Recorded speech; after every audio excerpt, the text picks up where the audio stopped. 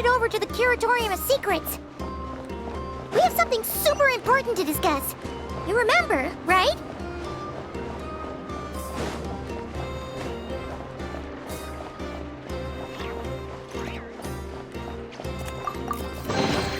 I'll keep this close.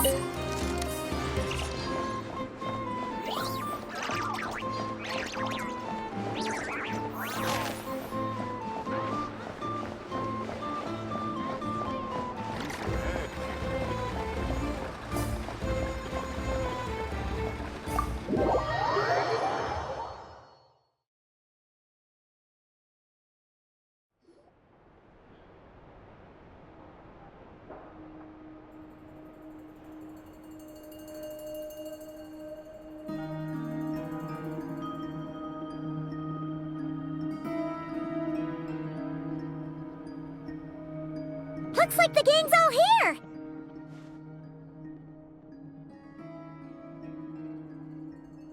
Yep, all ready. How about you two? Green and good to go? Paimon's ready!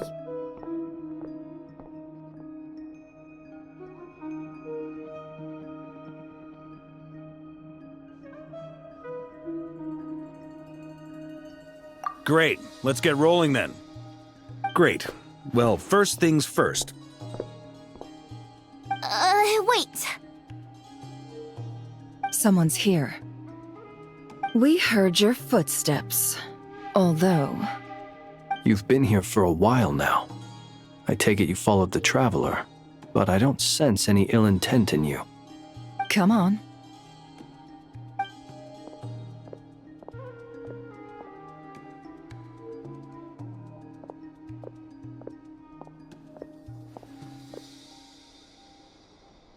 I figured it wouldn't take you long to notice me. I come bearing news from my lady, the Knave. Dottore went through the motions of returning to Snezhnaya, but it was obviously a facade. However, he has not returned to the Kuvaki Experimental Design Bureau, nor has he made an appearance in Nasha Town. Well, in that case, he'll be in his lab way up north. I always wondered why he applied for his own private pad. He was planning this all along. Tell them that Sandrone and I will go on ahead. If they still intend to pursue this matter, they should meet us at the research center in the northern tip of Notcry. Nice of Columbina's two best friends to think of us. We appreciate the heads up. Our sincere thanks to the Fatui for your aid. Lady Damselette may have left our organization, but at least some of her colleagues remain genuinely concerned for her well-being. Not to mention that the Doctor's increasingly cryptic conduct gives us great cause for alarm. We have crossed swords many times before, but it's not personal. We're just on different sides. We don't lack humanity. And so, as fellow friends of Lady Damselette, it's only right that you should be in the know about this. Arlecchino's situational awareness has saved us a lot of trouble. I'll leave the map here with you. If you do decide to head to the research center, please proceed with caution. And remember, at least while you're in Nodcry, Lady Arlecchino's subordinates are your comrades if you want them to be. This is very accommodating of you. We can't thank you enough. Just doing my duty. I shall take my leave now. If you need us, you'll find us at the Experimental Design Bureau.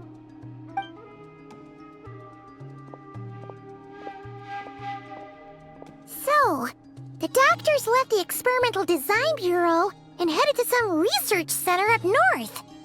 Marionette seems to think he's been planning this for a long time. But when did it start? Before he even arrived in Notcry? It seems his loyalty to the Tsaritsa is lip service at most. Behind the scenes, he may even be working against her. Whatever his motives, we know that he's decisive and incredibly ruthless. Facing him unprepared would be a recipe for disaster. At this stage, it's difficult to predict his next steps. I suggest we split into two groups. We need some people to stay behind and guard Nasha Town. Well, as much as I'd love to help, infiltrating research labs isn't really my area of expertise. But at least take Cool Your Jet's Ducky with you. It should be some help during the battle. And as for Miss Inefa, I suppose you will stay to protect Miss Aino? Detecting operational logic. Protect Aino. Priority. High. Just in case, Servarka, I think it would be best if you stayed behind as well. You can leave the research center to us. I mean, I would have said the Knight of Berea should probably be out on the front line, but okay, fine. Leave Nasha Town to me. Be careful out there, okay? If things get out of hand, fall back right away. Yehoda will be on hand to assist you. In my absence, she can handle any intel gathering work. You got it, boss. You guys make sure to get back here in one piece, all right? We will. Things are moving fast. We'd better head off soon if we hope to keep pace.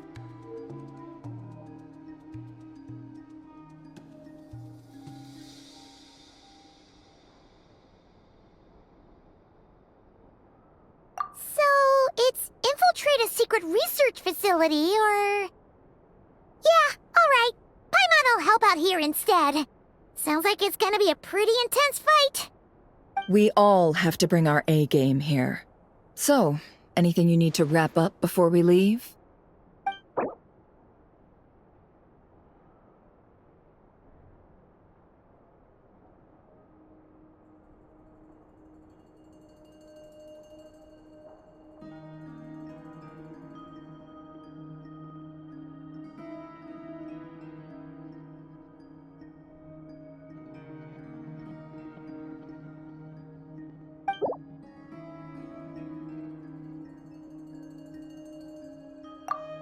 You'd better get going. Very well.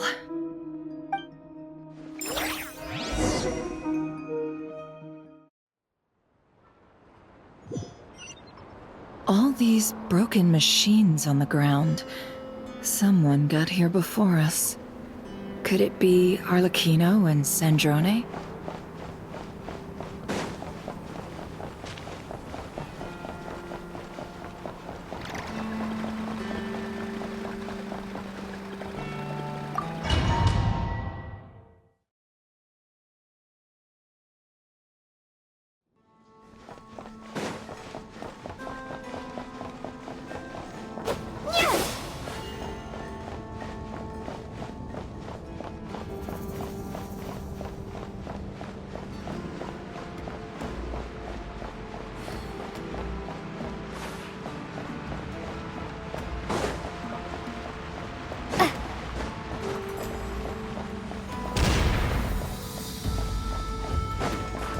That's quite a welcome party.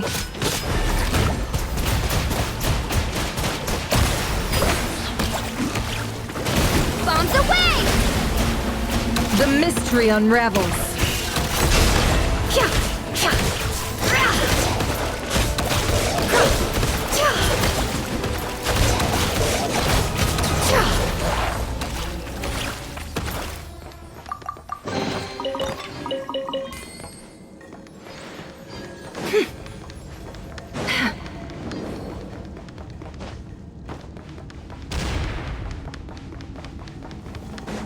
Can't hide the truth.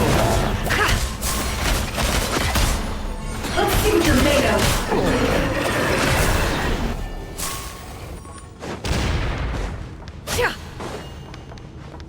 Get back! I said get back! Do you hear me?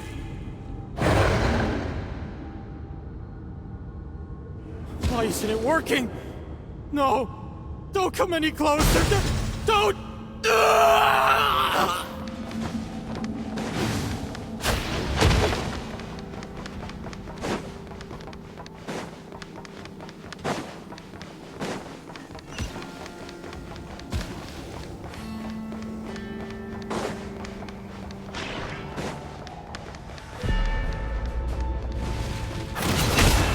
It all adds up.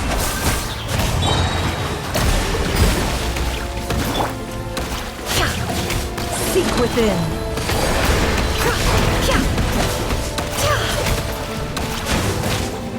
Can't hide the truth. No more lies.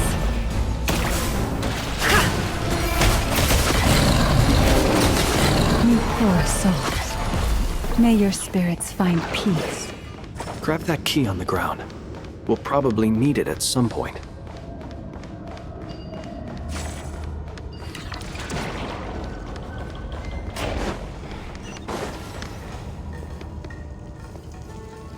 Watch out! There's no way through. Let's go around.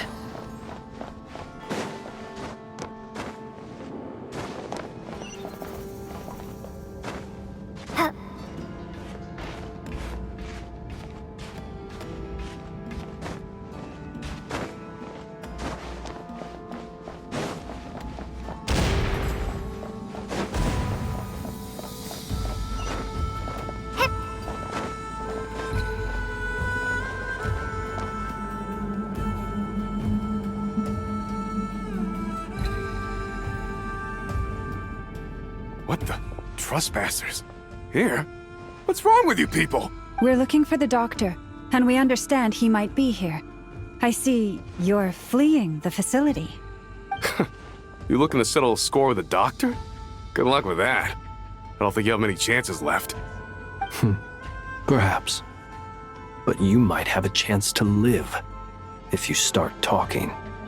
2 other Harbingers had the same idea as you. They're already inside. But what good is it gonna do? The doctor wouldn't do something like this unprepared. Seems to me that you're not too thrilled about being his subordinate. Also, is it just me, or do I sense monsters nearby? If you'd prefer their company to ours, that can easily be arranged. We need to know what the doctor is up to. Please, if you know anything at all, tell me. This is about more than us versus the doctor. His actions could have consequences for all of Nodcry. And perhaps even your homeland, Snezhnaya.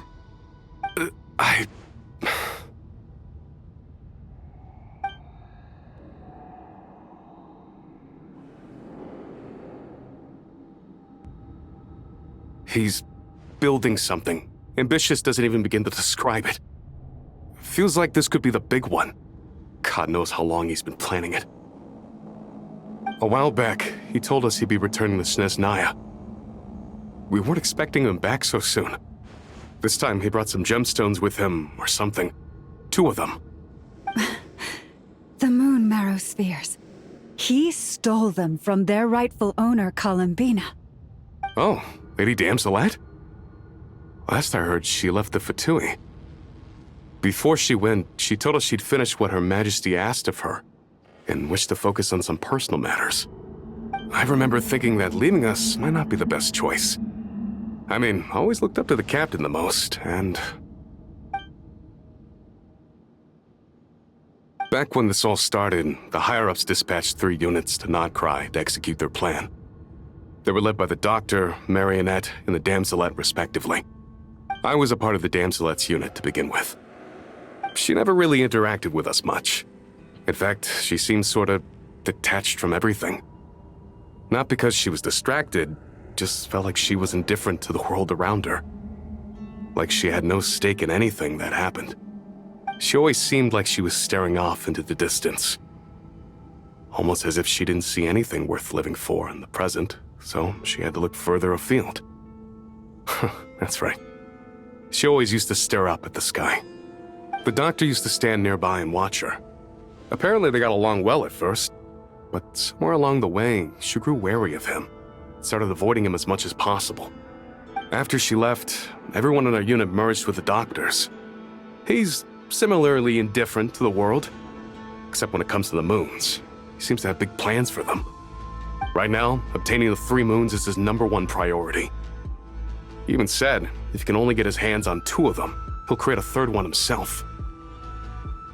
How would he create an artificial moon marrow? Maybe the knowledge he gained from the Hyperborean phantoms has something to do with it. Thank you for cooperating. We appreciate the level of detail. I get the sense that you'd serve under Columbina again if you had the chance. Would that be fair? No, she's no longer a Harbinger. As a member of the Fatui, my loyalty will always belong to the Tsaritsa. I'm only telling you all this because I don't completely trust the Doctor. His actions do not align with the goals that first brought us to Nodcry. I understand. We'll do everything within our power to stop him. The Knaves unit is based at the Kuvaki Experimental Design Bureau. Maybe you can seek refuge with them. Well, now we know what's going on here. Artificial moon marrow. He's likely well on the way to completing it. Dottore's technological capabilities are far more advanced than I thought. I fear this could get ugly. Everyone, prepare yourselves.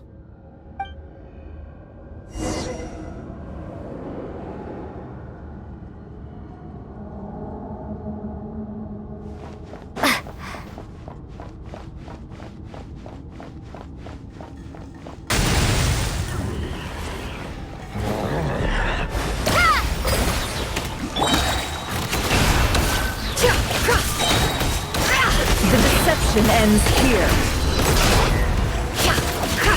Let's see what you're made of.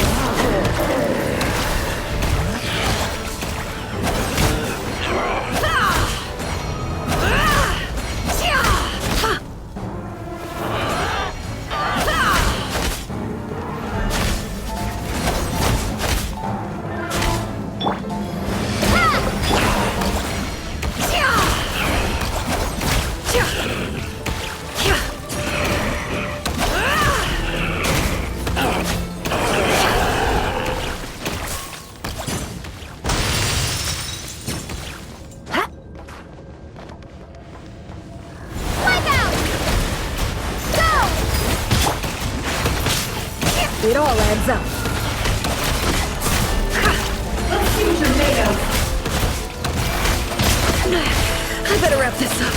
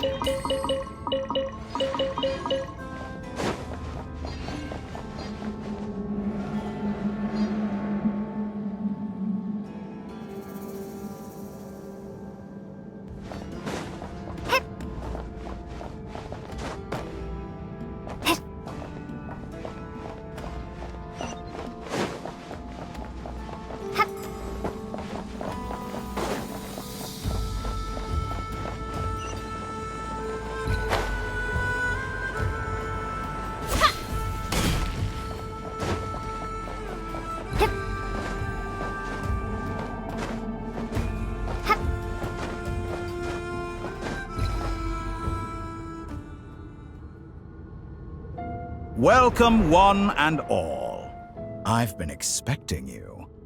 I hope my humble research facility is to your liking.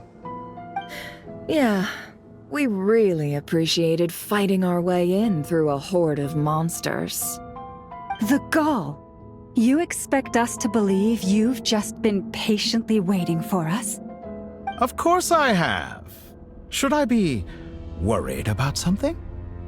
Everything seems to be going quite smoothly so far, and you've shown up right on schedule. First Sandrone and Arlecchino, now you. Ah, quite a surfeit of guests I've had today.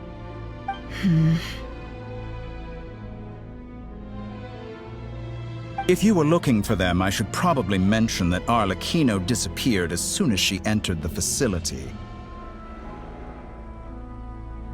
As for Sandrone, why, she stood right here only moments ago demanding answers from me at the top of her voice. Hardly out of character. She never was one for basic courtesy.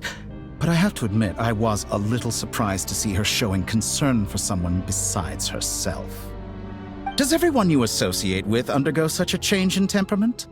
Speaking as a researcher, I have to say, it is not a change for the better. It threatens one's ability to remain objective.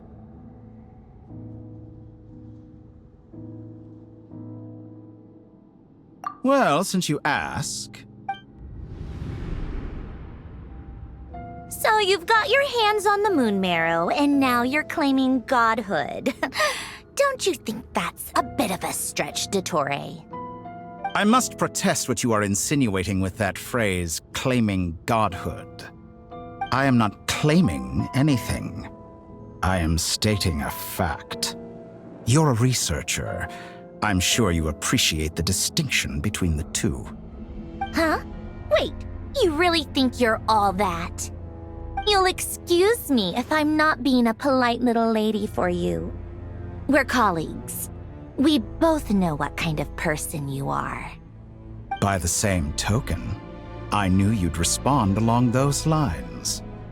You and I both understand that facts speak louder than words. To that end, I've had my people send you a small gift. It should go some way toward helping you understand my present position. What gift?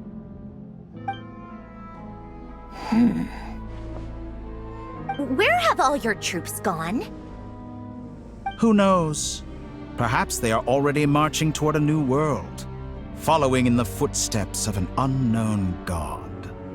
As vulgar and arrogant as you may be, dear Sandrone, I have no intention of taking out my displeasure on your subordinates. They will enjoy equal rights to my own. You sent your people to the Experimental Design Bureau? That's the Tsaritsa's property! Yes, and I am very mindful of Her Majesty's instructions. But you know full well that they do not conflict with my present goals. In which case, all I'm doing is conducting another one of my experiments. Is there a problem with that? Now then, you have a judgment call to make.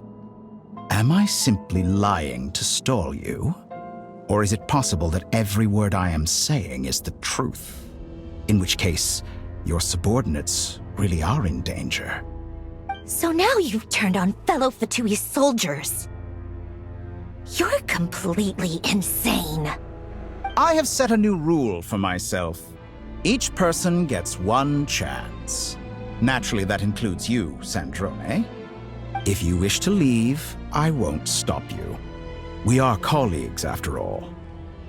Scumbag!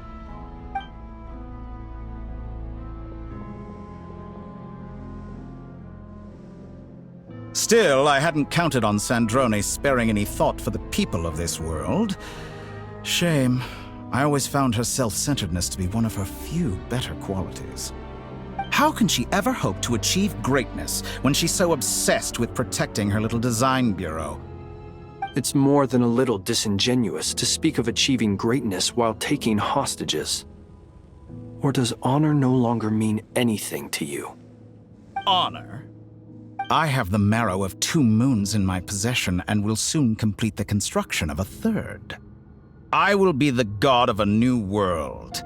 And you speak to me of honor? How charmingly naive. Those are sacred relics. You do not deserve them. In my view, many in this world do not deserve to be alive. And yet, I mercifully permit them to go on living, do I not? You'll come to regret your actions. Will I now? Let's see if you can make me.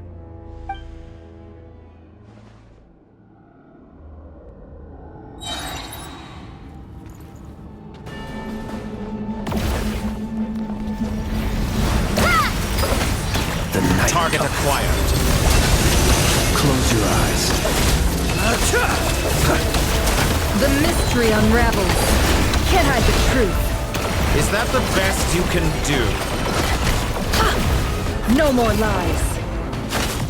Get lost! For the everlasting forest. Forest, protect us. An exact practice. Can't hide the truth.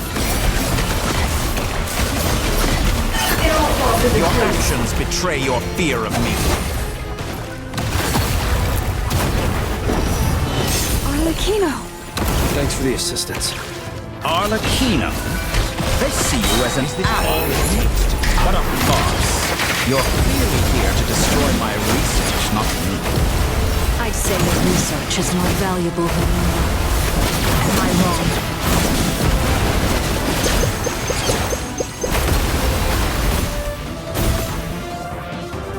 Seek within.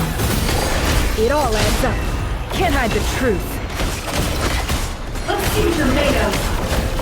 How lost, disappointed. Shatter like a reflection. I expected so much more from you.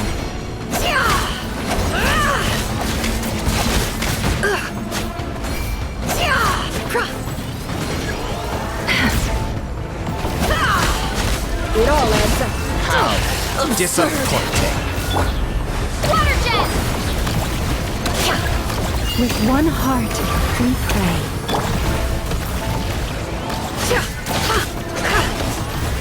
Can't hide the truth.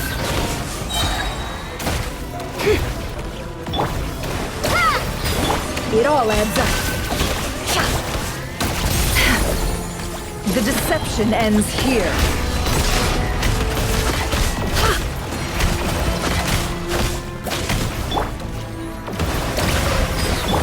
Observe. Close your eyes. To dust. Be silent. Bombs away! Dottore is too powerful with the artificial moon marrow in his arsenal. Fighting him is futile. Quickly!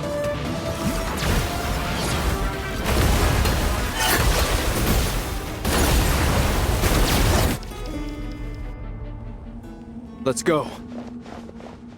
I've always thought it is wiser to flee than surrender.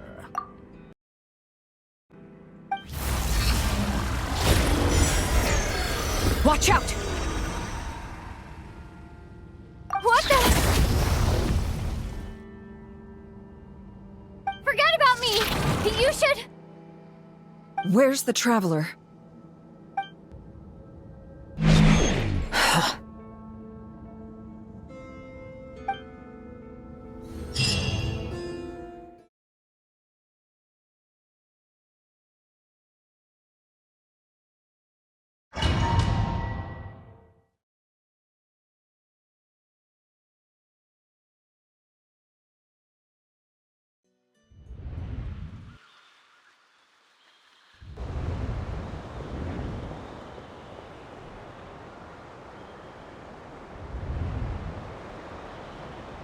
What just happened? Nasha Town? How did I get here? Strange. I remember being trapped by Dottore during the battle, and now, all of a sudden, I'm here. Something weird is going on. I guess I'll start by exploring the area. Huh? Traveler? What brings you here at this hour? Huh?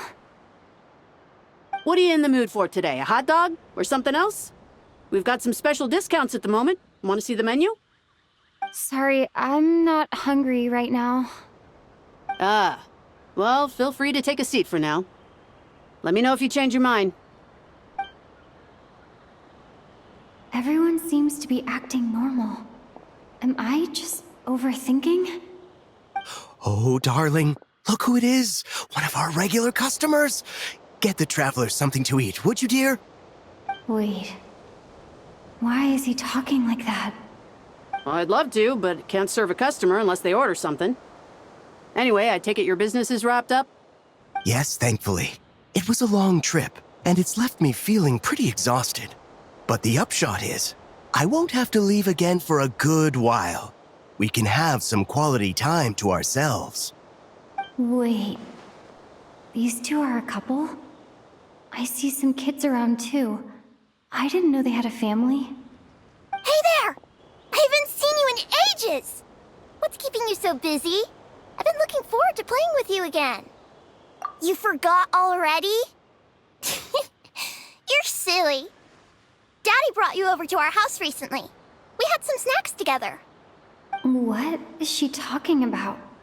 We've had a lot of customers over the last few days, so we've been real busy. And like my mom always says, some people are more than just customers. They're friends. Oh, another customer's arrived. I better go see what they want. This is all wrong. I never once heard the owner of this restaurant talk about their family. It certainly isn't a family-run business.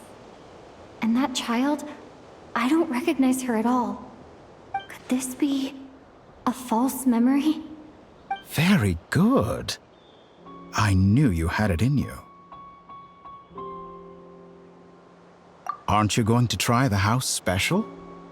When did he show up? No, none of this is real. You don't seem to like it here. That's fine. We can change venues.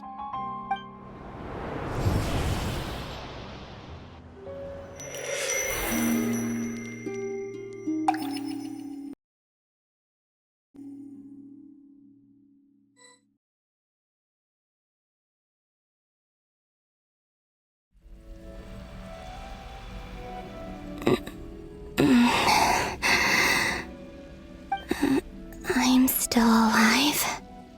Where is this place? It took all my strength to open the moon gate, and then I leapt into it. So this is the moon's reflection? The mysterious realm beyond the gate?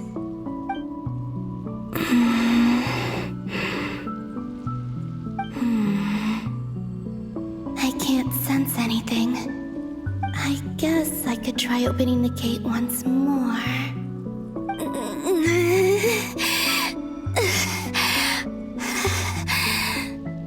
No response. Maybe this space can't be opened from inside. If this was the space that killed both Revier and his lover, then why am I unscathed? Or... no, I'm not unscathed. Even the air here feels frozen in place. There is nothing here with which I can restore my power. I should conserve my strength and proceed with caution.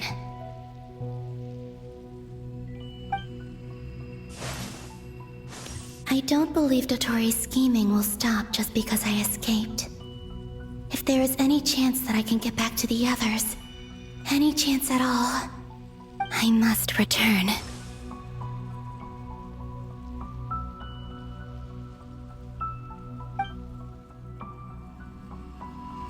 Emptiness, silence. What is this place? Or maybe the real question is, what is it for? What's this? Looks like it responds to my power.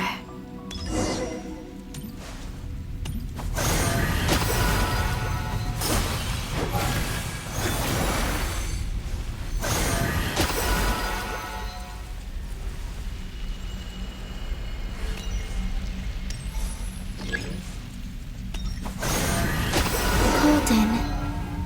Like Kuvaki. Is it some sort of guide? And why does it feel so familiar? I might as well follow it.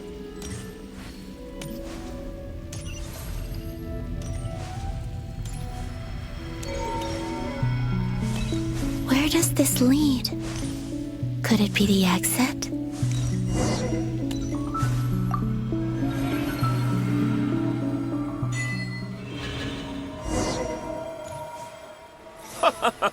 Welcome home, Moon Goddess. Is this Nasha Town? But isn't Moon Prayer Night over already?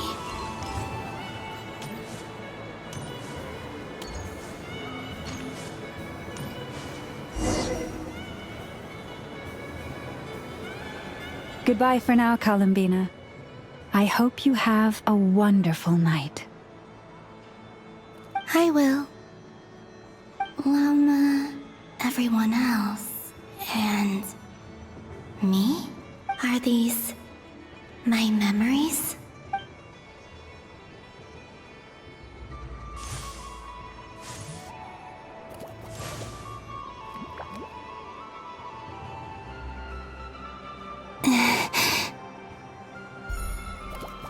I can't touch them.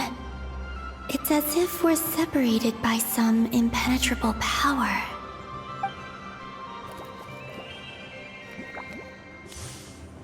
Over here! Over here!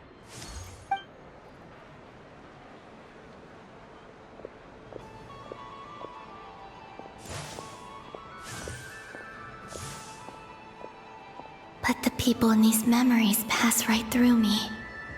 Just like when I disappeared. If only I had known what would come to pass after that. Even so, I should still take a look around. Just being back here. It gives me the strength to keep going.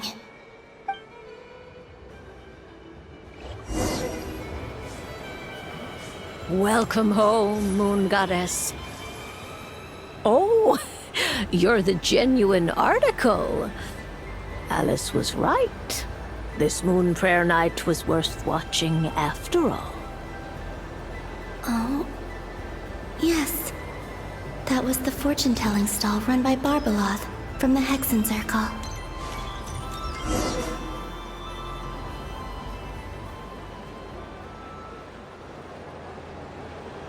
Please, draw the first lunar arcana. This represents destiny and is the foundation for the divination as a whole.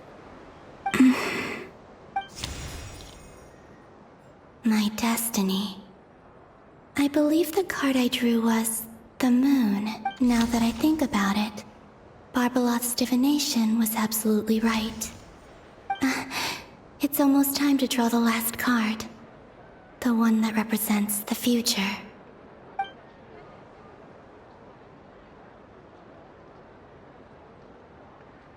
That was the card that popped out on its own. From here, I think.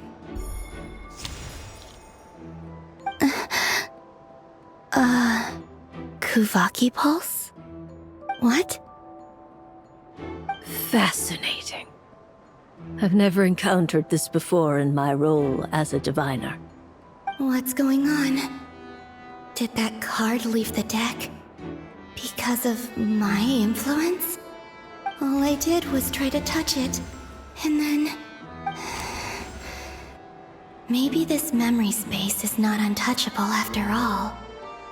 Are there weak points in the barrier? Or...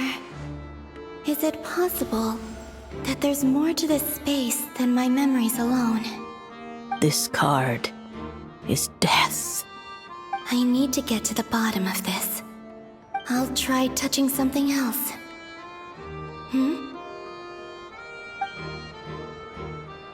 Is this... the wind? No, it's gravity. It's pulling me outwards. No, Traveler!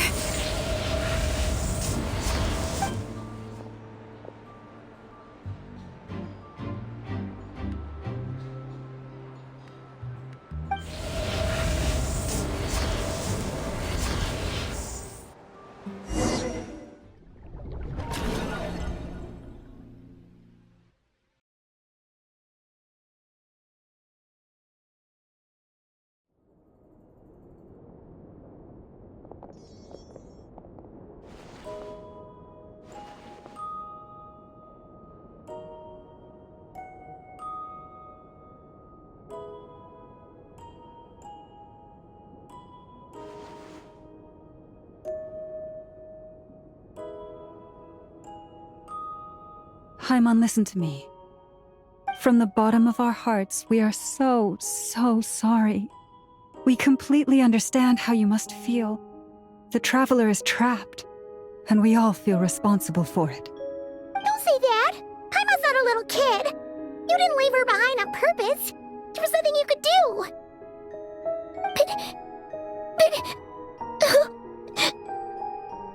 She's all alone in there! What if something happens to her? What are we gonna do then? We've barely spent any time apart since we met. Is she gonna die?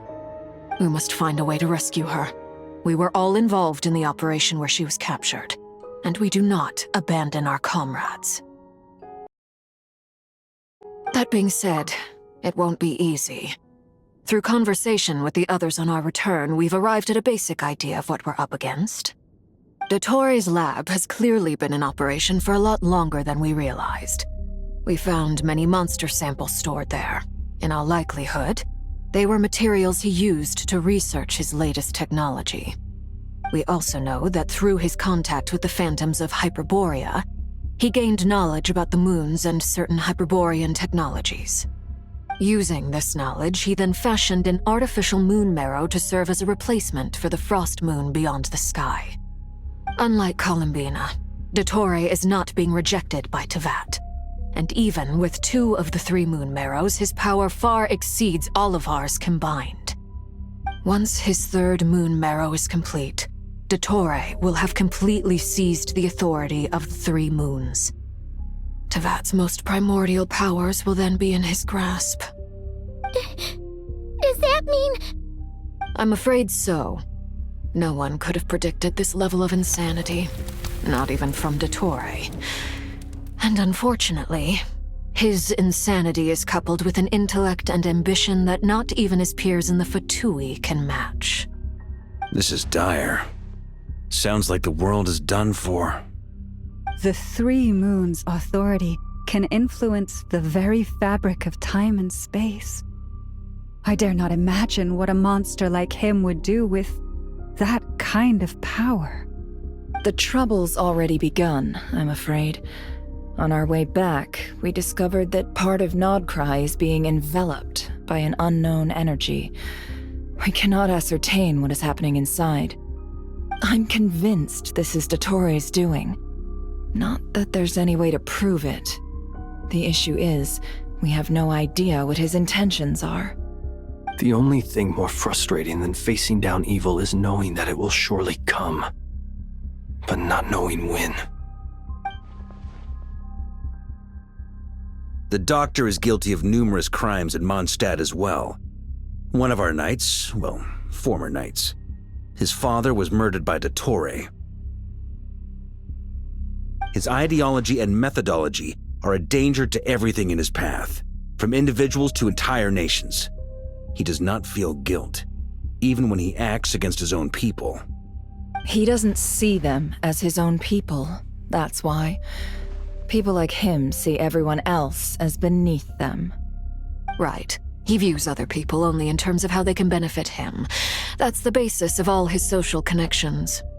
Granted, he's hardly the only harbinger to pursue their own interests. We all do. And Her Majesty is gracious enough to permit it. Still, her mercy has its limits. Dottore's actions have gone beyond even what the Fatui could have imagined.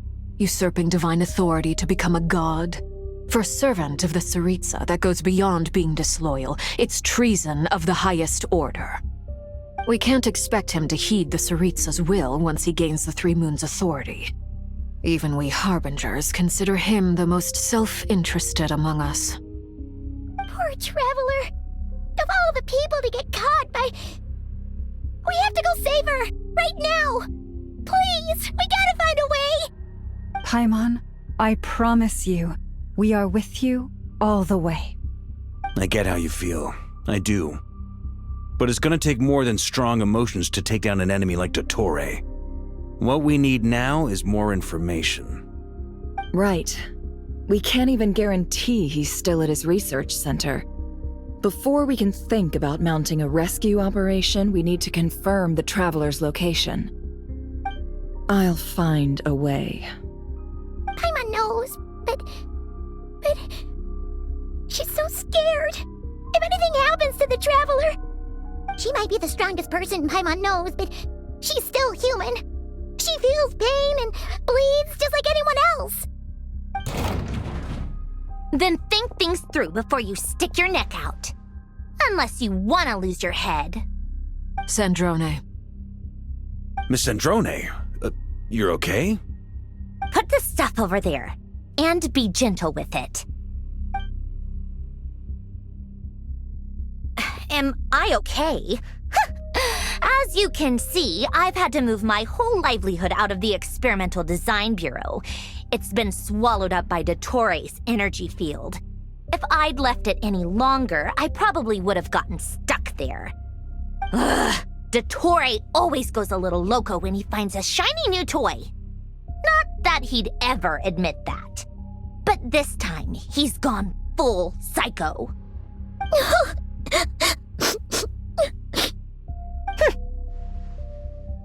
Just go ahead and cry already. Sorry.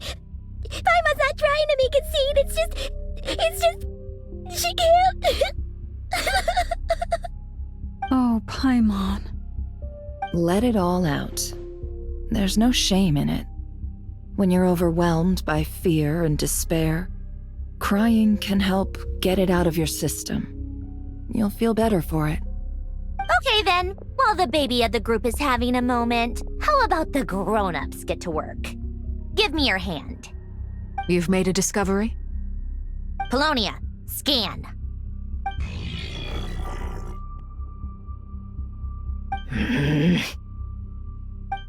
You, hand, now. Oh, I thought you'd never ask, my lady.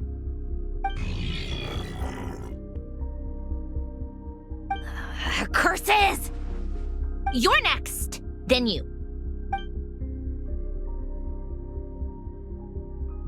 Dottore, you son of a... He's done something to us! Everyone who entered his research center has been implanted with some sort of curse. I don't feel anything unusual at the moment. Does that mean it hasn't activated yet? Is there a way to figure out its purpose and what might trigger it? My best guess is Dottore created it using the moon goddess's powers. 1 second, analyzing. Ugh! That friggin' maniac! So, what twisted game is he playing this time? The moment I analyzed the energy composition, some encrypted text appeared in my mind's eye. And when I deciphered it according to the Fatui standard encryption protocol, I got the following message. Feel free to run, or you will perish in nod cry.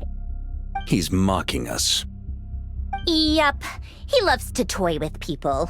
Only in this case, there might be more to it. But I didn't detect any murderous intent or malice either in the message or the curse's energy. As if this is him at his least malicious. Or perhaps all people are cowards in his eyes. Maybe he thinks the threat alone will be effective. What a despicable person. And he has the Traveler in his grasp. If I may, as unhinged as Dottore may be, he has always exercised great patience with the objects of his interest. I remember a comment he made when we first arrived in Nodcry. He said, "This world is, on the whole, an exceedingly dull place. But at least there are a few intriguing features, such as the gods, or the Traveler. Presumably, they interest him because they're unknown quantities. He wants to understand as much as he can about them." Agreed. The Traveler is Tevat's fourth descender. All Harbingers are aware of this. Since Dottore took such pains to capture the Traveler, he is unlikely to kill her right away. Okay, but we still have to do that rescue operation. Of course. I also think we need to read between the lines with Dottore's message. If he's encouraging us to run, that means we mustn't leave Nodcry under any circumstances. My guess is, his curse will only trigger if we leave.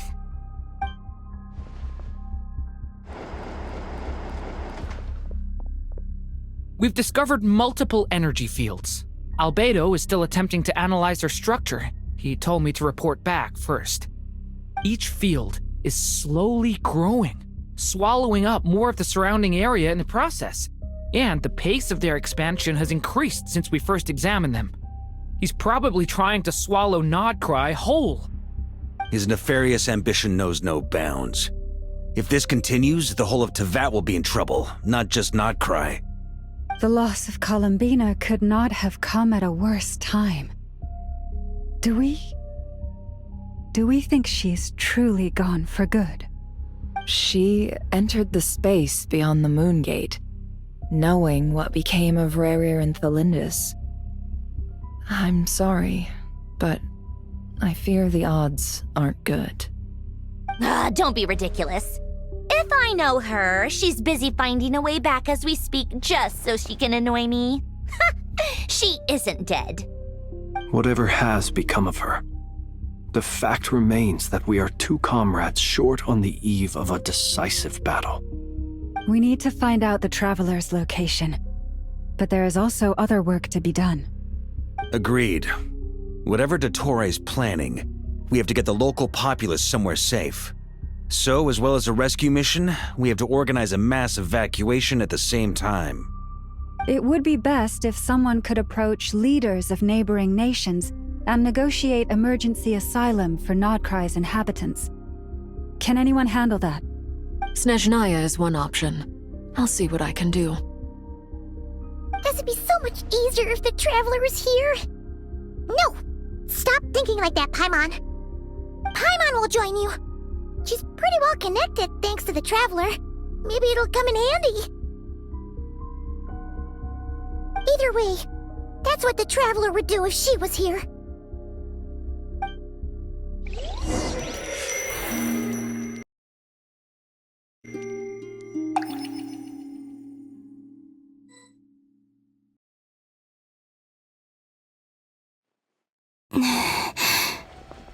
Back here again. That gravitational force that pulled me back. Is this where it came from? When I saw that memory of Moon Prayer Night, I think I influenced reality. Was it just a coincidence?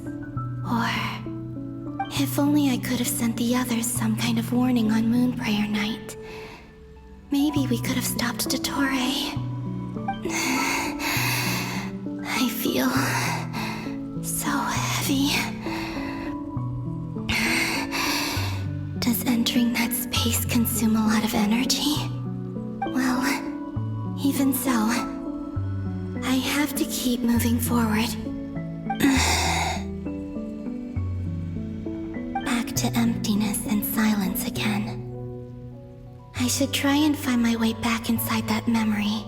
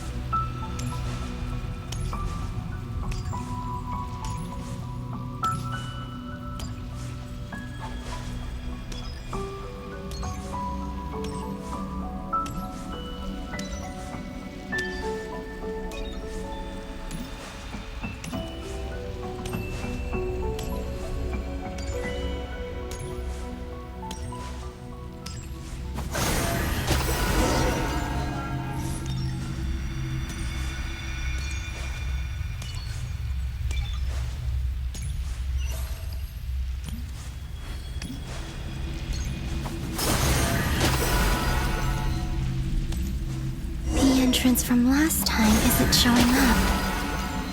What am I missing? Looks like I need to gather these scattered fragments.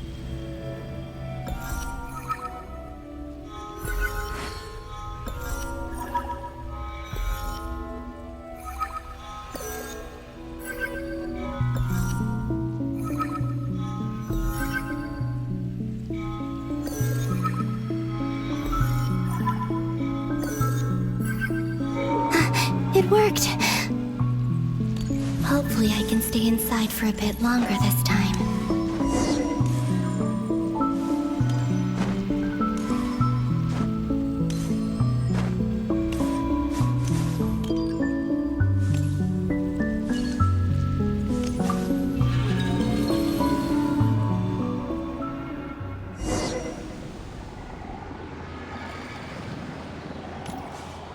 Ad Astra Abyssosque. Welcome to the Adventurers Guild. What? This doesn't look like Moon Prayer Night. Extra, extra! Latest issue of the Nasha Express! I don't think I've ever been here. Maybe this space isn't comprised of my memories after all. There aren't any festive decorations around. Is this Nasha town after Moon Prayer Night ended? Did Dotori's plan not affect the town? Or is no one aware of what happened because he used the Three Moons' authority? Let me see if I can influence anyone else. So, what do we do next? Wait, that voice. Paimon? The most important thing right now is to find that mage. Lauma the Traveler and Mr. Varga are here too. I'd better go pay the Fatui a visit. Traveler!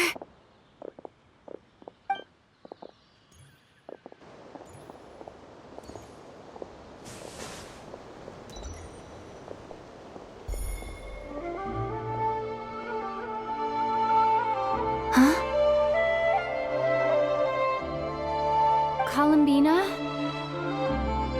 I made contact. It's me, Columbina. Huh?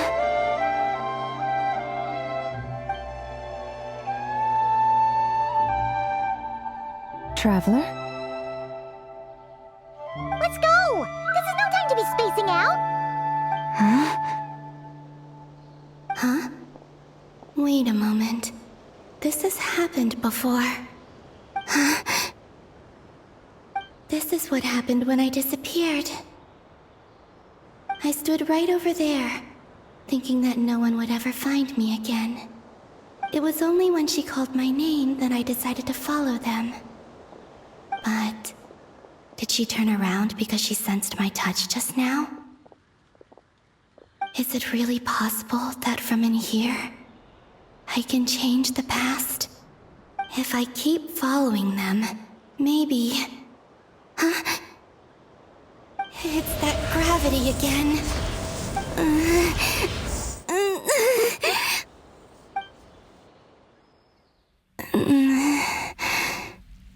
Every time I influence reality within that space, this force intervenes and pulls me back.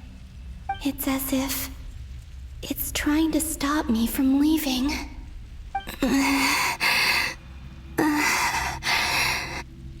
I'm getting weaker and weaker.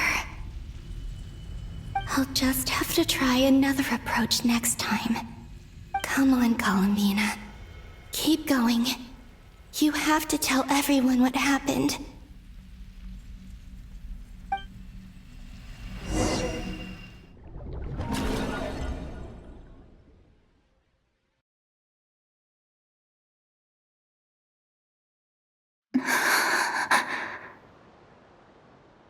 Suddenly, I've been plunged into darkness, alone.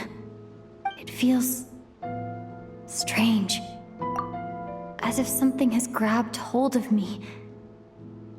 Is Dottore now powerful enough to interfere with space itself? Look at you, standing so still in total silence. I almost didn't recognize you. Hello there, traveler. He seems to be in a good mood. Wait, what's that behind him? Ah, so you noticed. This is the completed Trilune. 2 primordial moon marrows and 1 artificial specimen. You are wary of it. Good. Maintain that reverence. You performed well in that recent battle. Brave and reckless as always. Courage is the sign of a true hero, and impulsiveness is the hallmark of those who strive to advance. I say this not to belittle you. Most creatures are far more timid by comparison. 3 moon marrows. Does that mean the artificial one is now complete too? Well spotted. What do you think? For a replica I built myself, I dare say it looks the part. Dottore, are you planting illusions in my mind? I have no interest in fooling your eyes. On the contrary, I hope to show you the true essence of all that you see before you. Is this not a beautiful city? People live in peace and find joy in their work. The streets are safe. People can even leave their doors unlocked at night. You might say it is the Elysium everyone dreams of. All available data indicates your values and worldview conform with the mainstream. This kind of society should be quite to your taste. False beauty is deceitful. Lies are to no one's taste. I wonder, is it your moral standards that are too high? Or your expectations of reality? Answer me this. If someone existed in a sweet dream from the moment they were born, a dream in which they never once felt pain, which do you think they would consider superior? The dream or the reality? That's pure sophistry. It has nothing to do with your actions. As I suspected. You have yet to understand all of this for what it really is. What do you want from me? You sound impatient. Do you think the only reason I'm keeping you is because I want something from you? If it's not, then why haven't you killed me yet? No one can stop you if you're as powerful as a god. I'm delighted you recognize that fact. I believe we last squared off in Sumeru. Ah, the memories. How time flies. You and I have both grown. I'm not surprised that Arlecchino and Sandrone worked with you. You've always a way of slowly but surely ingratiating yourself with all levels of society. People laud you as a hero, but I suspect there's more to it than that. Oh, but to be clear, I don't say that to flatter you. Do you always give your opponent an appraisal before you deal the final blow? Call it a long-time habit. I'm a researcher, and one of my duties is to give an objective assessment of my subjects. But you misunderstand. We are not opponents. Not at this moment. I just want to talk. Think back to Tartaglia, Arlecchino, Capitano, Colombina, and now even Sandrone.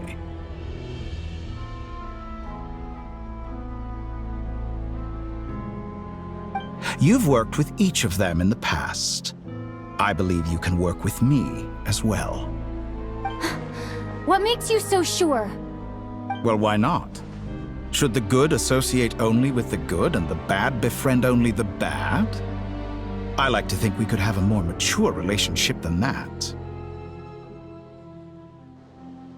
Surely you don't think all your relationships are grounded in friendship or shared ideals? People come together because it benefits them to do so. If you think of the people you admire, you must surely admit that they have provided some benefit to you. Morality, ambition, dreams. People have plenty of words to embellish the nature of their relationships. But once you break free from those ethical frameworks, you will see that the only thing connecting the two of you is mutual benefit. And that is what I'd like to talk to you about. We're finally getting into it. He's probably been planning to kidnap me for a long time now. But for what exactly? He has the authority of all three moons. I won't be able to gain the upper hand in a fight. Best if I pretend that I'm willing to negotiate for now. You say you're a god, but you also speak of mutual benefit. What could a god want that the three moons cannot provide? Excellent question. But before I answer, I would ask you the same thing. Gaining Colombina's allegiance was a rare and extraordinary feat. But the Moon Marrows are now in my hands, and I have the edge over her. For this artificial moon is not being rejected by Tevat. Her identity and lineage may have been a thing of glory in the old world, but they were also shackles that prevented her from ever integrating into Tevat. I, on the other hand, you may view me as a thief, but I have overcome that limitation. So what is it that the Three Moons cannot grant you? What stops you from negotiating with me to get what you want? I don't make deals with lying psychopaths. That's quite an accusation. Are you expecting me to get angry with you? Well, this is one aspect in which my personal growth has served me well. In the past, my less mature self might have been disappointed, perhaps even angry, over a small setback like this. Like when you and Lesser Lord Kusanali joined forces to oppose me, for example. But things are different now. Just as the rich do not quibble with the poor, I no longer find myself perturbed by these trivial affairs. Human relationships end with conflicts of emotions and interests. But relations between humans and gods are different. And ours is even more unique. I have ascended to the highest heights and laid claim to unprecedented horizons. And you were no ordinary person to begin with.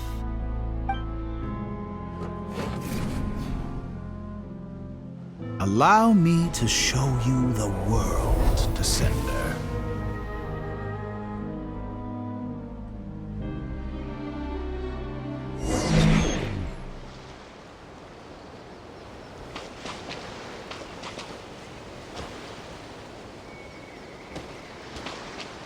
To stand, walk, jump, sit, and lie down. These are the most common of behaviors.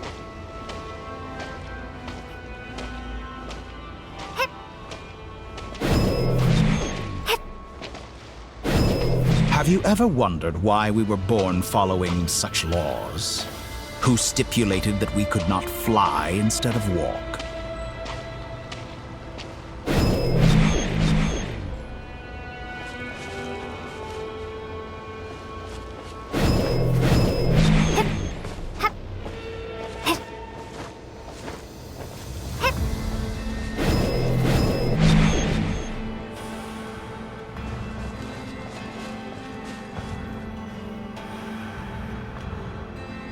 Someone of your talent and experience must surely know of the four great rulers who serve the heavenly principles.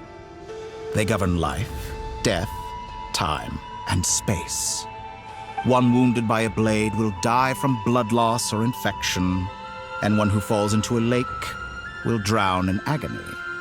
The elderly wallow in solitude, and the solitary age faster.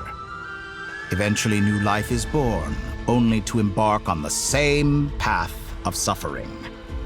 These four divisions anchor the world and shackle those who live in it. But they themselves transcend its boundaries, squandering the power bestowed by the heavens.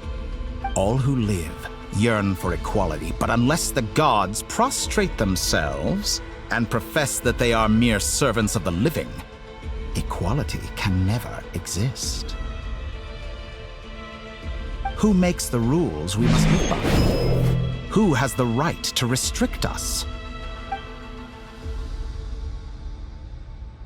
The limits of the body can be rejected.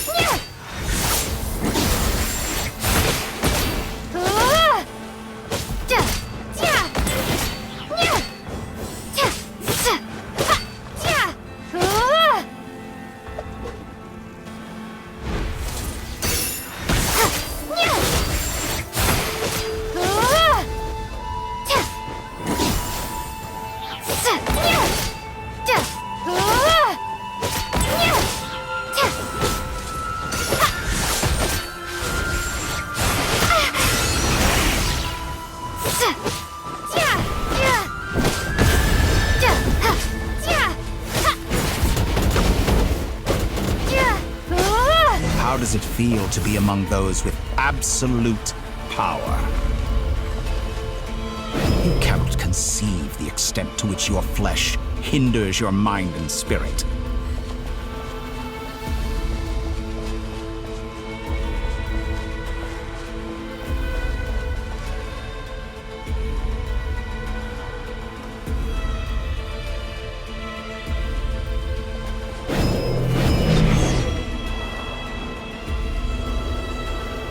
Only by discarding our useless, primitive eyes can we perceive a new world. How narrow-minded we all were in the past. Why should the final answer of the world not be the power that predates those of life, death, time, and space?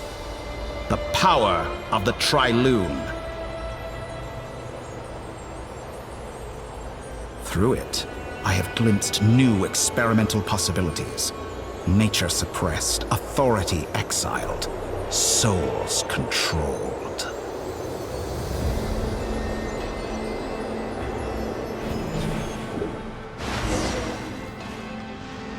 You know, I heard recently that a group of critics reviewed countless stories and drew an interesting conclusion. They found that it is more often than not the villains who strive tirelessly to push the boundaries of progress. In fact, long before this, someone voiced a similar idea in an academia editorial. I felt a great affinity with this perspective. I have never been afraid to step up and play the role of the villain. Fanatics are trampled down for their transgressions, and those who transcend are rebuked for their audacity. And so, the majority of creatures are too timid to follow my lead.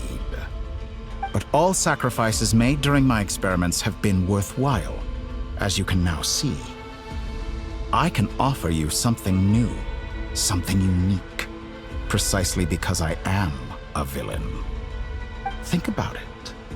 We are eternally bound through mutual interest. Can you truly say you would never turn to malice if it could give you the life you dream of? After all, what value do perfection and purity really have? They are fragile and feeble things, utterly tedious. I say, better to be governed by a flawed humanity than a gnosis. The true seeker of knowledge is the villain who undergoes countless tribulations in pursuit of their goal. I'm sure many people have told you that you're different. Because I'm a descender? Exactly.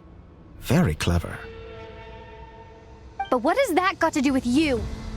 I do not conceal my wicked deeds, my selfish desires, or my greed. A true researcher must act as I do if they are to understand and speak of the truth. And yet, a knowledge seeker like myself will inevitably grow tired of studying Tevat beyond a point. You have traveled to all corners of the world and met many people. Along the way, there have been moments when you were misunderstood or even became a wanted criminal. And all the while, you have spent your days doing some of the most mundane jobs in the world. You fight and toil, claim minuscule rewards from my friend Pantalone, then you fight some more, winning some battles and losing others as your search goes on. And this cycle continues, with no end in sight. Surely you must sometimes grow weary of being stuck in this same loop day after day. We're completely different. I embrace everything that life throws at me. I am engaged in every step of my journey. How does that make us different? I too embrace what life brings, researching everything that interests me. Think of all the novel things I've managed to create, like the artificial moon marrow. Don't you see? As unique a specimen as she was, even Columbina is not irreplaceable. Take that back! She's gone because of your actions! I didn't say that to anger you. Though admittedly, I don't see what there is to be angry about. Anything Columbina could do for you, I can do better. I know what your ultimate goal is. You wish to walk the path your brother walked and seek answers from him at the end of that journey, don't you? Someone like you could never understand what it feels like to care about another person the way I care about him. Perhaps not. But that doesn't mean I can't help. I could find your brother right now, bring him before you, and make him give you the answers you seek. Don't be so presumptuous. You'll never begin to understand the situation between us. Oh, no. This is no presumption. I'm only offering what I know is possible with the power of the Trilune. But it seems like you would sooner continue with your journey through this world. Why? Do you truly desire this journey? Or is it simply a necessary process from which you cannot escape? Think of all the time and energy you have spent, everything you've had to endure just to make it this far. Is this really what you want? Or has your hand been forced by the promise of that final answer? Yes, you have made many friends. But do they ever spare a thought for the void in your heart and what it yearns for? What you want is not friends. It is family. But do they know this? I, on the other hand, am far more considerate. Join my experiment, and in return, I will bring your meaningless journey and all its struggles to an end. This is a malicious attempt to manipulate me. But at the same time, he's stating some very human truths. Of course, he's right about my predicament. How can I deny it? I have faced ungrateful strangers, never-ending troubles, an endless quest for answers. I want to see him. After everything I've been through, words can't describe how much I miss him, how much I want to be reunited with him.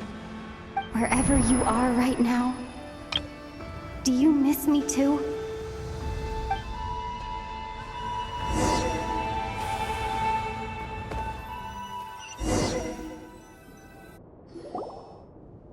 All right, everyone. Our next mission is clear. We need to contact all the major organizations, explain the situation to the public, and then begin the evacuation.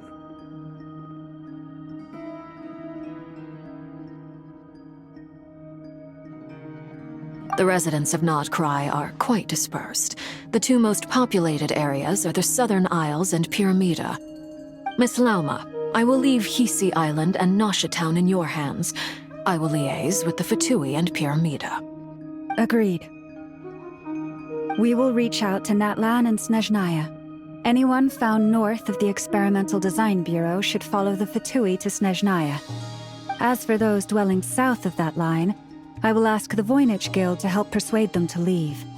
Then I, Mr. Varka, and the Frostmoon Scions will escort them to Natlan. The Voynich Guild has dealings with the Curatorium of Secrets. I will send them a letter vouching for your credibility. Yehoda, you should help Lauma. This is too big of a task for one person. My wish has come true. You're willingly lending me your most capable employee for the day. Well, good for you if all this only takes a day. Of course, if it takes any longer, I'll be charging a fee. Boss, wait! Don't I get a say in this? Oh, I'm sorry. Something to add, Yehoda? Well, no one's more important to me than you, boss. And remember how Lauma healed your eyes after that big battle? I think that's worth at least 2 or 3 days' work for the Frostmoon Scions. Are you completely incapable of acting in your own self-interest? Or do you simply devalue your own labor? Are you sure you don't want to come with us? Who will see to our other work if we're all busy evacuating residents? Sandrone insists that Columbina is still alive, and we have a traveler to rescue. There's much to be done. But boss, I'm just worried that... Well, Nefer, I'll link up with you once my tasks are complete. What makes you think I'd need you to do that? I'll need it. And considering the way you approach certain matters, I think you'll be better off with me present. That's quite enough. Just focus on your work first. I bet we're in for an uphill battle here. But we can help out too. Inefa and I are gonna help Nasha Town's residents carry their stuff. Loading schedule. Store essential local research data and technology samples, then escort the people to Natlan. Understood. I will execute this to the best of my abilities. Great stuff. Thank you, ladies. I've contacted the Lightkeepers. A colleague of mine will join us shortly. I will persuade them to conduct a thorough search of the region to ensure that no civilians get left behind. As for me, I guess I'll be making an early return to Sumeru. I think it's important that someone informs the Dendro Archon of what's going on in Notcry. Roger that. Someone should inform Mondstadt, too. Mr. Duran, can I trust you to handle that? I think you fly faster than any of us can run. As an added incentive, get there fast enough and I'll see about getting your gliding exam waived. Really? Ha! Mission accepted, sir! I intend to stay behind and help Miss Sandrone with her research. She has some alchemy-related questions that she'd like me to explore. She recognizes your expertise, then. I wish you a fruitful collaboration. Thank you. In truth, I was surprised to hear her express an interest in subject matter outside of machines. I believe she has been investigating some Fontanian technology recently. She made a point of bringing the relevant materials with her when she left the Experimental Design Bureau. She's sorting through everything in her room as we speak. I should mention that we have one other friend who isn't present. He hasn't made his position in all of this clear. But if we know anything about him, he's likely investigating on his own. Paimon's been very quiet today. But I know how close she and the Traveler are with the Natlanese. She should come with us to the border. Okay. Paimon will do her best. Make sure to heed Sandrone's warning. Many of us have been cursed by Dottore. As such, under no circumstances should anyone cross national borders. Remain within Nodcry. That aside, personally I have faith in Columbina. Things look grim, sure, but who knows how it'll play out. Same goes for rescuing the Traveler. Both of them are important allies and friends. We'll be counting on you to gather intel on them, Miss Nefer. Oh, wonderful. You're all here.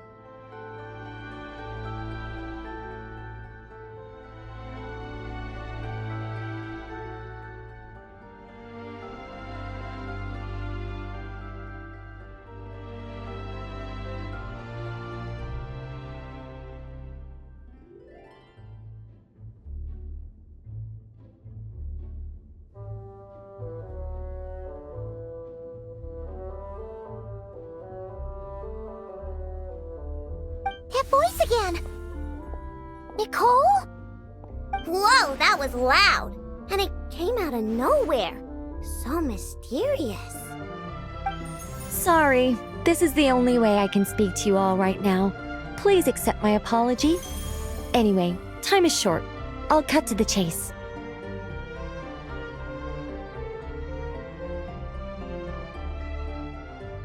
We're still facing quite a catastrophe here at the world's borders. Alice has roped in every Hexenzirkel member she can get a hold of. Except for me. She told me I had to come and help you all out as a matter of urgency. I quote, "You love talking, don't you? Well, now it's finally your time to shine. Take these. Make sure the whole party gets one each. You'll be in charge of making sure everyone stays connected." Huh? Is this a Dodo communication device? Scanning. Unknown device. Analyzing. Unknown device. Conclusion. Cute. Affirmative. It is cute and good. I believe that I quite like it. This is no ordinary Dodo communication device. It's my very own special modified version, specifically... sorry. I almost went off on another tangent there. Anyway, help yourselves.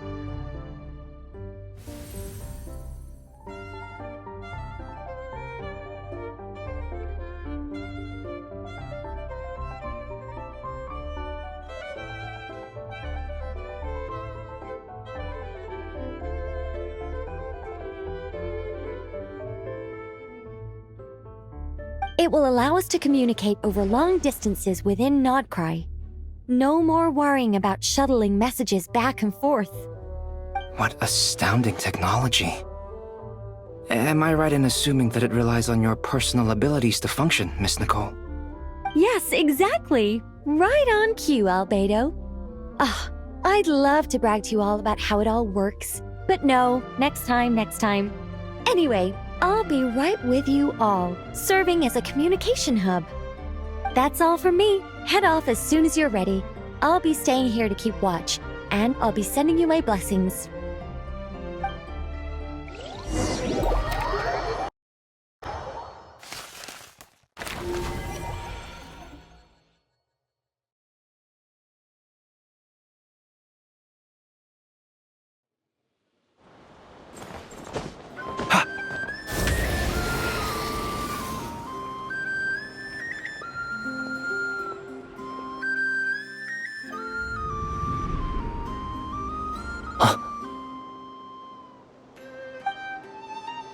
Sir Flint. Perfect timing. I just arrived myself. You are most considerate, Master Ilua. But in fact, I know you have been sitting here for quite some time. If you saw me, why didn't you say something? I was curious to see how long you could sit still for. Also, shouldn't you have managed to sense me approaching? That would be a first. You always seem to appear out of thin air without making a peep. Also, how many times do I have to tell you not to address me as master? I don't qualify. I beg to differ. Why should a young man so well versed in social graces as yourself not be worthy of that title? Please, Lord Flint's... Sir Flint's. I'm begging you, don't flatter me into complacency like you do with everyone else. You understand me better than most. My newest acquaintances tell me I love complimenting others. What do you think? I think they don't understand why you do it. You just love puffing people up till they're a big, happy ball of hot air that floats away into the sky. In all sincerity, I can only hope that they bring good tidings when they come back down to Earth. Is the situation that bad? We just held a strategy meeting. Let me fill you in.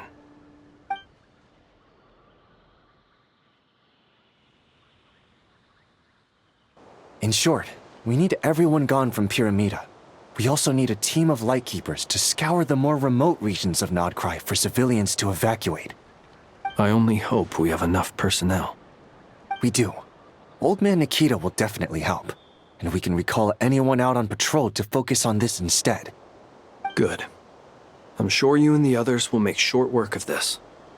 Now, don't forget, once you've completed this task, make sure you and the rest of the team evacuate to either Snezhnaya or Natlan as well. Flint's? If you've got something to say, Master Ilua, why not guess what I'm thinking right now? You mentioned that you have something else to deal with later. How difficult is it going to be? I doubt it will be easy. I know you're a Lightkeeper, and it's your duty to protect others in times of crisis. But I have a feeling that you'll be walking into grave danger. However bad things have gotten in the past, Nodcry has never faced a mass evacuation before. But from the sounds of it, you don't intend to come with us. I don't mean to pry, and it's probably none of my business. But whatever it is you're intending, you don't have to go through with it, you know. I've been afflicted with some sort of curse, and I'm told it may well trigger if I set foot outside of Nodcry. As such, I cannot leave. I have to act, if for no other reason than to fight this curse. What? No. Why? Why would anyone want to curse you?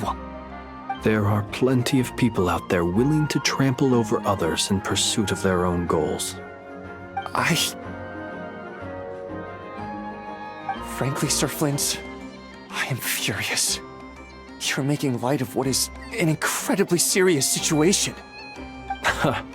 Indeed I am. And? And what? I told you, I'm furious about this. Nothing I can do about it, I'm afraid. Things happen, and we just have to deal with them. If you find yourself feeling angry, perhaps start by drinking a big glass of water. Hey, you mean you're completely unmoved by my anger? I'm devastated. Then allow me to express my sincerest regret. Come by the lighthouse sometime. We'll catch ourselves a few fish, have a little barbecue, play some cards, and bask in the sun. Maybe I need to spell this out. Lean in a little, Flint. Oh my, this doesn't bode well. Word is that you were caught up in a real horror show recently. People were amazed that you returned safe and sound. They've been debating whether you're even human. I've returned safe and sound from plenty of crises. When you say people, do you mean other people, or do you just mean you? Fine. I'll be frank. You're not human, are you? Heavens. Now that's a horrifying thought. You know what? Forget it. We'll revisit this once it's all over. A sound plan. Albeit a little ominous sounding. Just promise me you'll come back in one piece, all right? For you, Master Ilua. How could I refuse? Also, please pass my regards on to our colleagues. Tell them, thank you all for your assistance. Please put safety first as you proceed with the operation.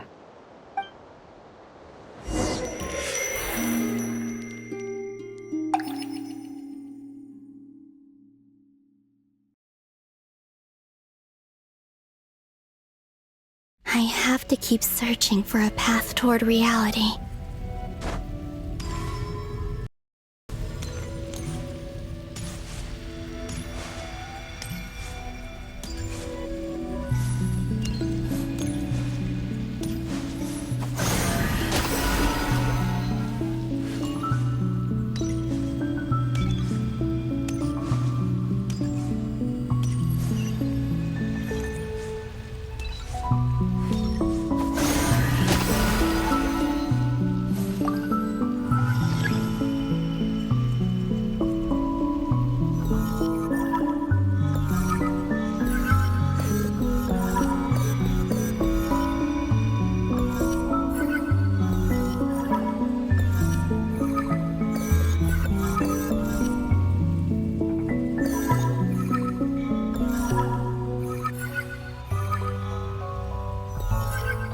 This should do it. The last 2 times I tried to influence reality in this space, it consumed a lot of Kuvaki.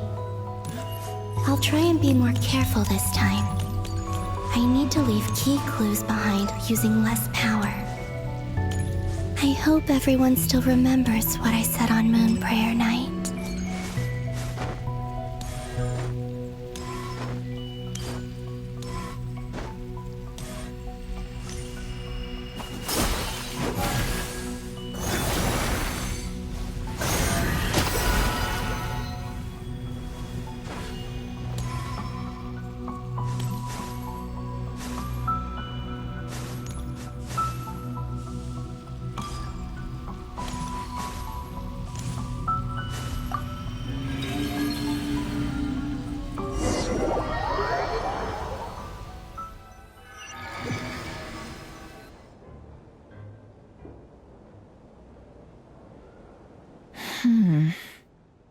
Nothing here either.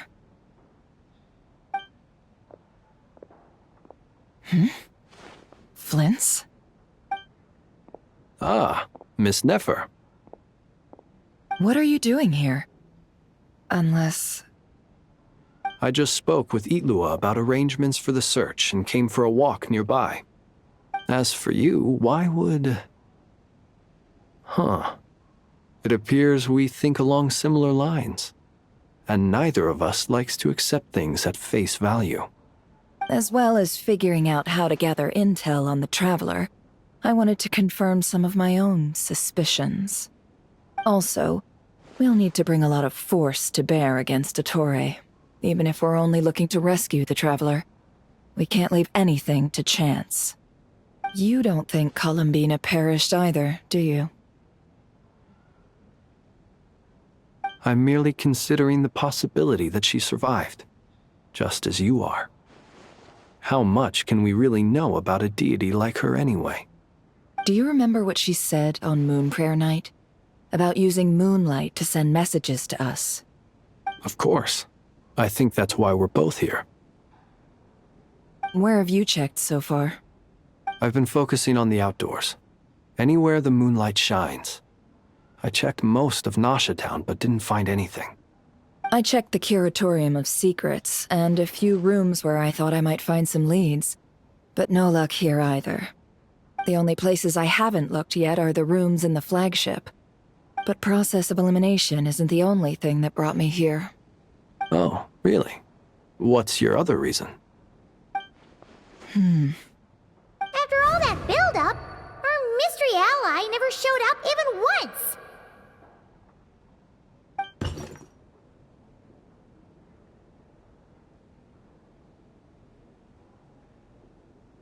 Huh? Am I imagining things?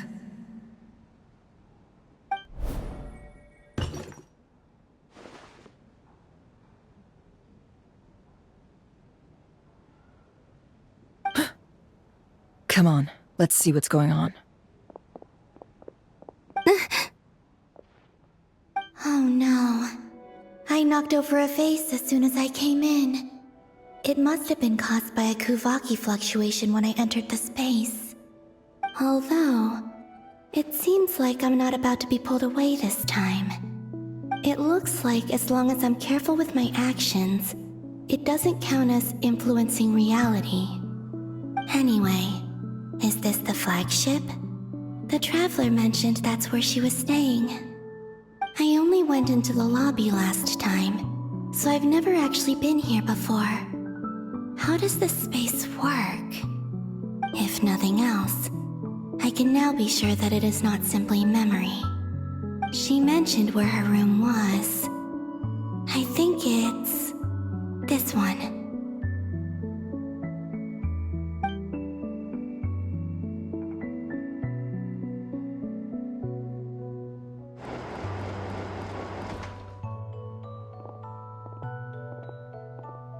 The door is closed. But if this is anything like when I disappeared, then maybe...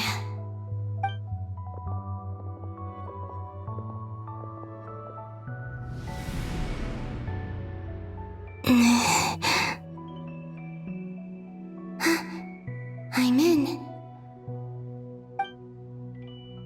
She and Paimon aren't here at the moment. I hope she's okay. I wonder what happened to her after that battle with Ettore. Best not to dwell on that for now. I need to try and leave them some clues.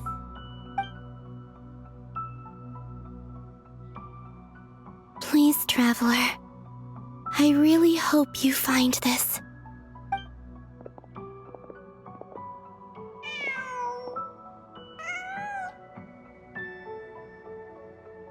Huh. Just a cat. Nothing else here strikes me as noteworthy. Didn't you stay here for a couple of nights once? Before Rarir showed himself, yes. It's also where the Traveler and I first met. Did you notice anything unusual during your stay? I remember thinking how much noisier the flagship is at night compared to the graveyard. Other than that, no. Traveler and Paimon were most congenial neighbors. This is where they've been staying, yes? Over here? That's right.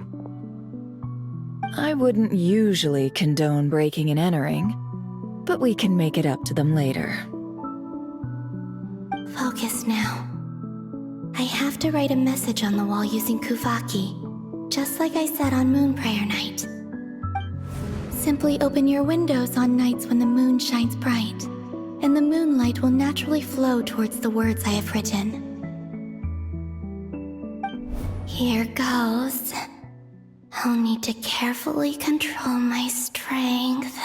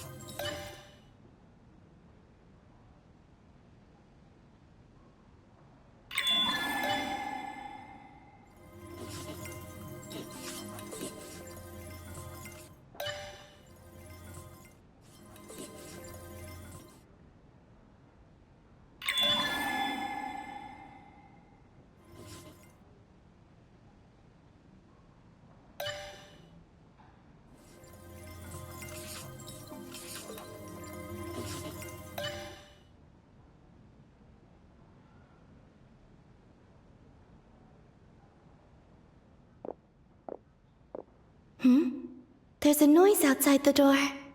Is she back?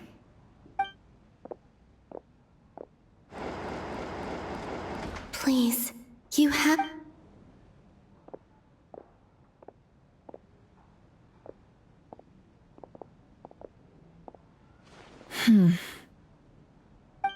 Well, do you sense anything? Unfortunately, no. And this place was our last chance. Not necessarily. We've only looked in Nasha Town so far. Miss Columbina said she would leave messages at her friends' dwellings. It's still worth checking where Miss Lauma lives and where I live. Let's try and make some time to look into those then. Wait. What are you waiting for? Paimon might have overeaten slightly. What's that look for? This is a victory feast. It's normal to eat a little more than usual. The Traveler and Paimon. It's really you. But... why are they talking about a victory feast? Huh. You worried Paimon sick while you were out there fighting Rare. So this is your chance to make it up to her, alright? Wait. So this is the night after the battle against Rare. How did I end up here? That's quite a long time ago now. Wait. Time. That's it. Every time I've entered reality within this space, it's been at an earlier point in time. Every one of those points has been before I fell into the moon's reflection. And everything I've done to affect reality really did happen in the past. Does this mean that, within the moon's reflection, time flows backwards? Starting from the moment I fell in? Not long till Moon Prayer Night now. It's gonna be even livelier than tonight. Although, it's gonna be sad saying goodbye to the damselette. She seems like a really nice person. Paimon. No, I can't. Even if I make contact, they probably won't understand what's going on. And in any case, I'll likely get pulled away again if I do. Instead, I have to find a way to get them to notice what I've written using the moonlight. Wait, even I hadn't thought of doing that before Moon Prayer Night. They'd never conceive of that possibility. Is there truly no other way? Don't lose heart. We'll find a way somehow. Huh? Oh, you say that, but the frost moon is beyond the fall sky. If we wanted to go visit her, how would we make it through to the other side? We might not have all the answers now, but I'm sure we'll find a way one day. Huh. Guess someone's gotta be the optimist. The present. The future. That's right. There are still things I can do. What's your plan? Flins, when you were staying next door, did you ever open the window? No. The rooms here are dark and damp, and there's such a buildup of dust on the windows that the moonlight can't even get in. I didn't think it was worth the trouble. The moonlight? Ah, I think I see where you're going. One moment. I'll see if the owner is available. Don't bother. Time is of the essence.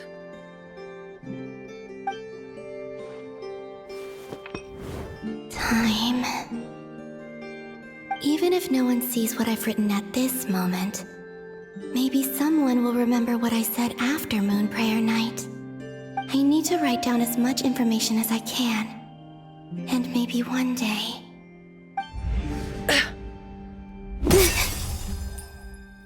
Huh? What's up with you? You can't even hold your cup steady. Are you getting tired? A little. Well, you should probably hit the hay then. You've had a really tough couple of days for you.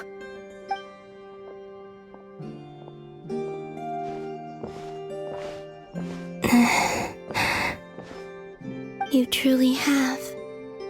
You helped defeat Rerir, helped me reclaim my name, and you helped the others organize Moon Prayer Night. Wherever you are right now, I'm sure you're still fighting against the injustices of fate. This is all I can leave for them.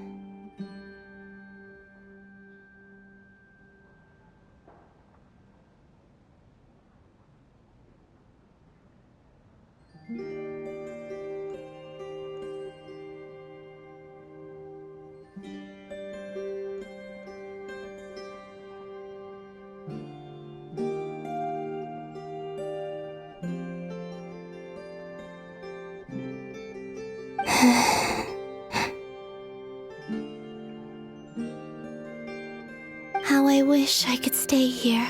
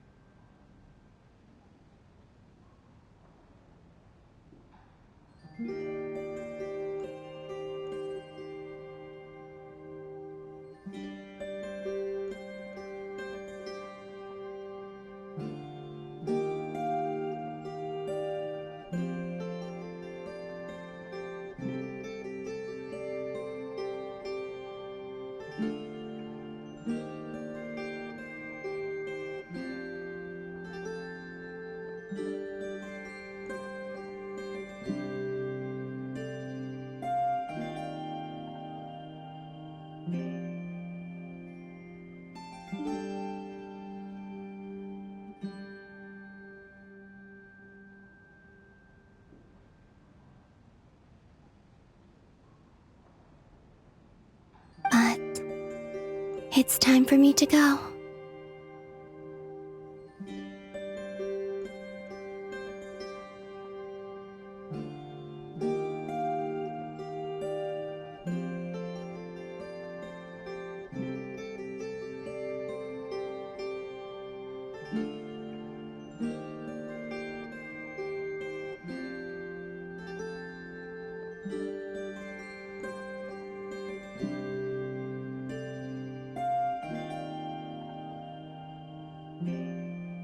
I hope to see you again in the next time, and if the opportunity presents itself. I will surely return to your side. Huh. Columbina. She's alive. Not only that, but she's left us an entire wall's worth of clues. She even wrote down what would happen on Moon Prayer Night. It's just a shame we found it too late. I am here. Time in this place flows backwards. I am constantly moving forward. It sounds like she's found a way to influence the past using Kuvaki. But her future is our past. So, these words have been here ever since we defeated the Ray Hero Solnari. We just never discovered them. Which came first, the chicken or the egg? Do you ever mull over questions like that? Only when I'm in a good mood and at leisure. Well, I never do. Everything that has happened already belongs to the realm of fact. As a business person, and especially an intel broker, what I do is extrapolate from those facts to try and read the future. An admirable philosophy. It's a means of survival. Let's go. We have a wall's worth of clues to share with the others.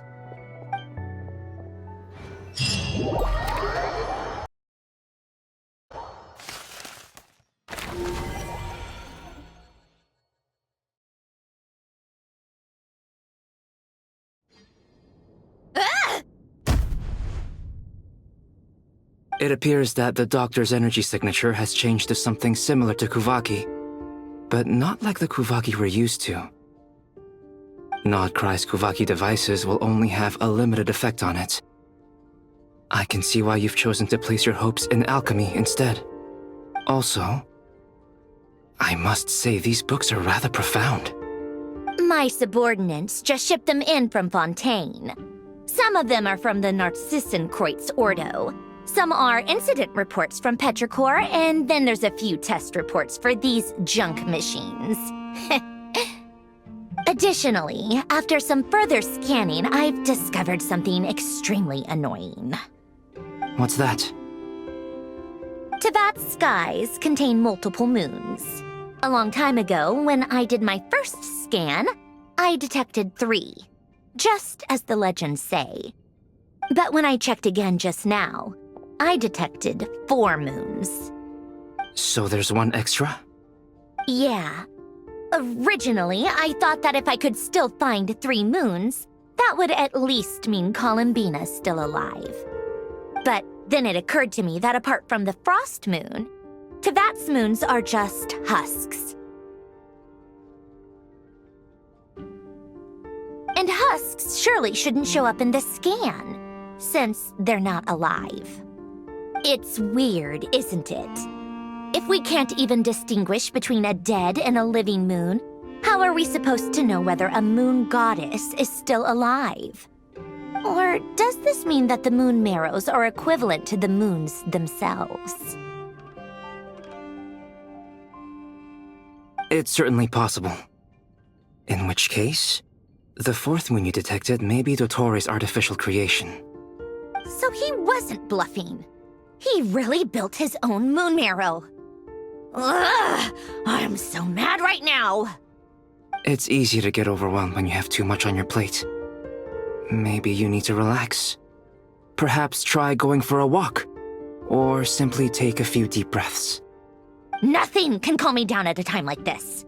I need more time, and I need progress.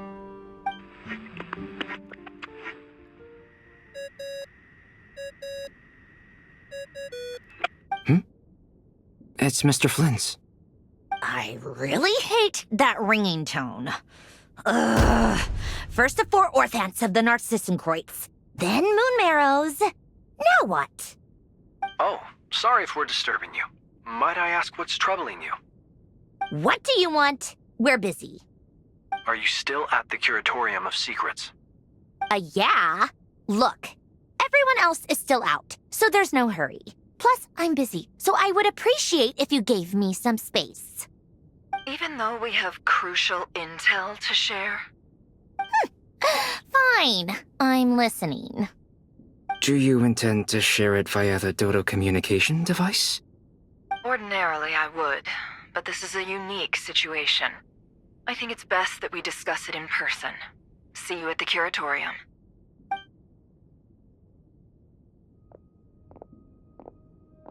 All right then. So, what's the situation? The rest of the team is still out working on their missions and evacuations, but we've decided to fill you in on the most crucial information first. Sandrone, you were right. Columbina is most likely still alive.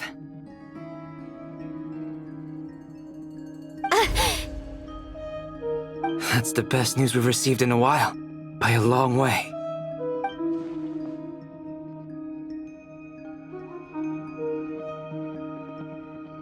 Random locations. Appearing in reverse order? Are you serious? So not dying isn't enough for the moon goddess, huh? She has to show off too. Anyway, does this mean we can deduce her condition from the moon marrows? Miss Androne, there's nothing wrong with simply admitting that you're happy to hear the good news. I'm not. And she's the least of our problems. We're facing a huge crisis. If she can't control the flow of time in there, she's just gonna keep moving backwards. Different points in time won't intersect, and she'll never find a way out. Let's say life begins with a drop of water. When did time begin? The moment this planet came into being? No, that's not right. Her final destination would be the moment at which the space she is in was created. But it doesn't seem like we can influence that space from the outside world. So how can we help her? Also, if she's alive, Rerir and Thalindis might be too. But as far as we know, neither of them have come back out. That space may not have an exit at all. I'm afraid I must concur with Miss Nefer in this. Can't exactly argue with that. Let's leave it there for now. I've taken notes on everything you said. Will it help with your research? I doubt it's gonna help with breaking Dotori's energy fields. But who knows when it might come in handy. Better to have it all written down than try to remember everything when I need it. All right, I need to get back to my research. Mr. Albedo has made a lot of suggestions that will require my undivided attention. Sure, I'll stay here. I have things to work on.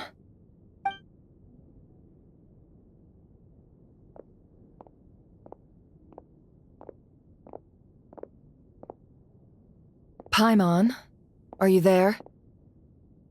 Oh, right. She went with Varka to Natlan, didn't she? Good thing we've moved her and the Traveler's luggage in here. Speaking of the Traveler, where could they be? There's a note from Paimon. Paimon here. Not in at the moment, but if anyone needs to borrow her stuff or the Travelers, go ahead and help yourself. Paimon won't be mad. Also, Traveler, if you get back before Paimon, make sure to get some rest. Paimon misses you a lot, but put your health first, alright? How sweet. Well, since you offered, Paimon, don't mind if I do. This is the Traveler and Paimon's luggage. All the items they use day to day are here. It's well organized. I wonder which of them is responsible for that. What do we have here?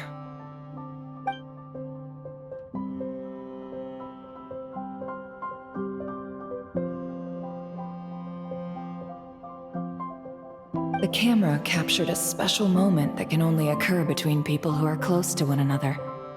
You can really sense how the photographer feels about their subject.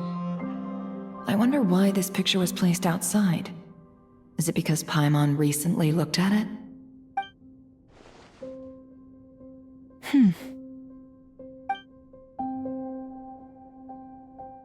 This must belong to the Traveler. Perfect. I'll use this. Hang in there. We'll find you.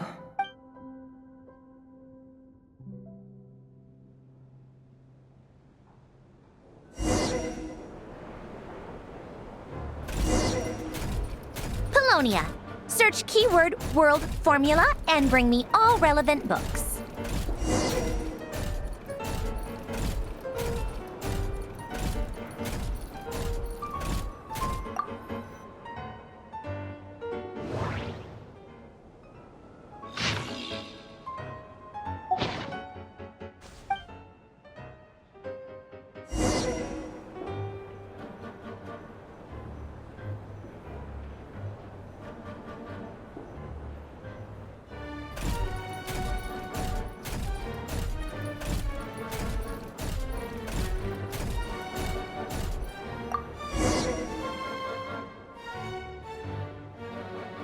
Let's see. This one is on Tonki's sermon dictation concerning the apocalypse. I believe that the correct term for this is Fortuna. This was an ancient Romorian technology, a wisdom unparalleled. I never imagined that Romorian ideas would be so similar to the diagram I have named, the world formula. This is strong evidence that human civilization should gradually shed possibilities as it continues to explore and evolve. The end of humankind may well be upon us right now. The sparks of civilization shall run out, unless we consider introducing variables from outside the system. Variables. Surely that can only mean one thing. Descenders? Dottore likely captured the Traveler because of her descender status. But the Three Moons' authority comes from the world itself. Why would Dottore need anything beyond that? Where does this variable factor in? The world formula calculates the fate of an entire world. Introducing a variable would therefore give us...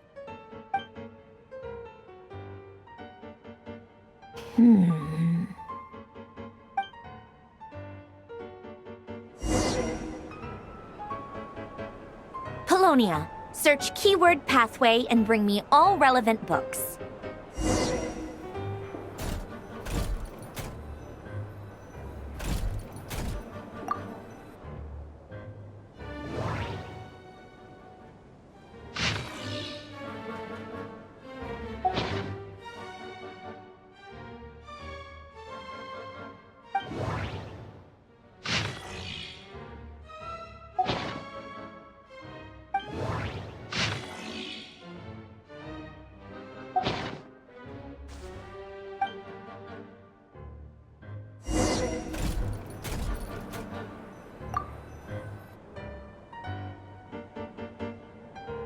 Otonki Sermon Dictation. Explications on the Chemical Marriage. These titles are pretty esoteric.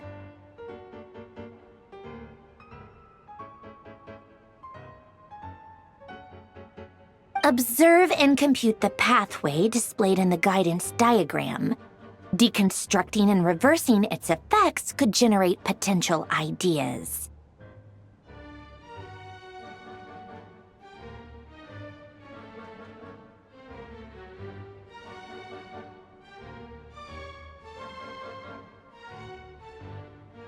So, it's one of Renee's draft lectures. Deconstructing the pathway. I suppose that could lead to a breakthrough.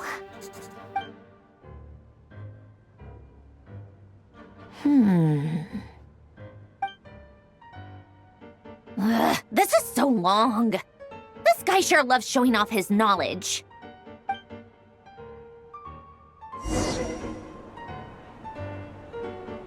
Polonia. Search keyword tree model and bring me all relevant books.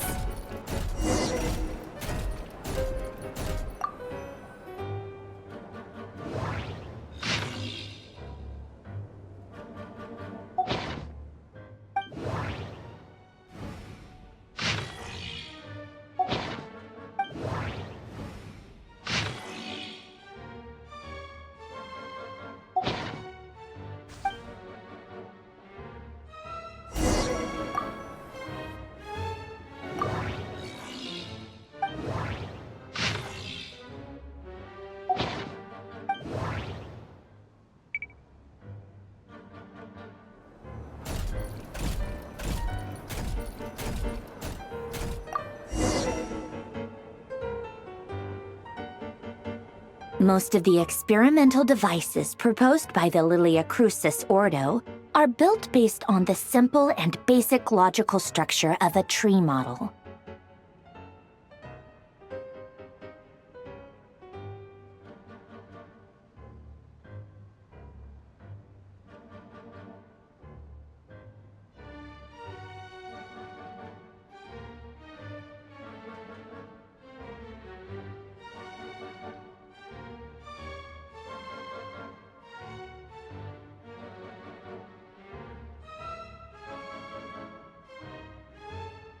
Lilia Crucis.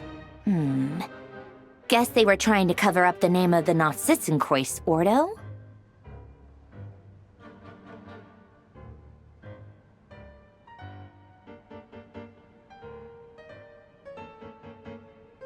When Duke St. Germanus departed, he said, "It seems that there's no going back."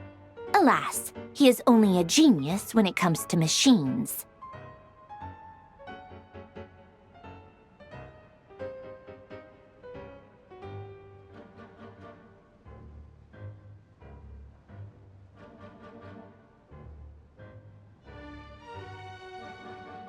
In all other things, he is but ordinary. Excuse me? I'm sorry. That's just ridiculous. What kind of book is this? Great Detective Herlock, the Alchemist and the Clockwork Saint? Isn't this a novel? Come on. Still, the author swears that they knew Renee well. Whatever. I guess it's not beyond the realms of possibility that Renee would say nonsense like that on occasion. Memory, wishes, souls, and persona. Frankly, this sounds more like occultism, but if Albedo vouches for it, I suppose there must be some alchemical basis to these techniques. The way Alain Guillotin saw it, the world was comprised of machines. The universe needed machines, and thus his technologies were created. That's why I was born. Renee, his full name was Renee de Petrichor, if I recall correctly. Sounds like he and the town must be intricately connected. That place was also the source of most of our information regarding Remurian civilization. Seems like some of his projects were based on their technology. The cutting of souls and storing them in vessels. These seemingly unrelated techniques underpinned Renee's research, assuming that the 4 orthants correspond to alchemical categories. The chemical marriage model? Alain would have scoffed at that. He never would have let those theories or parameters anywhere near his mathematical formulas.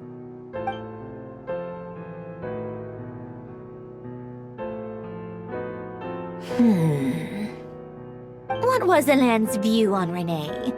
I know he mentioned the name, albeit very rarely. Oh, now I remember. Alain's old notes are here too. They mentioned Renee once. Renee seemed most out of sorts when he spoke to me. A lack of sweet foods has dulled his mind, I should think. Either way, his words are not to be believed. Yep, that sounds like Alain. My subordinates actually did a half-decent job digging out all these materials. Makes a change. Good for them. Some of Alain's old files are completely consistent with these records. He must have gotten them from the Tower of Gestalt. I never knew he got his hands on Renee's records that early. He may have kept them, but he never even attempted to use them. Didn't believe a word they said. Come to think of it, Renee's world formula was filled with calculations of constants. That shows he believed that the fate of the world to be predetermined. As for Alain... it's been too long. I forget what he said. What would he have said? A guy like him, fervent believer in machines, but not headstrong enough. The world can be changed. It is worth persevering. Yes, that's how he used to think at least. He created that procedure to save this world. Yet the scale of the world's fate proved too enormous. The result was beyond his ability to calculate. He died having never seen the outcome. And there I was, left behind in the ashes of his dreams. Did you really never take a close look at Renee's research? Or did you read it but deem his philosophy incompatible with your model? The very thought of trying to incorporate his ideas probably made you feel sick to the stomach. Well, don't worry, because there's a whole new category of lunatic in town. Next to Dottore, every other madman looks sane. You once asked me what I wished for.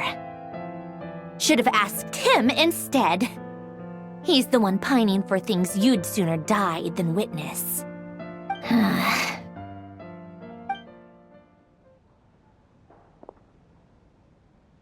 Even the tiniest variable can make big waves in the present. Now then, allow me to put these incompatible fragments together in your stead. First, establish and verify the existence of the Great Circle.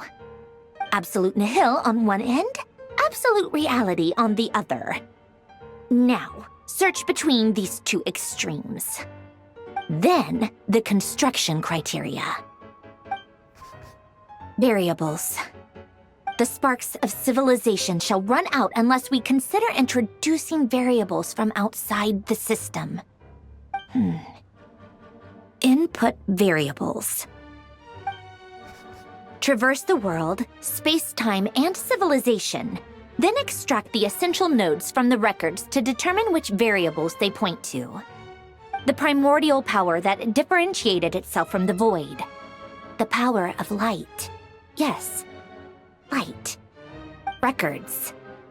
Hyperborea.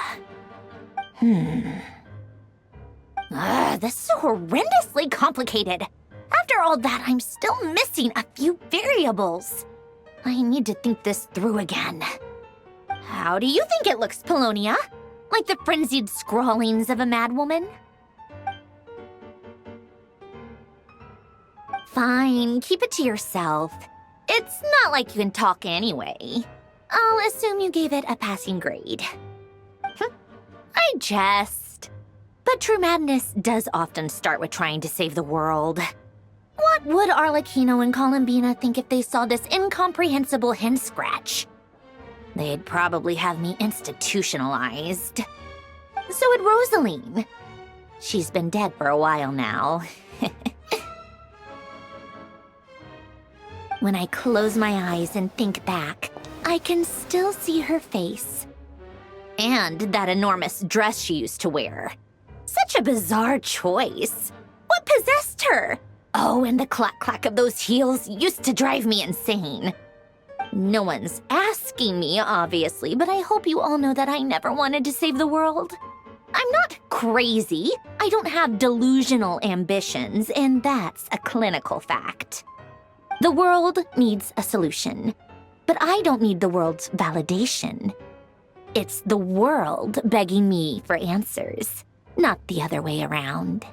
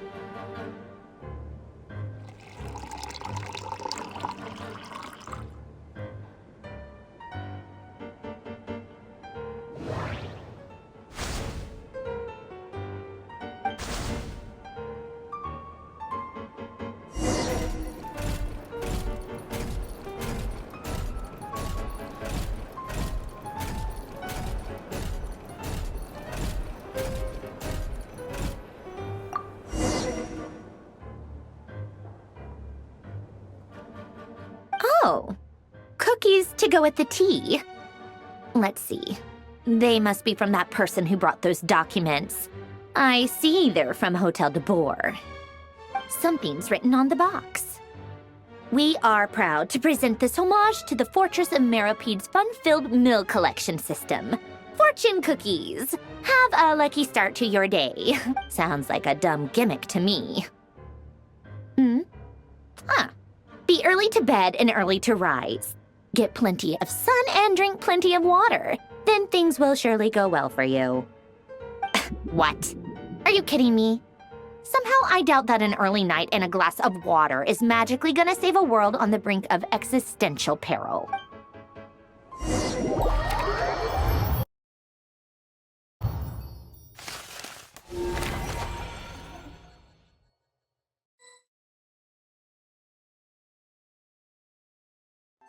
Lady Arlecchino, word has reached us that Lady Marionette's troops are all in position. They are ready to act as soon as the order is given. Excellent. The only thing is, they are fewer in number than we expected. It looks like many of them must have lost their lives at the hand of the monsters released by the Doctor. Can't be helped. Allow them to join our ranks and keep in contact. As you wish.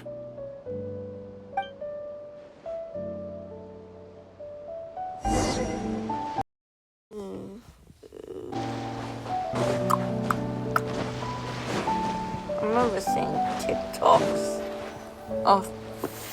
It's been a while, Arlecchino. You look well. I've seen edits of... Did Dottore really have to build his lab right on the sole path between Snezhnaya and Nodcry? Had to go on a huge detour to stay out of its line of sight. Sounds like an arduous journey. I assume you've brought word from Her Majesty? Of course, all part of the job. Firstly, the Tsaritsa has authorized Fatui Internal Affairs to review Dottore's case. They will reach a formal verdict on whether he has turned traitor and whether he poses a threat to Snezhnaya. While they're working on that, I've been ordered to come and receive the refugees from Nodcry. They are nearby. My team will escort you to them shortly. Great. Aside from that, Her Majesty has a message for you and Sandrone personally. Huh? Where is Sandrone? She stayed behind to work since I was making the trip anyway. It seemed sensible to have one person on standby at base while the other came out to meet you. All right, guess that's just how she rolls. In that case, tell her that the Tsaritsa's decree this time is pretty awesome sounding. I think she'll like this one. Still, I wonder what... Wait, what's that? Did one of our troops turn into a monster? Take him out.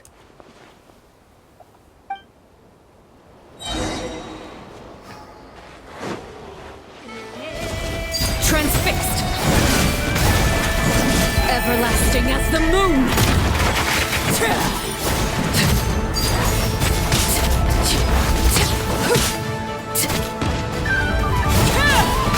You can run, but you can't hide! You've gotten stronger, Arlecchino. Nice. Stop that right now. I appreciate the praise, but I am not fighting you today. I knew it.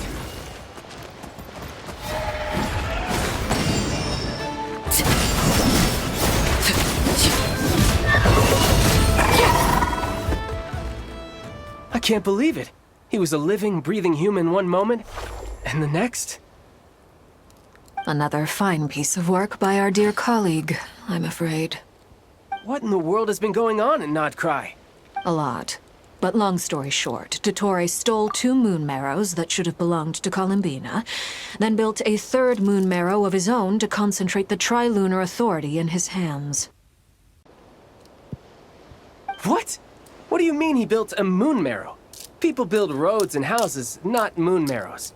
What's his next DIY project? He's gonna build a god? I mean, technically he already did. You could stand to be less surprised. We are harbingers. The work we are engaged in makes the creation of gods seem mundane by comparison.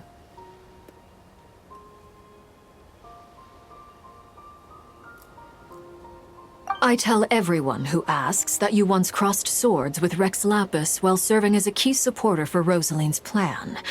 But right now, you're acting like a common adventurer. Thanks for speaking up for me. Those 2 really took me for a ride back then. Then again, surely no common adventurer would manage to get tangled up with them the way I did. That's gotta count in my favor, right? It almost sounds like you wish to repeat the experience. I might have to lower my opinion of you. No. I'll stop talking. Please, go on. Dottore is currently still experimenting with his newfound power in ways that continue to corrode the outside world. As for the human mutation, I believe this is simply a consequence of his experiments, and not a strategic move. That radiant beast was once a subordinate of Sandrone's. I suspect he was only allowed to live so that he could become an experimental subject. Also, those of us who fought Dottore have been afflicted with a curse. As such, I cannot leave Nodcry. This is so much worse than I thought. No wonder Her Majesty's decree is so extreme. While these exceptional circumstances persist, the Harbingers are hereby authorized to use unilateral executive powers. Should Dottore pose a threat, Arlecchino and Sandrone are permitted to eliminate him. My thanks to Her Majesty. I will pass these good tidings on to Sandrone. Her Majesty has also declared that she will refrain from launching an attack on the now evacuated Nodcry due to the presence of unretrieved research material.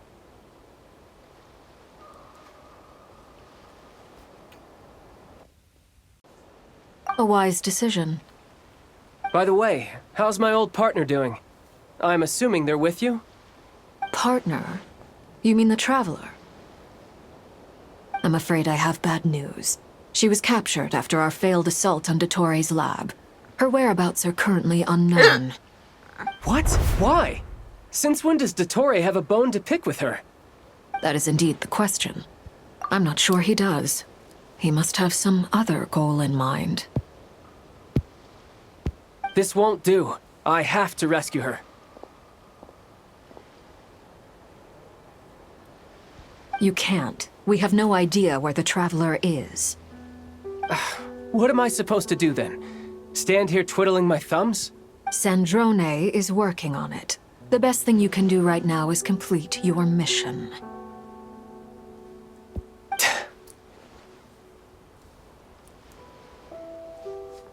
Fine. I guess I'll leave this to you then. Mm-hmm.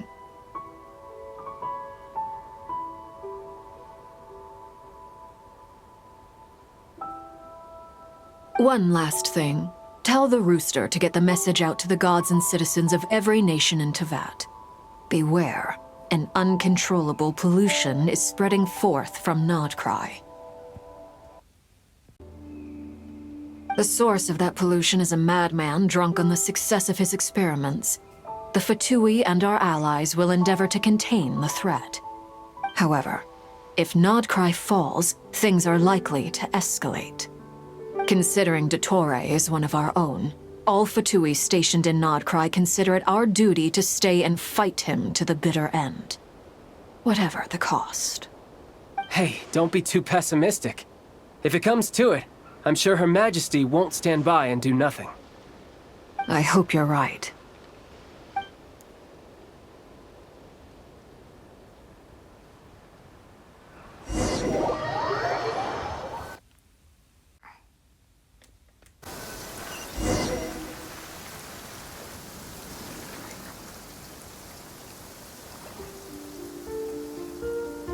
You're right on time. Thanks. Hey, do you think I'll get that gliding exam exemption? I made sure I was on my best behavior in Mondstadt. I landed well outside the city and walked in through the gates. I'll help you apply, don't worry. For now, let's see what we have here. What are the doctor's energy fields even made from? The usual attract and repel principles that govern Kuvaki don't seem to apply to them. They are very mysterious, but ultimately, they appear to be comprised of energies from the three realms. Thanks to research by Master and the Hexen Circle, we know that Teyvat's 7 elements are derived from the more primordial power of the Light Realm, which is antagonistic with the power of the Void Realm. Since you have the power of the Dragon Durin within you, I'm sure you can already tell that this energy field contains no abyssal energy. That's true. It's not abyssal energy. It's something pure, wild, and untamed. I've been thinking about something. Do you still remember the device that Dory supplied from the Academia when you and Miss Columbina fought Raria? That was one of the most marvelous feats of ingenuity I've ever seen. The design, the craftsmanship, the material selection. I couldn't fault any of it. Not to mention the operating principles. Surely the most ingenious feature of all. Dory didn't go into detail on how it functions, but I have a working theory. The clue was that Miss Columbina was somehow able to use the pyro energy that you provided, despite the fact that, as a moon goddess, she should only be able to use light realm energy in principle. Now, all elemental energy is, of course, derived from light realm energy to begin with. Hence, I suspect that the device works by restoring elemental energy to its original state. This presumes a theoretical model of the seven elements akin to that of light refracted through a prism. Perhaps it is no mere analogy. Maybe there is indeed a prism in this model. I almost wonder if the idea for the device was conceived based on direct observations of said prism. It would explain how such an ironclad design concept was achieved. It is at once a masterwork of engineering and a groundbreaking application of the Academia's latest elemental theories. I suspect only Lesser Lord Kusanali herself could have devised such an ambitious technology. But back to the energy field before us. If this is pure light realm energy, its relation to elemental energy is one of integration versus division. Or you could say that the former contains the latter. Could this mean that elemental energy can dilute the power of the light realm? Should we give it a try? We should.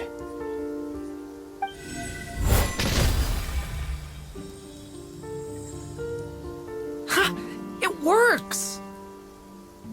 Clear signs of disruption were detected at the periphery of the energy field. This indicates that elemental energy can disturb or even negate the field. Now you try. All right, here goes. It's working! Switch to abyssal energy and attack again.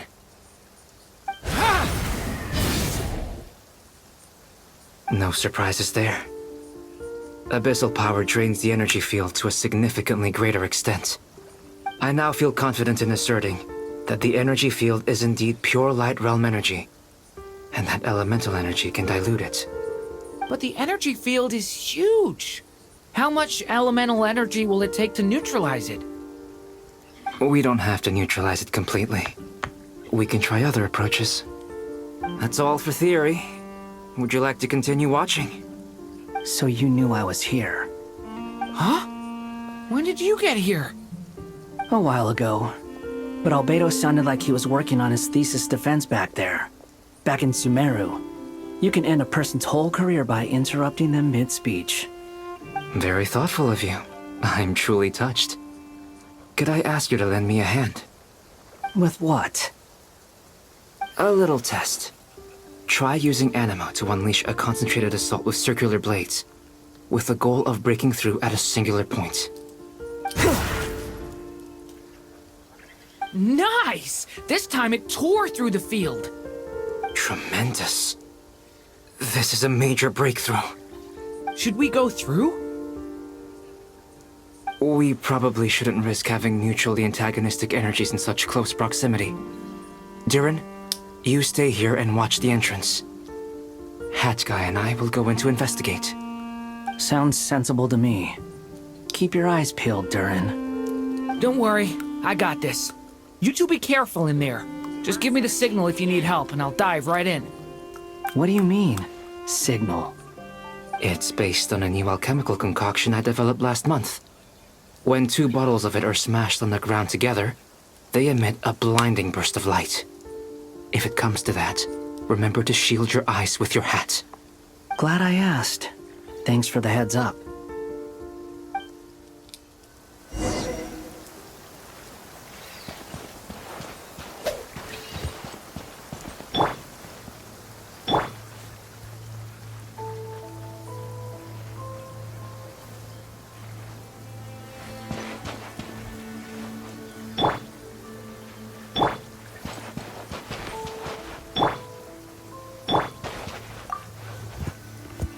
Like I thought, Beyond a certain distance, we can't see the opening where we came in.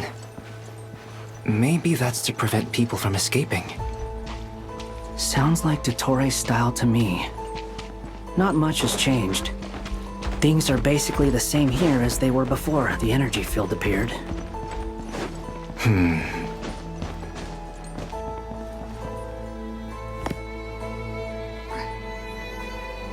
They have no heartbeats and they're not breathing. We can only assume they're dead. But there are no visible wounds. Also, there's an animal squatting next to each body. It's watching us. That's not an animal's gaze. What are you trying to tell us? Doesn't seem eager to talk. I guess maybe it's just an animal after all. Let's keep looking around.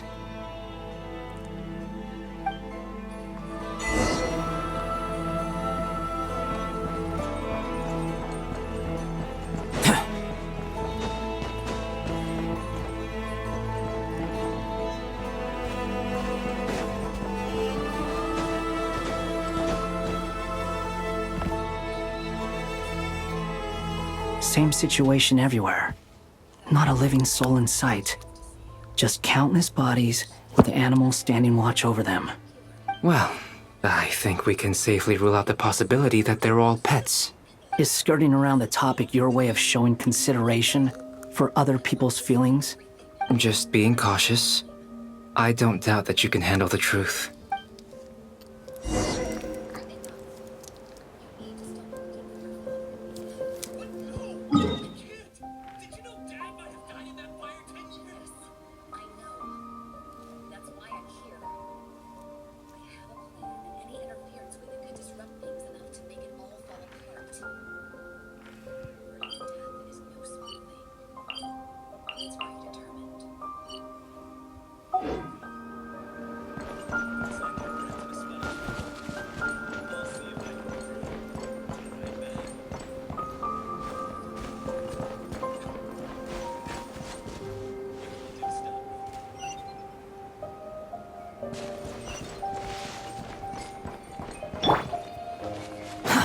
Careful. Please, help us. Please. Over the... Please, help us. Please. What happened here? I don't know. Suddenly, everyone collapsed. Then my line of sight got lower. I still have some of my senses left. I gotta get out of here.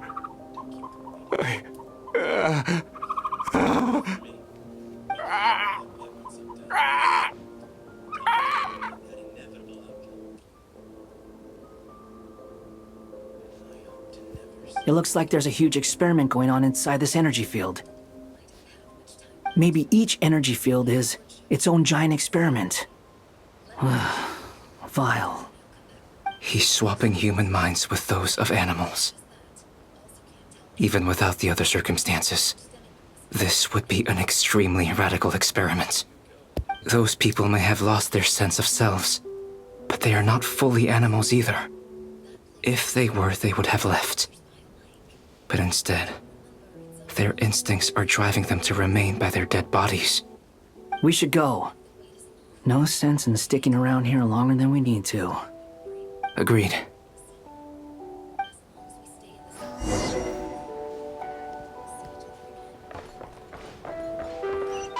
Behold!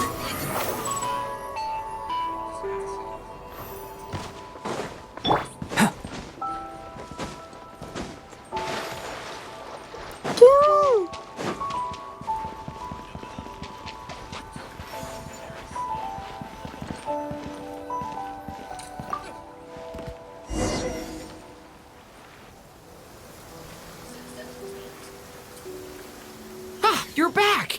Everything okay? We saw some things that take a strong stomach. Otherwise, we're fine. We should share our findings with the others.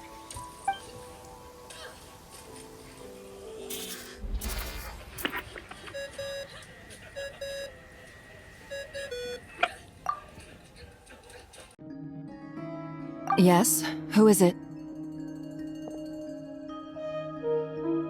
Miss Nefer, it's me, Albedo. We found a way to break through the energy fields. With enough control, it's possible to tear them open using elemental energy. Also, we managed to take a look inside. Dottore is carrying out his cruel experiments on an immense scale. Any residents who have failed to evacuate in time will likely meet a grisly end. Sounds like he's living down to our expectations. Might I ask how things are proceeding on your end? I'm just about to get started. I'll be in touch once I have a result. Understood. Stay safe. I will.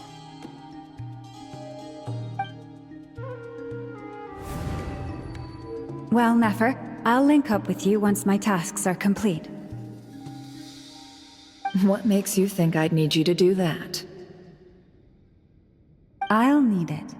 And considering the way you approach certain matters, I think you'll be better off with me present.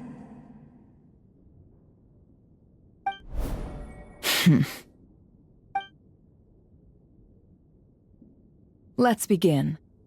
Entering simulation mode. A vast wasteland. Is this the Traveler's inner world? I was expecting something more vibrant, to be honest. Wait, someone's there. What are you looking at? In that case, I'll look at it with you. I want to know all about everything you've seen and experienced. Is there somewhere I should return to? Or should I stay here and be the hero everyone says I am? I don't dislike my current life. Roaming the land, fighting battles, accomplishing missions, earning a living, looking after Paimon. I guess the only thing that's missing is that you're not here with me. This is the conscious layer, which contains a person's true feelings. It is filled with both longing and kindness. I suppose anyone who lives long enough ends up wishing for someone who can't be there. Maybe it's the only way we can feel truly alive. Time to delve a little deeper.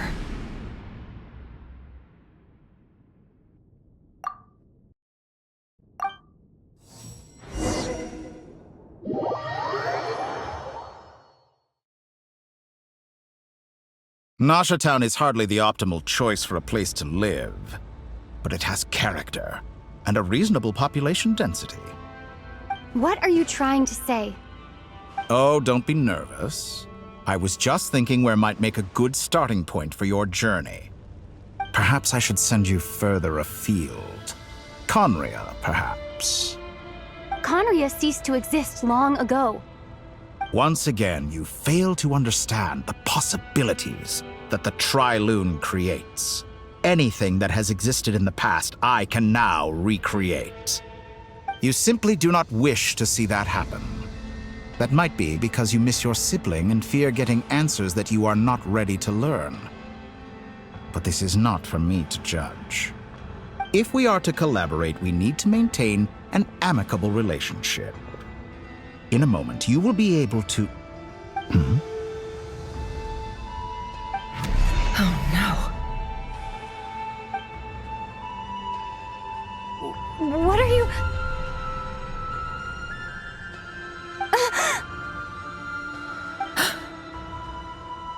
What are you gonna do?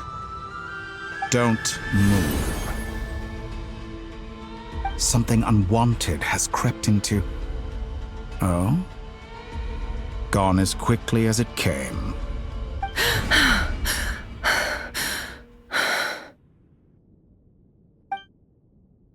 Did you save me? If I hadn't cut the connection, Dottore might have caught you from the other side and destroyed you. This was a good idea, but once is plenty. You were exceptionally brave. Excellent work. Thanks, but now's not the time for that.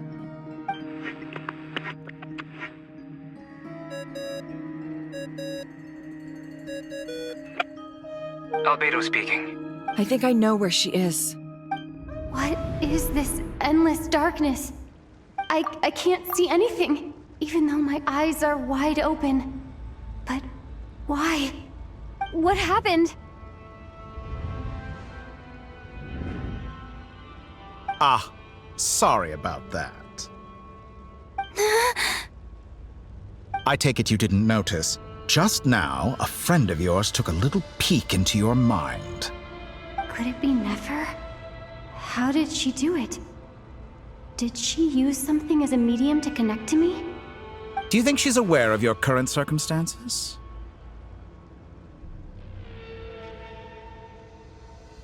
Oh dear. Have I stunned you into silence? I only wanted to slow down your time a little so I could stop your intruder in her tracks. It would have been nice to capture the spy.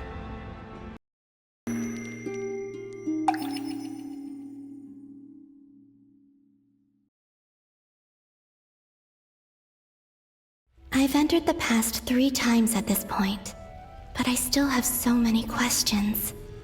For instance, beyond each point being further back in time than the last, what determines the specific locations at which I can make entry? So far, the common thread linking all 3 scenarios is that the Traveler has been present. But it's more than that. I know I sensed something familiar around her. What was it? I'll keep this question in mind as I carry on.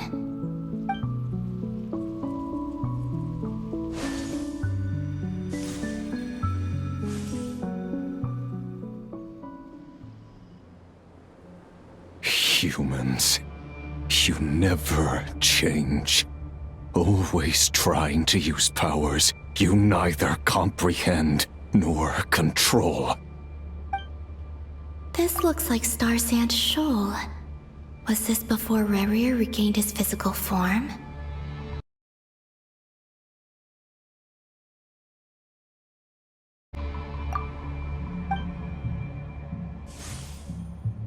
You've messed with the cannon again, huh? Sorry, but this round's not gonna go your way. The cannon. That's right. I was at Silvermoon Hall and I sensed an abnormal Kuvagi fluctuation coming from Nasha Town.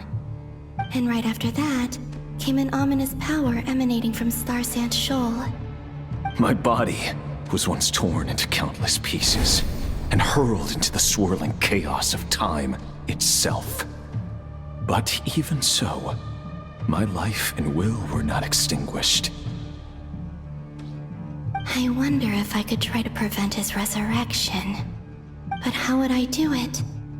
What can I do, here and now? Traveler! Behind you! Look at that light!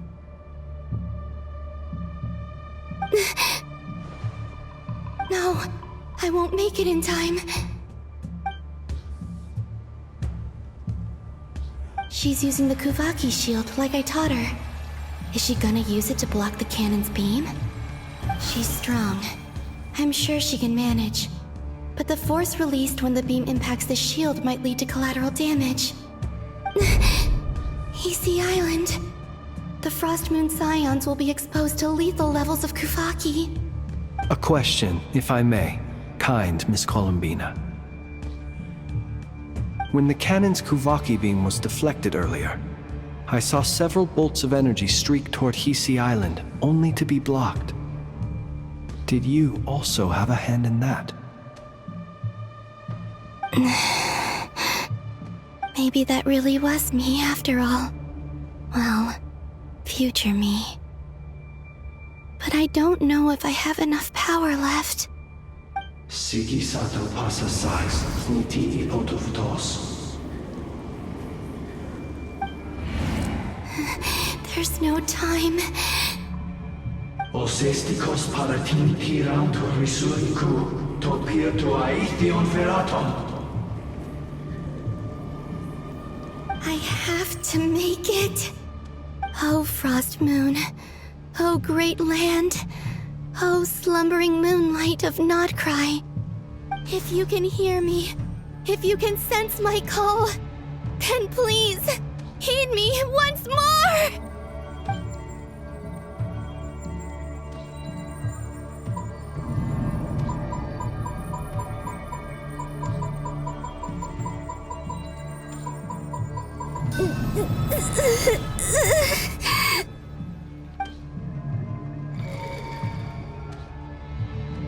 Did it work?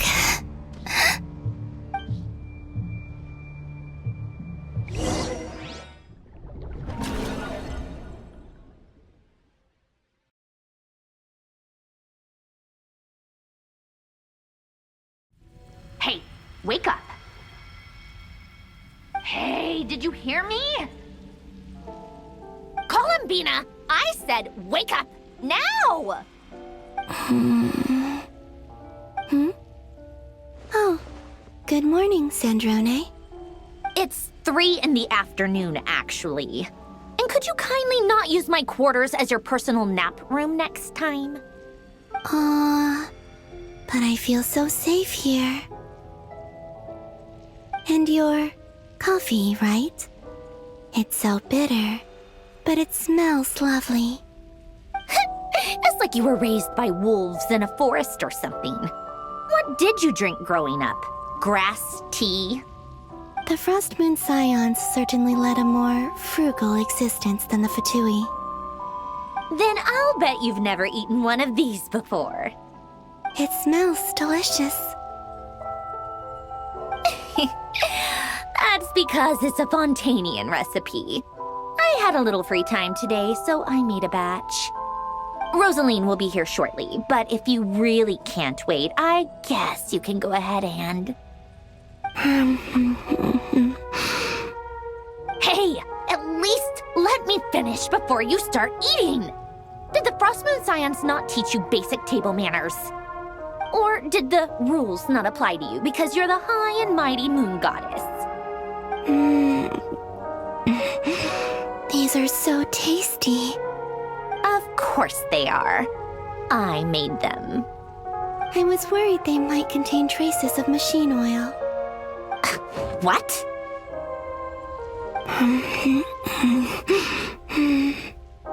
You know, there's something I've always wanted to ask you. Why did you leave your old home and join the Fatui? I mean, I'm sure their food was awful. But there's gotta be more to it than that. Well, life there didn't go quite how I imagined. What were you expecting? You're a god. Your followers are gonna make some demands of you, right? Surely you can just answer a few prayers here and there in return for the free food and drink. How bad can it be? Well, would you help other people just for free food and drink? The doctor told me that you were created by a great mechanic, Lord something Fisher. The Lord Artificer. Ugh, some people can't keep their mouths shut. Oh, Lord Artificer. And didn't he have something to do with the, narcissist? Narcissenkreuz Ordo. Yes, that was it. Narcissenkreuz Ordo. So, would you try to fulfill their wishes? You must be joking. I wouldn't go even if they paid me. I don't even know them. Exactly. Well, I felt the same way. I did not know the people who made demands of me. What do you know? We're on the same page for once. In his later years, Elen did ask me if there was anything I wanted to do. If I had any wishes of my own. Well, I don't. And I'm not in any mood to fulfill someone else's either. Who's Alain? He was the... You know what? Never mind. You're not gonna remember. Anyway, the point I'm trying to make is, neither of us is the self-sacrificing type. Let me ask you this. What sort of place would you like to live in, if you could choose? A place where people don't ask me for things I cannot give them. where they don't worship me or fear me, but just want to chat with me like a normal person. I'd also like the freedom to come and go as I please, and ideally, it would be somewhere with the smell of coffee and snacks. Not to burst your bubble, but no such place exists in the world. Now, take your snacks and scram.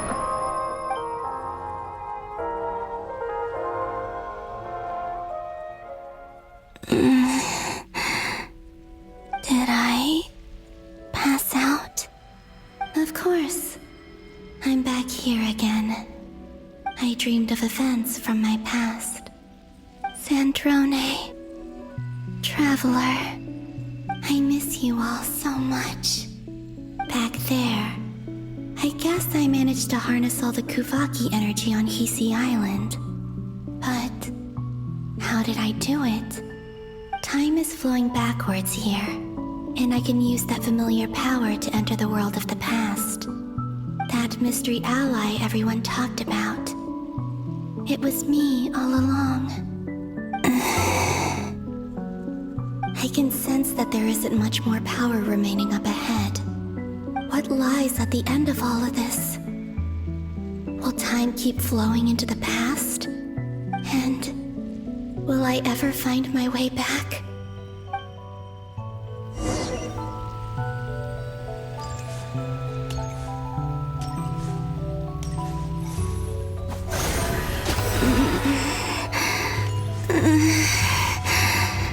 It's getting harder and harder to use my power.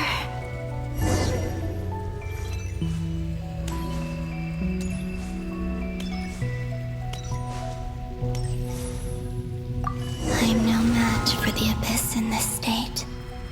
I need to avoid the contaminated fragments.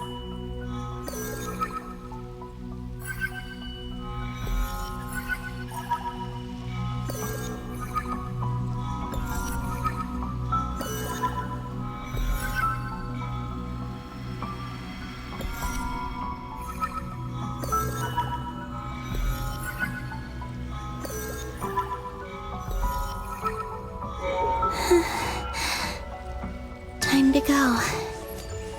I wonder where I'll find myself this time.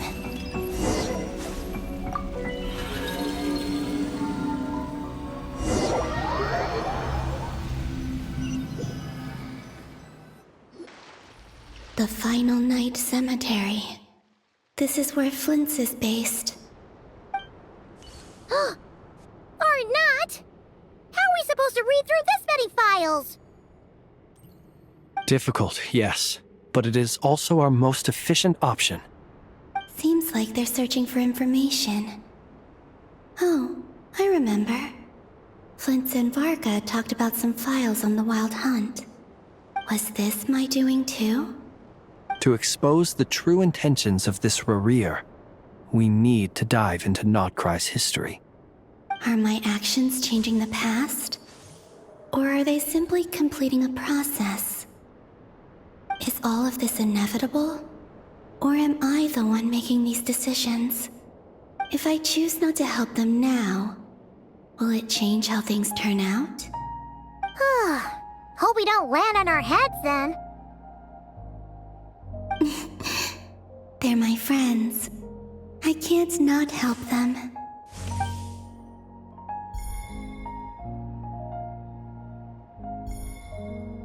Ghost! And the other one was... here. Hey! Another file's moving!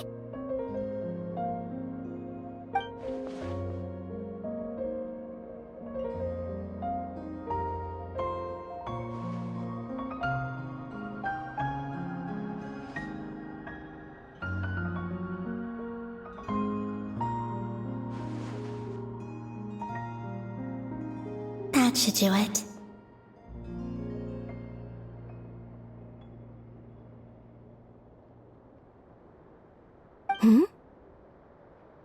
Luanatar? You can sense my presence? Wait!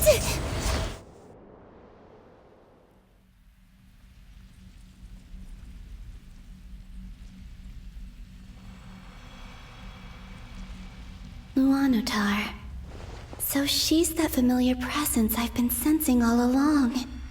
She's always been by the Traveler's side.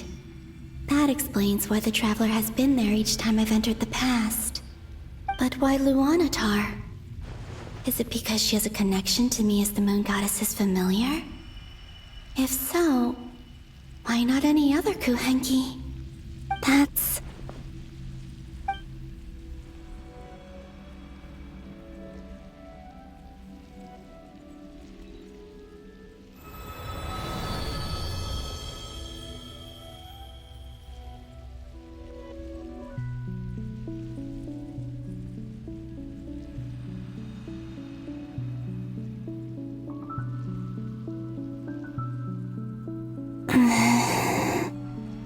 I cannot sense any power up ahead.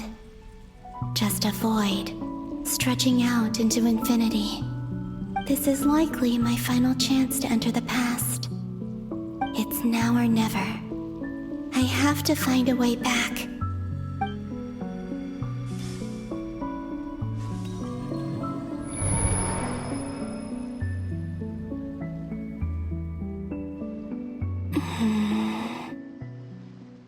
Easy Island? How far back in time is this? Where's Luanatar? I can't sense her presence this time. Oh, seeing Anafa and Aino reunited like that sure was heartwarming. Traveler, Paimon. No, stay calm. I don't have much power left to change things. I don't even have that much time left here. Think, Columbina. How do I find a way back? A way back... to where? Do I go back to Moon Prayer Night? Or to the future that followed? And if I return in my current state, what will become of me then? Dotori's actions that day proved that he'd been planning that for a long time. He had already seized the power of 2 moon marrows before capturing me. Even if I managed to get back, how can I fight against him when he wields the Tri-Lune Authority? I can't. If I go back like this, I'll be playing right into his hands. I have to find some way of rivaling the power he has usurped. Wait. Time flowing backwards. The Tri-Lune Authority. Does that mean... I think I know what the final destination of this lunar reflection might be. I know what I must do. Speaking of homes, we must already be close to where the Frost Moon Scions live. The vibe here feels different, just like the scenery. But how do I communicate my plan to my friends? Should I write it down here? No, someone else will see it. I need something with a close connection to me. Something I can use as a medium to tell them what's happened to me in here.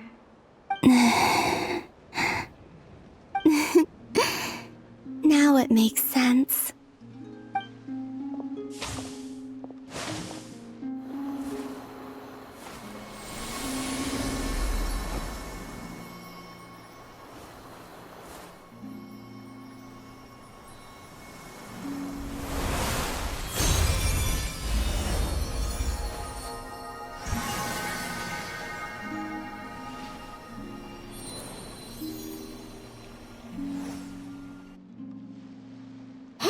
What was that? I feel like some sort of breeze blew by, and then the petals suddenly turned into... Huh? It was I who brought Luanatar into being. I gave up a piece of my own soul to create her. That's why I could sense a familiar power from the moment I entered this space. It also explains why she's been present in every past location that I've entered. Because we have a deep connection. Hey there! What's your name? And the reason why there are no more gates to the past after this point is that Luanatar hadn't been born then. No wonder I sensed the trace of a blessing when we first met. But I still didn't recognize the soul hidden within you. Back then, I was just a little lost dove.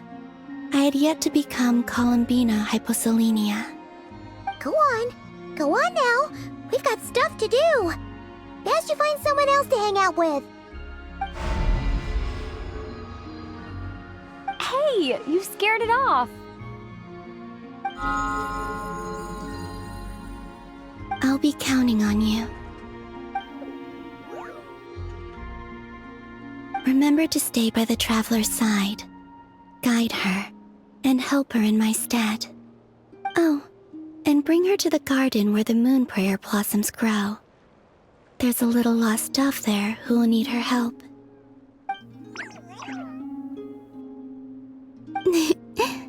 Go on.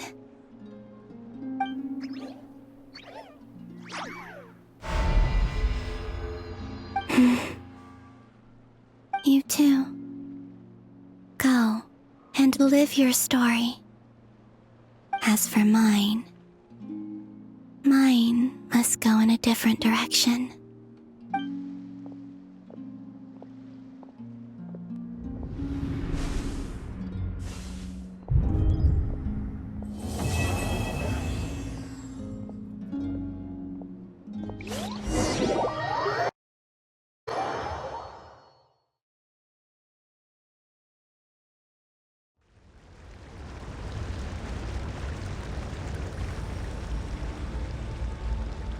How would you like to experience the thrill of never being held accountable for your actions?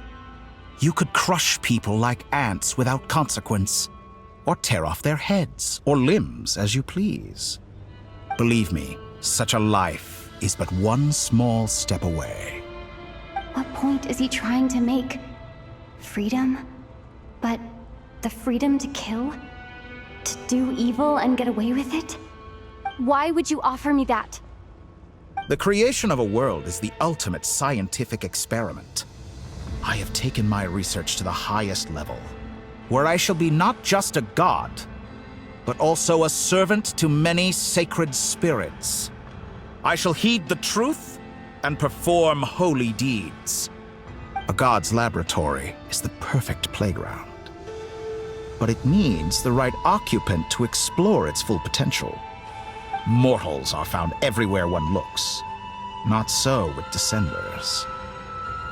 I'd prefer my first guest to be a distinguished individual such as yourself. And I know you could make the most of the opportunities it offers. So the condition for entering the new world is to take innocent lives. The same dilemma that Rerir once faced. Could I really bring myself to kill others for my own benefit? Rerir did. And look where it got him. Have you made up your mind? I can't do it. Your playground is no place for me. You're putting your hopes in the wrong person.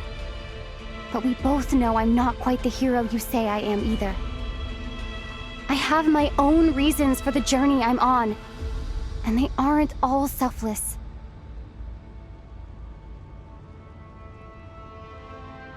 You've grown a lot since we last met, but there are still things you are unwilling to compromise on.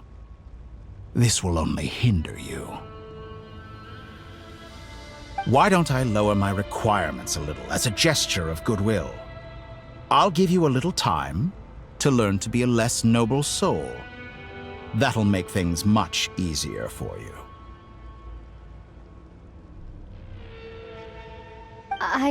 I really doubt I could live that sort of life.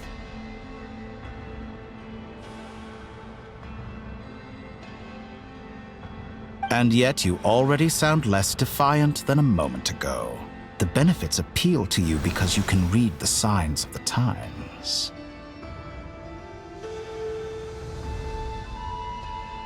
Why don't we return to my research facility? Your last visit was so rushed.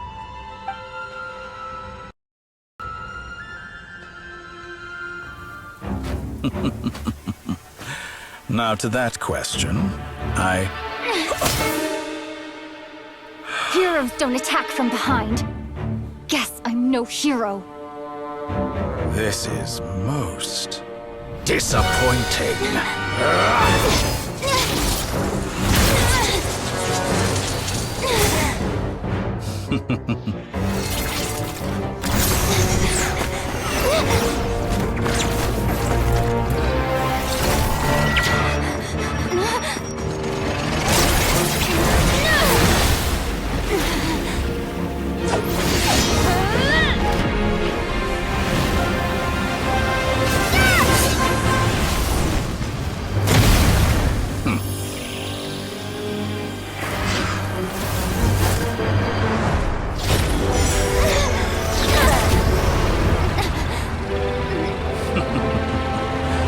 Now then.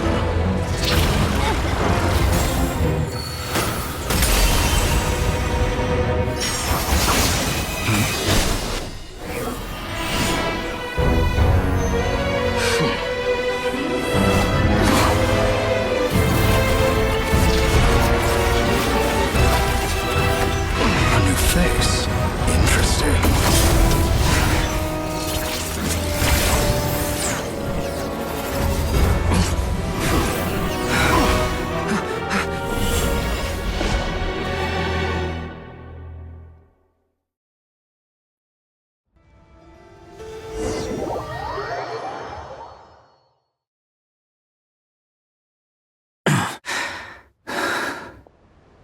You're still gonna call me Hat Guy after that, huh?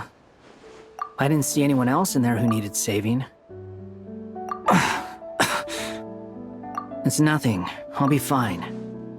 Why are you looking at me like that? Is it that shock I owed you a favor back in Sumeru? Now we're even. Distracting Dotori was tough. I won't lie. He's not gonna fall for the same trick twice. That was my one shot. I'd hoped to use it to take him out. Ugh. I never wanted to obliterate someone more than I do right now. Dotori doesn't recognize me, but his segments were originally made based on an analysis of my operational principles. I expect it's only a matter of time before he figures out what I am. So Dotori doesn't recognize Wanderer because he deleted himself from Irminsul. Did he really miss...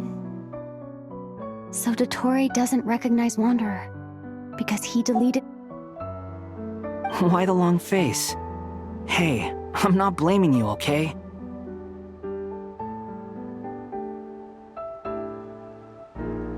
And I'm not complaining either. Rescuing you and killing Dotori are equally important goals. Everyone would be pretty stuck without you. It's best you live to fight another day. How are you holding up? Are you all right? Hat Guy said to put safety first, so we agreed to run as far away as we could after leaving the energy field and only meet up once it was safe. You don't look injured. It seems that Dotori didn't do anything to you.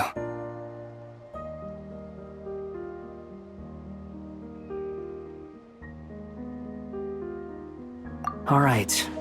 Rescue operation complete. Let's head back.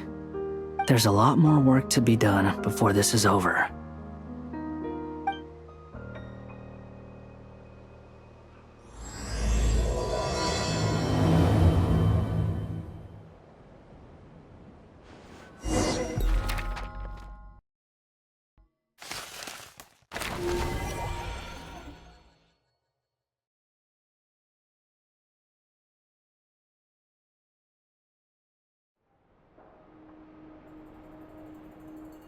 Understood.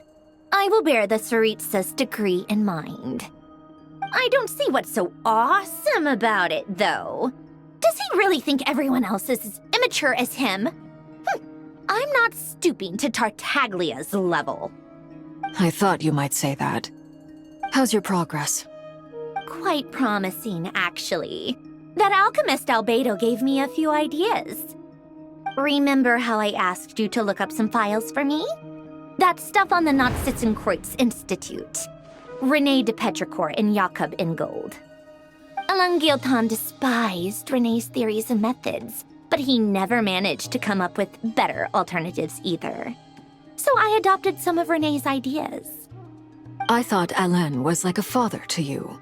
He and Renee were mortal enemies, were they not? And what would you say if Lenny and his friends one day learned something useful from someone you utterly detested? I would applaud them for it. That would mean that they have surpassed me. For all we know, Alain Giltan might have thought the same thing. Not that it matters, though. He's dead, and I'm alive. So it's my call to make. Once you die, it doesn't matter how great you were in life. Only the living get to decide what happens next. Hey, come on out. They're back. Huh?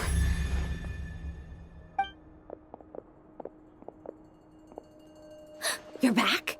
And your head's still screwed on? And you still have all your limbs? What does it look like? Way to keep your composure, madam. Excuse you. I am perfectly composed. Glad you're okay. Yes, it's a huge relief.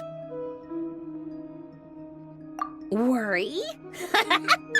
Oh, yeah, right. You think we, the Fatui, were worried about you? We were worried sick. Hey! The Traveler and I were already friends. You are free to join this mission in whatever capacity you please. Much like your tea parties. It's a laugh a minute with you guys. I must say, I was quite surprised when Mr. Albedo told me he would need no additional aid. We discussed this on our way back as well. I am rarely so unequivocal, but in this case, we had full confidence in Hat Guy. He said he knew what he was doing. Albedo and I pretty much had to just wait outside on standby. Meanwhile, Hat Guy broke into the energy field and rescued the Traveler solo. You didn't have to mention that. Well, I'm thoroughly impressed. You are a force to be reckoned with, Hat Guy. Is she back? Is she really back? Traveler! It's really you!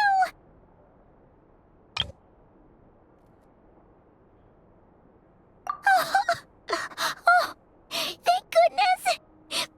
Paimon missed you so much! You can finally breathe easy, Paimon.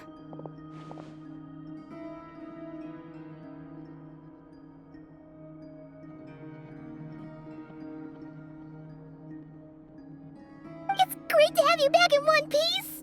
Oh, Paimon's been having nightmares the whole time you were gone!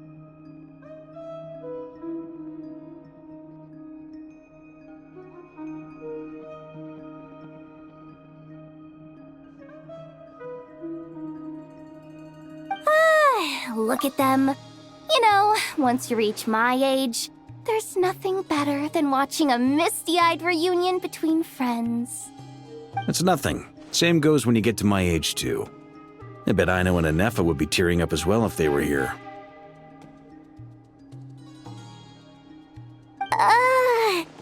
Varka, I'm not sure Anefa can cry.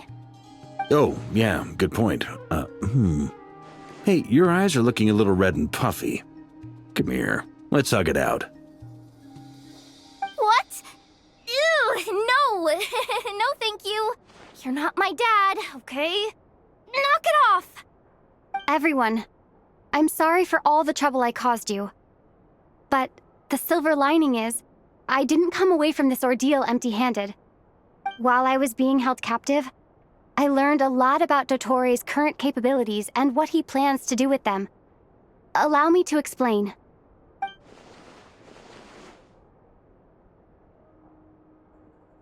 The three moon goddesses were even more powerful than we imagined. No wonder Dottore believes himself to be equal to the gods, maybe even superior.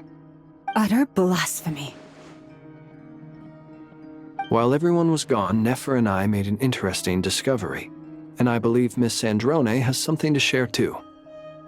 Ma'am, perhaps you could do the honors?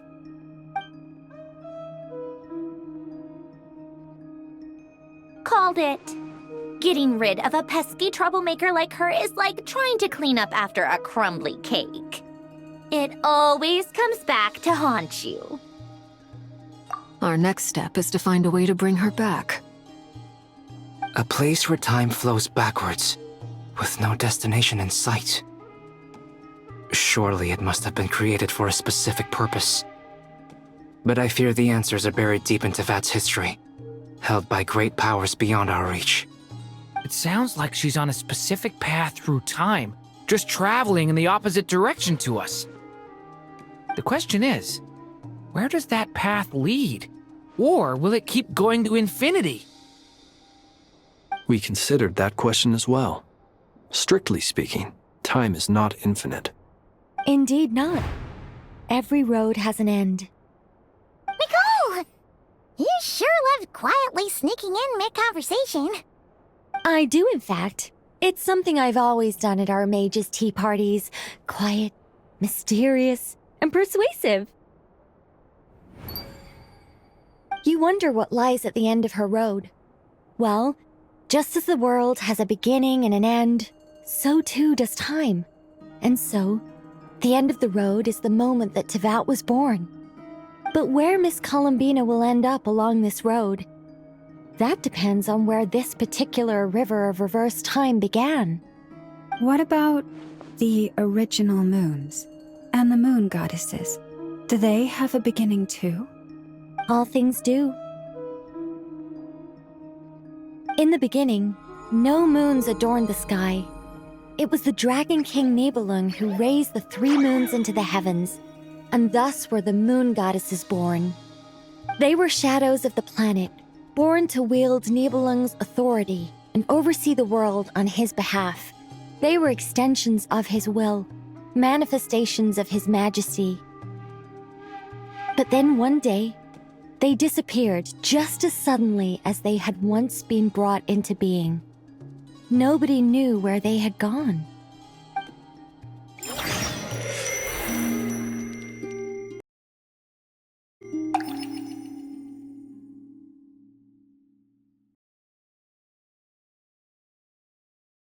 Like I thought, no more paths back to reality have emerged since. But how can I be sure that I'm going the right way without scenes from reality to keep me on track? I can't even be sure of how long I've been walking for.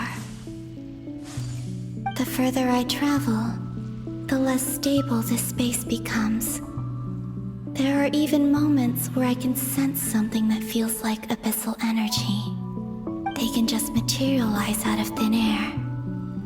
I have to keep my wits about me.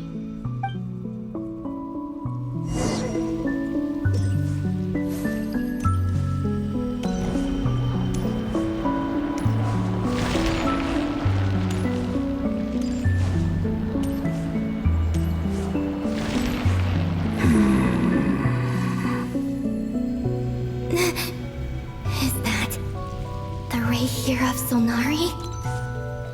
I can't believe he survived. How did...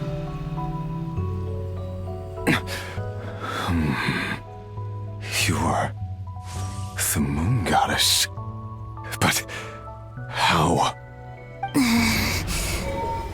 Please, there's no need. I'm not interested in fighting anymore. I find that a little difficult to believe. Yeah. Honestly, so do I. The way you used my own power against me was...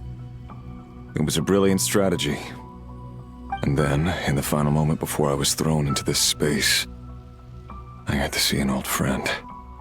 Mr. Dainsleif. Right. It was so long ago now. But we were friends once. When I first got here, I was filled with hatred, remorse, and rage. How I cursed and devoured. I tore everything here apart. I I was consumed by the desire to leave this place and have my vengeance. But to no avail. This is a place with no exit. This is the second time I've entered this space. Though I have no memory of the first. I was torn to shreds the moment I entered. But this time I survived. It must be partly because of this new body, and partly because of all the Kuvaki I absorbed in Nodcry. Are you the source of the abyssal power in here? Not all of it. Some is from when I first arrived here and tried to destroy everything. But there was already a degree of abyssal power here before I entered. And like a venomous snake baking in the merciless sun, it tried to slither into my shadow. Tried to? So, you rejected it? Yes. Because after that, the world suddenly became silent for a moment. What do you mean? The voices in my head, they were gone. And then I saw her. Her? Thelindis. My former lover. Never mentioned that she saw a memory of Thelindis leaping into the moon's reflection. More precisely, I saw her afterimage. I'm sure the real her is long gone. She was just an ordinary Conrian. She couldn't have survived here for very long. Anyway, why have you come here? Didn't you know it was a dead end? If I hadn't escaped through the moon gate, my friends would have been in far greater danger. Oh, I see. Because of your power. The power of a moon goddess. What? You'd like to know how I know, wouldn't you? The one who resurrected me said so. I could hear a deep lust for power in his voice. Do you mean... Dottore? Dottore.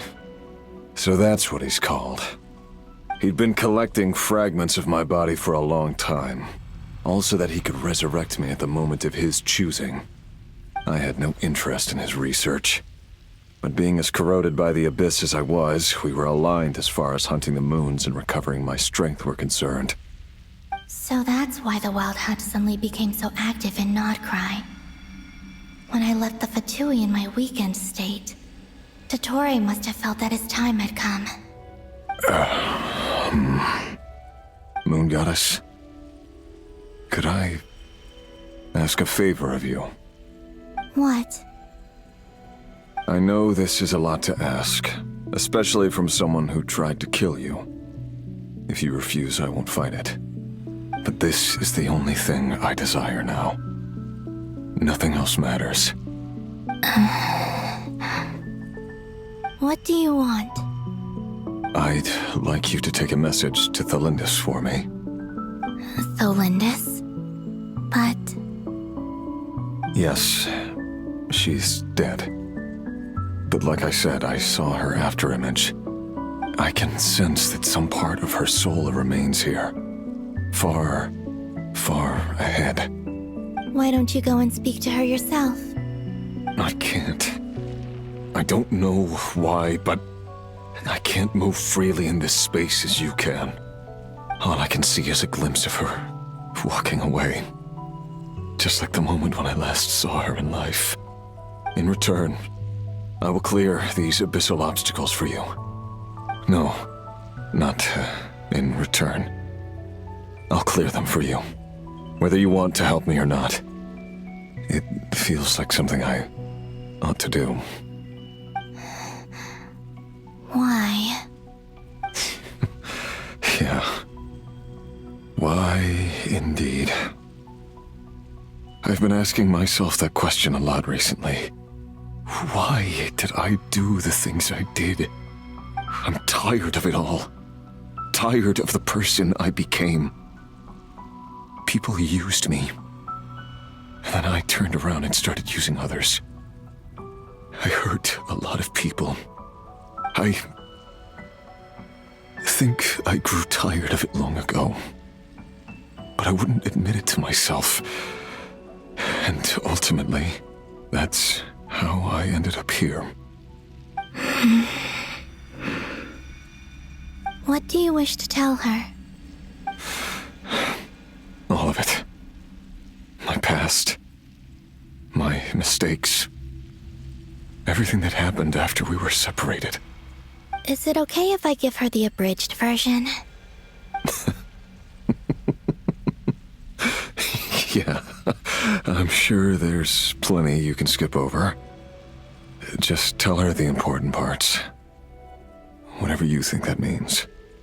Like the part where you relentlessly tried to kill us? It's up to you. Love demands honesty. But my relationship with Thelindis was built on lies. We hid too much from each other. But after living my whole life in the shadows, I don't want to hide anything anymore. I will do my best.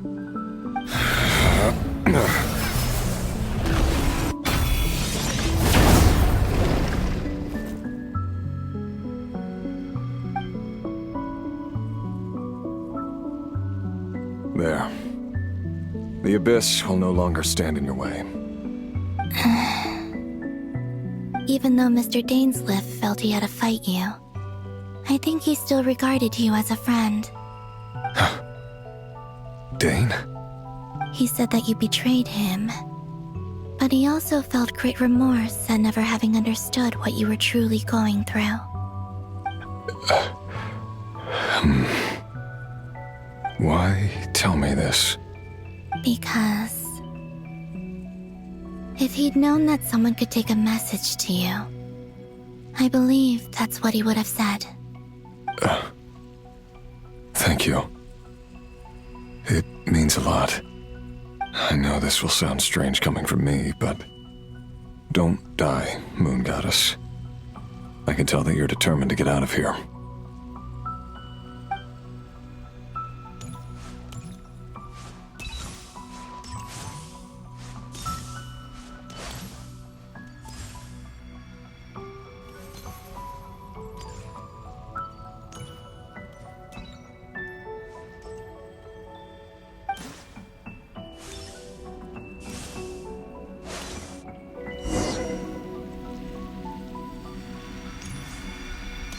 He kept his word. The Abyss is no longer obstructing my path.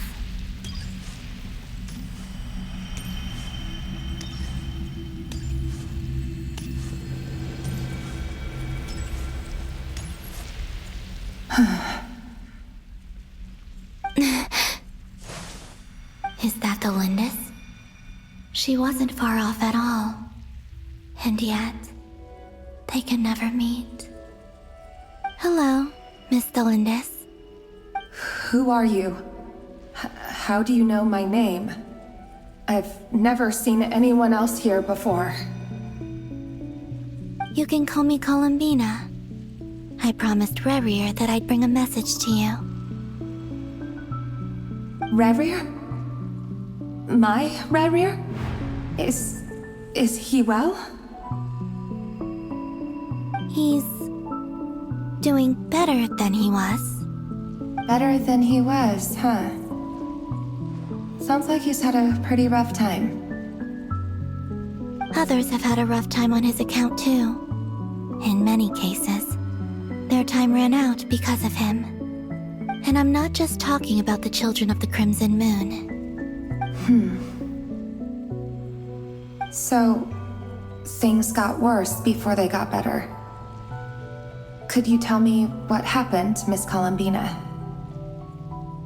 Are you sure you wish to know? Yes. This is my opportunity to learn the truth. No matter how hard it is to hear, I have to know. I admire your courage. However, time is short. I cannot stay here for long.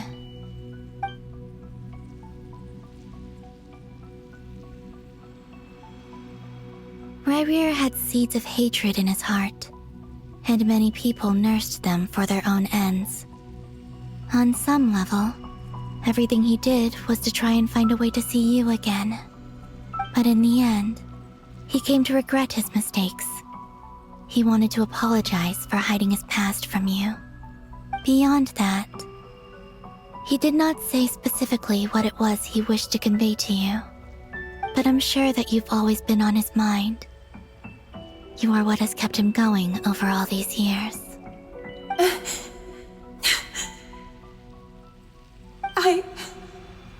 I'm sorry, Miss Columbina. This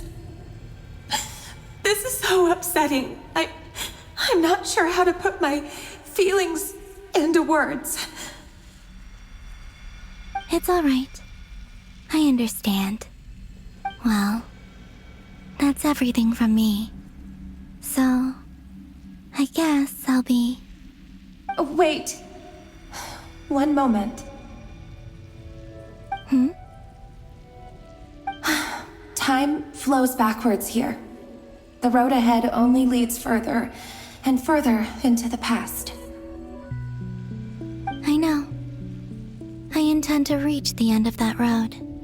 Without a moon marrow, without the 3 moons' power, you won't make it far. Wait, unless... Are you one of the moon goddesses? You could say that. I see. I often think to myself, if life is like a train ride, why haven't I reached the terminus? Where am I even going? And it's not just me, it's this whole place. Wherever it is, it seems like it's existed forever. It's such a mystery. Where is it going?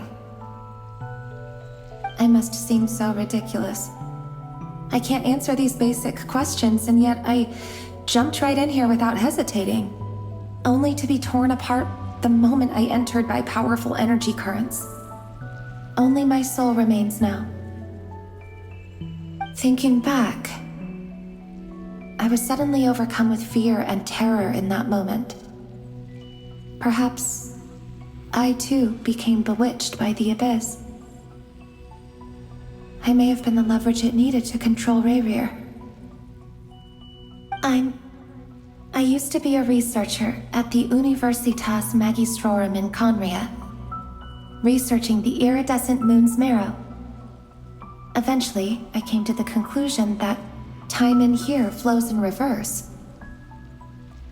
Rayrir was one of the Finster King's retainers. With me, he was in an impossible position. It plagued him constantly. I wanted to help him escape his lot in life. I wanted him to be happy, so I thought I'd use this place to return to the past. At the time, I thought I could just go back to the day that the Finster King first found the prince. It was only after meeting the prince that the Finster King started going too far with his research into the abyss. That was the day all of our woes began. I thought I could stop the king from ever meeting him and solve everything. I couldn't kill the Finster King himself, so I had to find another way to save Rayrir. That's why I wanted to go back, to kill the person who had brought new possibilities to our realm. I'm sure it was a futile endeavor, but the abyss probably enhances the basest human desires. So I naively hoped I could change everything. But I was simply too weak. Like a speck of dust against the whole universe. Look at me. I didn't even survive the journey here. Not physically, at least. I know I'm never getting out of here. But you're different. You can make it, and I want to help you. I owe you that much. How do you plan to help me? Have you noticed the golden energy that exists here?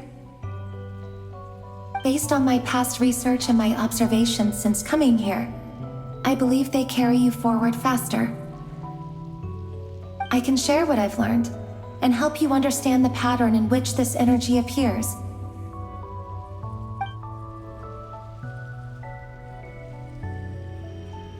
I think you just might... Now, I know you will be able to change the past. Also, I've been speculating about where this space ends. The documentation was scanned, but from what I know of the legends about the moons, the oldest ones seem to begin with Nibelung, king of dragonkind. I have no way of verifying any of it by this point, but if it's true, you might be able to reach that era if you keep walking. Understood. Thank you, Miss Delindis. I'm the one who should be thanking you. If you hadn't entered this realm of everlasting death, what use would my deductions be? Thanks to you, they have some meaning. About Rayrir, I'm so sorry. For everything. It wasn't your fault. That's not true. Because we both feared bringing trouble upon each other, neither of us ever told the truth. And that dishonesty sealed our fates. But enough about that.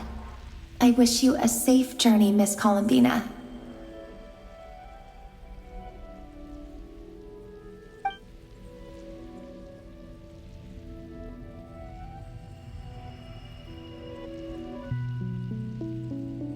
And may the outside world never have to experience pain like this again. Rayrir, you're there, aren't you? I cannot see you, because you exist in the future. I expect we'll be trapped in this prison of space-time for all eternity. But please, gaze upon the past, and then sit for a while. Let's find a place to sit down together, just like we did when we first met.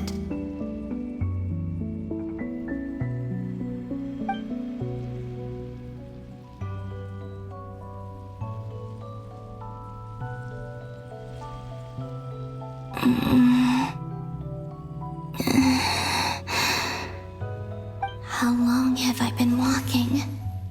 How much further till I reach the end? Is there even an end to be found? Everything's getting blurry.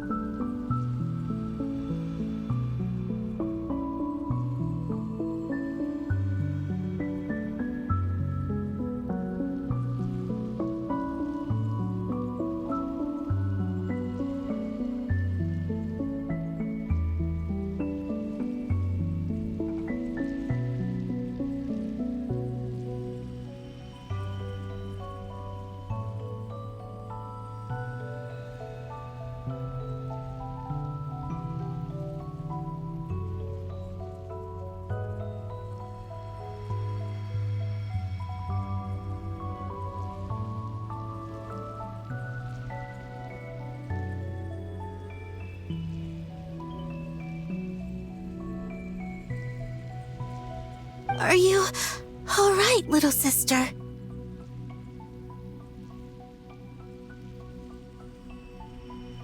Have you come from the distant future?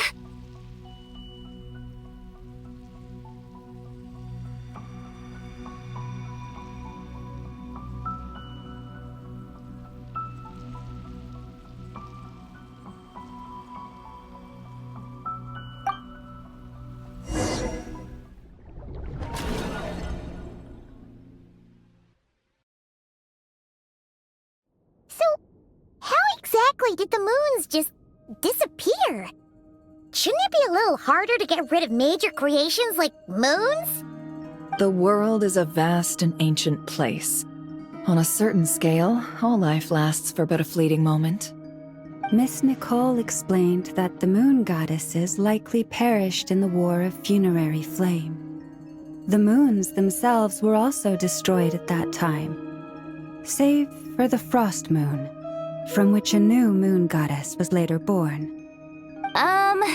Am I missing something then? 'Cause the stories say that the moon goddesses were born on the moon, but doesn't Columbina say she was born in Nodcry? Huh, you're right! Why do their birthplaces differ? What's the difference between the two generations of moon goddesses? Also, remember what Sandrone said? Her scans detected 4 moons. In other words, 4 moon marrows. Technically, the result of the scan means that 4 moon marrows were detected and positively identified as moons in that moment. In other words, this piece of information alone isn't enough for us to know how Miss Columbina is doing right now. Yup, we have no way of staying up to date on whether she's dead or alive. She's on her own for now. But at least she's trying her best to get back to us. Yeah, she's a tough cookie. And a sore loser, too. We have to trust that she'll find a way. Because we really need her power.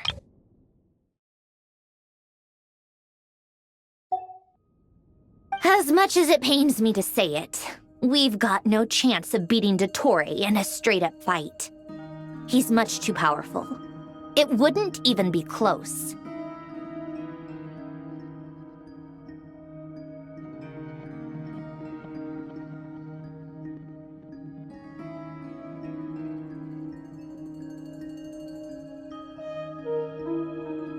That maniac is going to devour everything in his path until he reaches us. We need to find someone or something that can stop him before he does anything worse. I'll be frank. Our only hope of defeating this false god is with a real moon goddess on our side. I'm not just saying this because Columbina's a friend and I want her back safe and sound. It's just the truth. And I know that even she was no match for him when he attacked, but I don't have a better solution. We're not giving up on saving her, whether she can defeat Dottore or not. Right. Don't worry, Miss Sandrone. We're all aligned on saving Columbina. No one's trying to argue that we can only justify saving our friend because it will help save the world. This is about multitasking. We want to save both. So, she's more than just a moon goddess to you guys? Absolutely. Duh! She's part of the gang! And you are too, you know. Yes, I know. You don't need to labor the point. I knew that the moment I came running over with my documents that I was part of the in-group. I mean, if Arlecchino can fit in, I certainly can. Anyway, as for how we get Columbina back, I've been working on it constantly. But I think I'm still lacking certain information about the moon. I'd probably get there if I could continue my calculations, but the problem is, I've run out of computing power. Computing power? You mean you need more energy? No, the issue isn't energy, it's processing power. There's so much data to get through that the whole process has just ground to a halt. That's a tricky problem. René de Petrichor of the Nautitzenkreuz Ordo once foretold the fate of the world. But I don't know how he did it. My guess is that he used the primordial sea's power. However, that won't work for me. His methodology was vastly different from my own. What's worse, they're incompatible. And to top it all off, we can't even leave Nodcry. Ugh, this is so annoying. If I'd known we'd run into a bottleneck like this... Well, no, the design bureau's a bust as well. Curse that Dottore! Couldn't have made this harder for me if he tried. Oh, what do we do then? How about we grab a bite to eat and take a break? Maybe something will come to mind after you've cleared your head. You don't get it, do you? I'm trying to calculate the fate of an entire world here. And I need accurate results, not big prophecies. Where the heck am I gonna find the computing power for that? Ahem. Anyway, time to shelve the discussion on technical difficulties. Being a killjoy isn't very ladylike, after all. Either way, we've done what we can. Rest well, everyone. Remember to let us know if anything new comes up. Hawkeye? Is he hinting that we should talk outside? Let's go somewhere a little more private.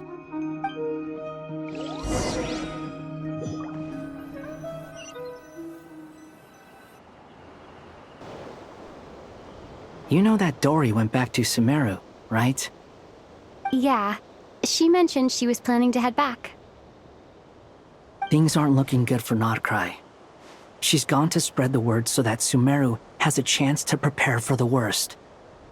From what I know of Dottore, there are two possible reasons why he hasn't made a move yet. One is that he's still working through some kinks in his new powers.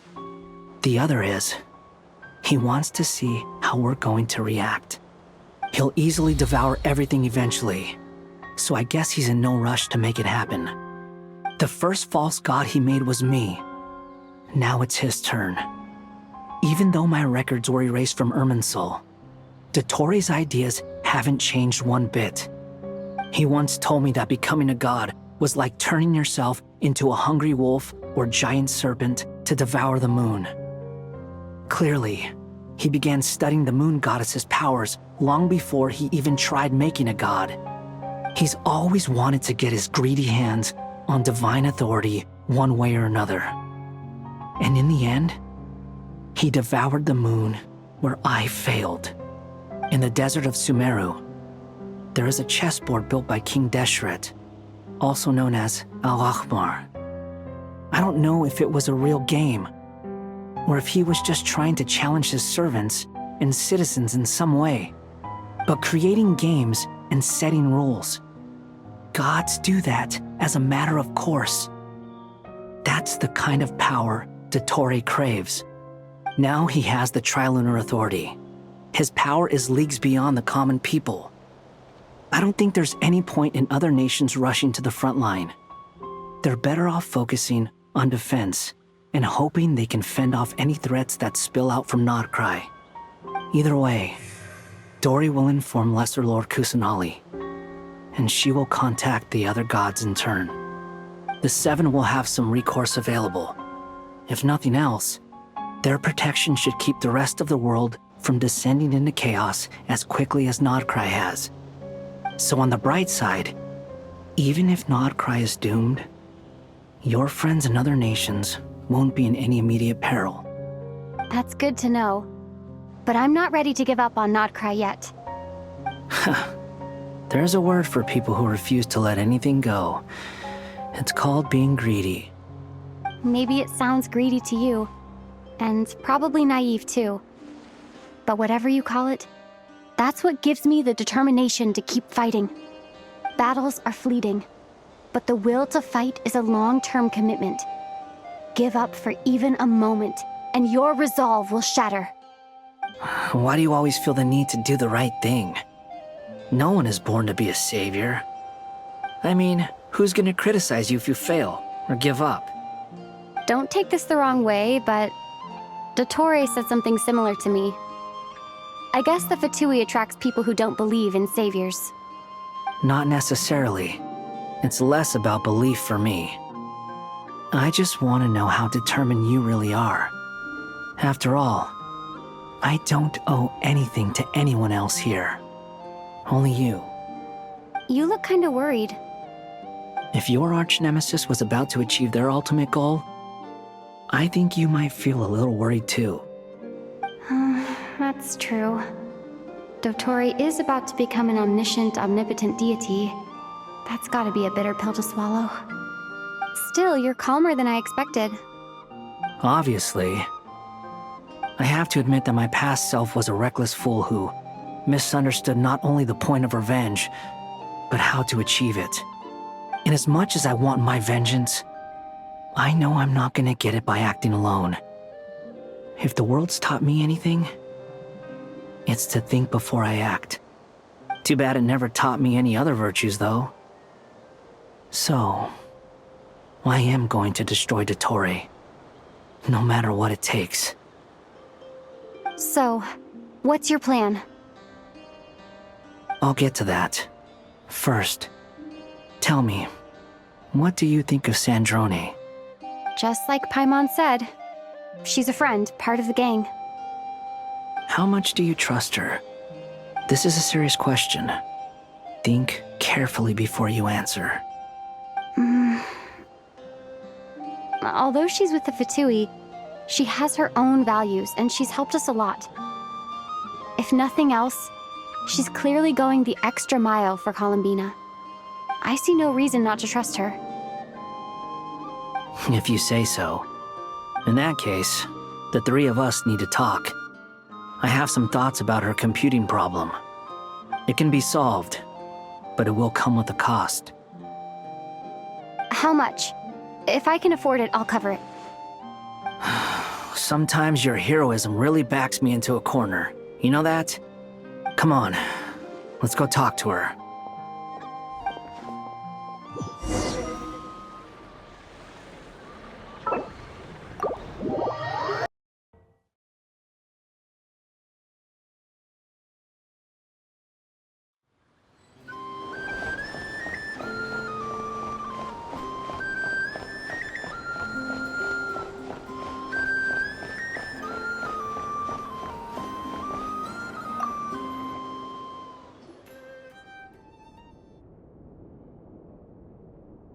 Miss Androne, Traveler.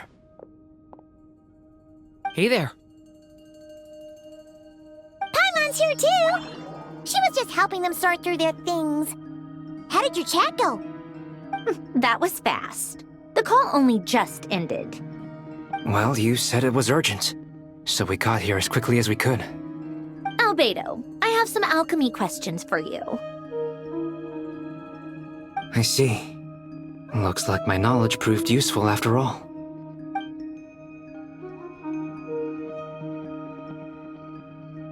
If I might ask, what is the end goal for the modified formula you'll be using?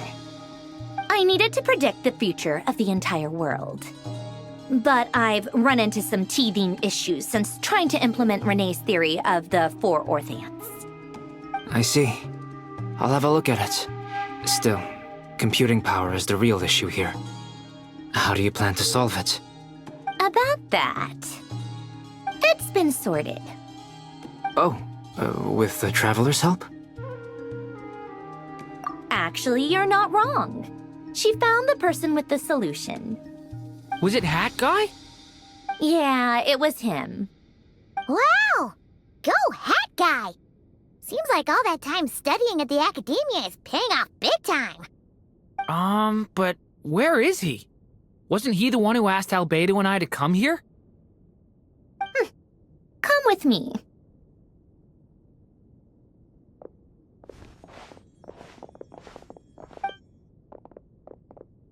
Hat Guy? What's happened to him? Hat Guy! Can you hear us?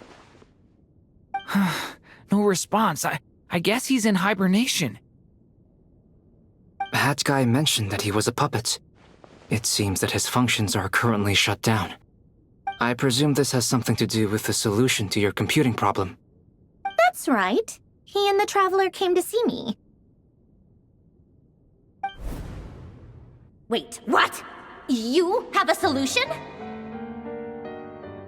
Would you calm down?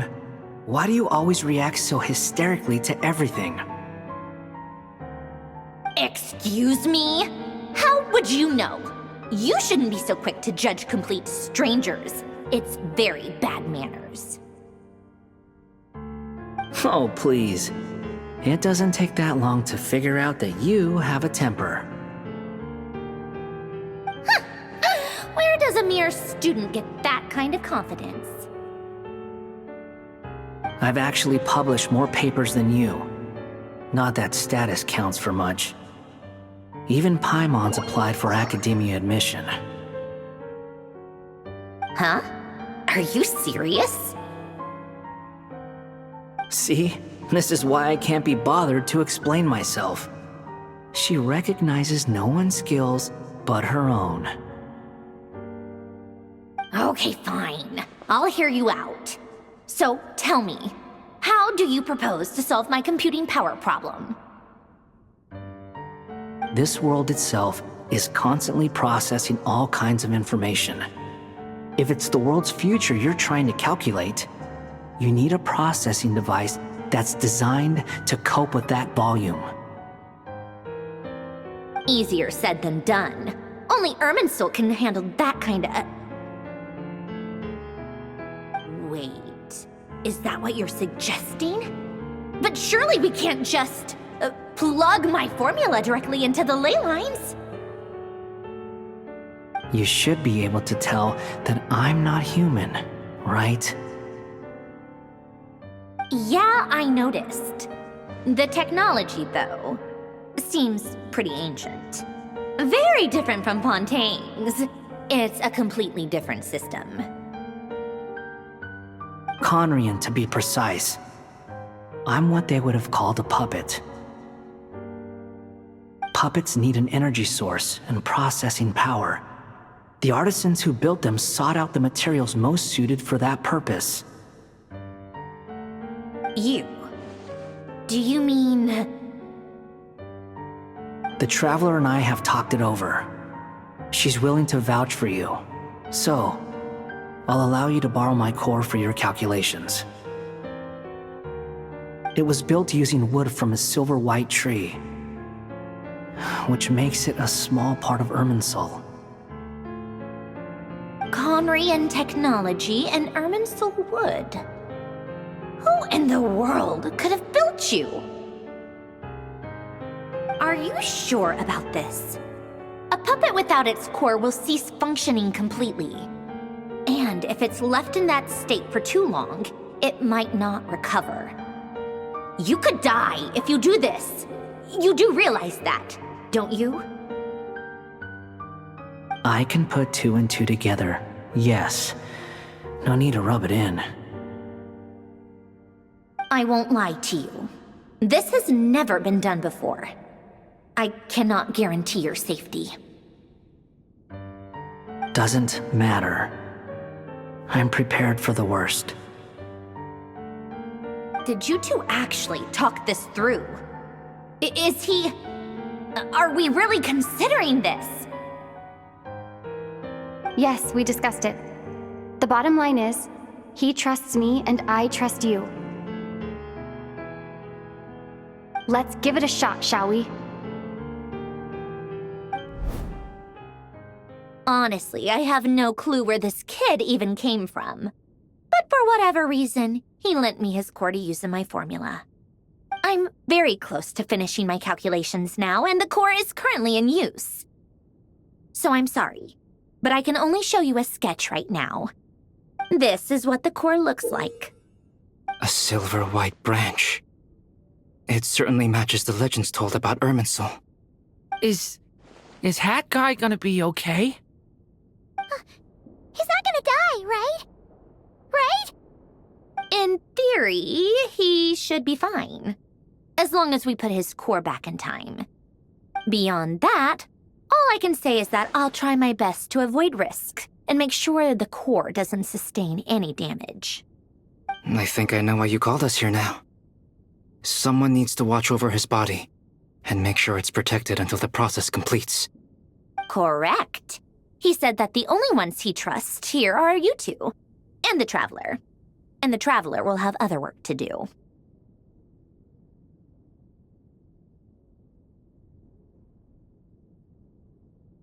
He will have our undivided attention. Aw, hat guy. On a more positive note, things are progressing steadily on my end. I'll call everyone in for a meeting once the results are out.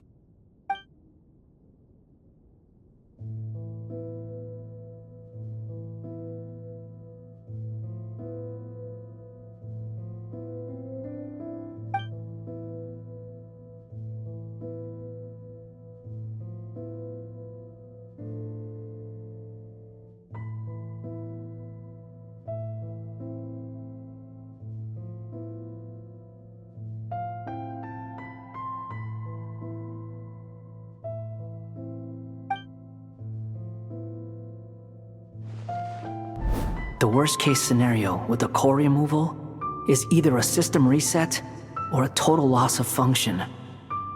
But I'm not afraid. A quiet death should have been my fate long ago. A core is completely different from a heart. It's like another vital organ entirely. I never believed it could be a true replacement for what I sought. But in the end, it turns out the core was more useful to me.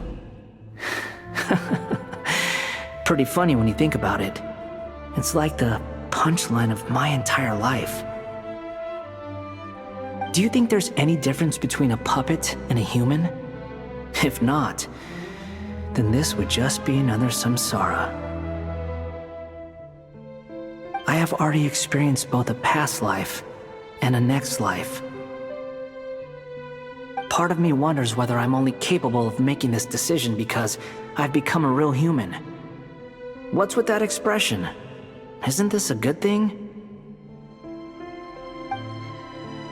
Sandrone will succeed, won't she? She has to. She will. We all have to persevere until this is over. That's right.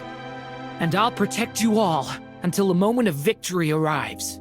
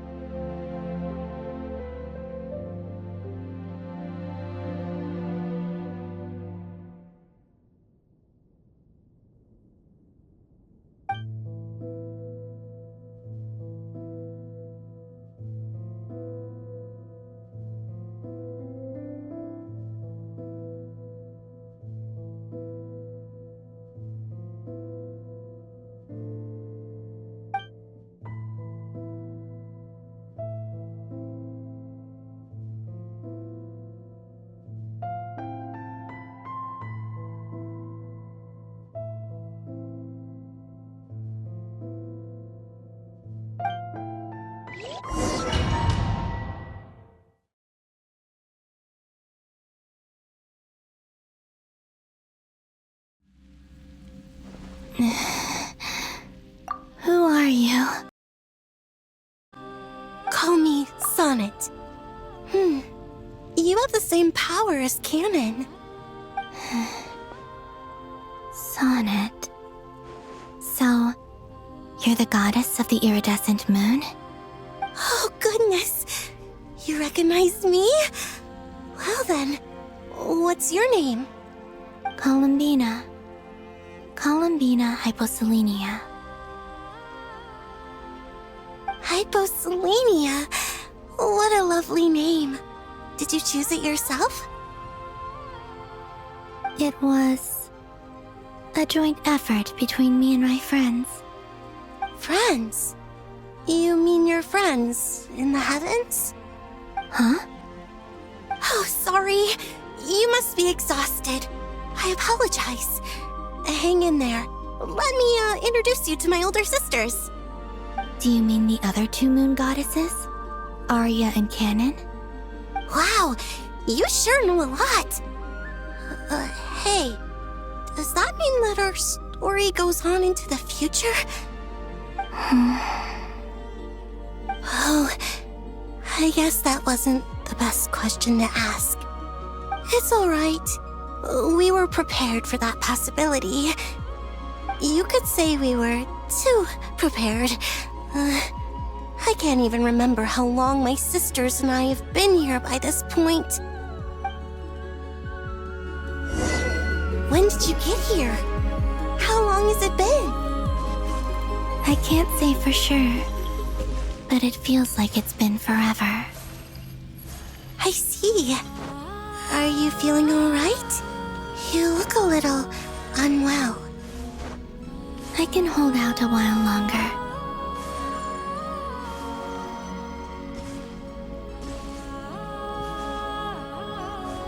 We don't have far to go.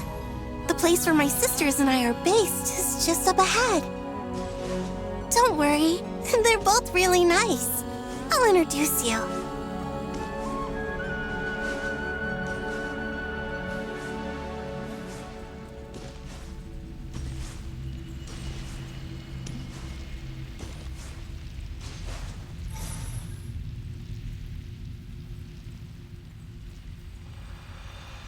Sisters! I'm back! And look who I've brought with me!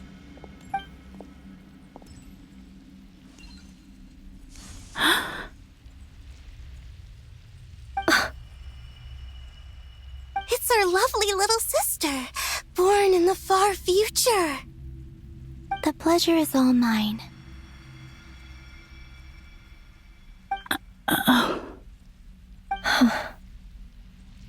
Allow me to introduce you to Columbina Hyposelenia.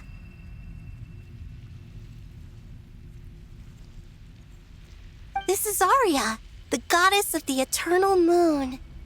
And this is Canon, goddess of the frost moon.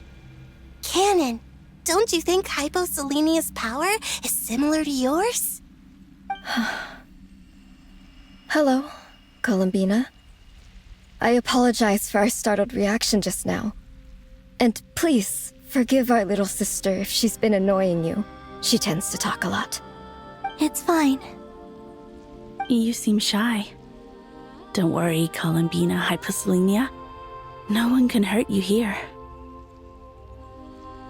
Could you tell me where here is? Please. I must know.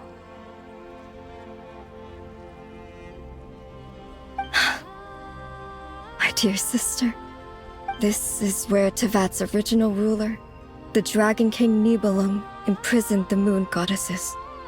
What? You're scaring her, Canon. No, I'm fine. Please, continue.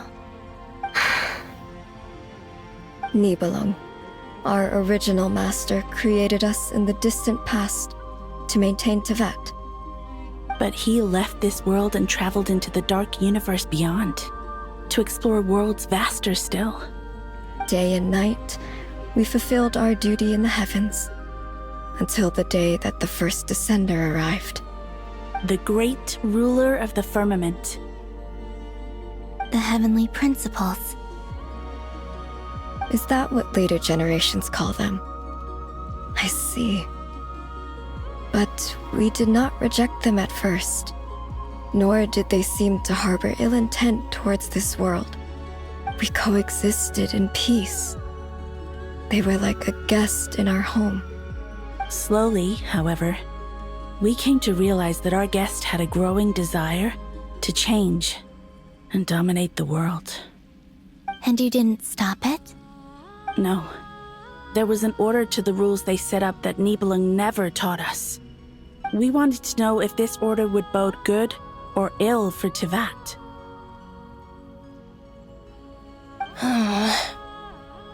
All right. Canon and I wanted to know. Sonnet was against it from the outset. Later, we discovered that this great ruler of the firmament bore an almost paranoid hostility toward the desire of certain life forms to seek power. Or perhaps they feared them. They would even cast down celestial nails as manifestations of their power, to punish the civilizations of the world below. Only this was far beyond mere punishment. Right. Their rules brought order, but the price people paid for merely testing the limits of those rules was far too great. I did everything in my power to help the punished escape catastrophe, but still, too many lives were lost. The ancestors of the Frost Moon Scions were some of the ones you helped. But just when we had decided to take countermeasures, the Dragon King, Nibelung, returned. And so began the War of Funerary Flame. So, that's the name the world gave that war in the future. Well, who won in the end? As far as I know, the Heavenly Principles won, although it came at a great cost. They remained in Teyvat, where they continue to rule to this day. And the world's original master, the Dragon King Nibelung, was destroyed. And what of the moons? Are there still 3 moons in Teyvat's skies? You can tell us the truth, Columbina. We know we are but remnants of a bygone age. We are prepared for the answer. Only the Frost Moon remains. But it has been cast beyond the false firmament by the Heavenly Principles. The eternal and iridescent moons were both shattered during the war. So death finally came for us in the end. Sonnet. But you're still here, aren't you? A moon goddess cannot live without her moon, Columbina. She's right. That's why I began to disappear. Because the Frost Moon is cut off by the false sky. How much worse it would have been if it were outright destroyed. Our souls may endure within this lunar palace, but if our moons are destroyed, then we shall disappear the moment we depart from it. I'm sorry. There's no need to apologize to us, dear sister. If anything, we owe the world an apology. If only we'd decided to act sooner, rather than arguing amongst ourselves. all the more reason not to spend this time in regret and repentance. Instead, we should focus our efforts on how we might help our future sister. Sorry? Don't you see, Columbina, your story is not yet over. Is that not why you are here?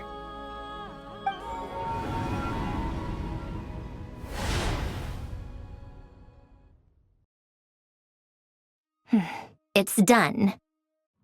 Initiate numerological array.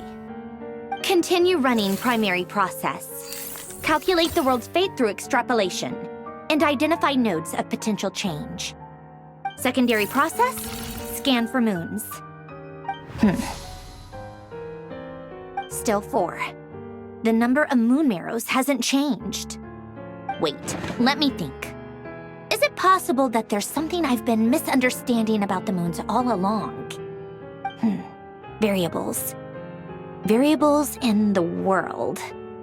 I know where potential variables within the world come from. So what about the moons? Are there any variables there? Like their life or death, for instance.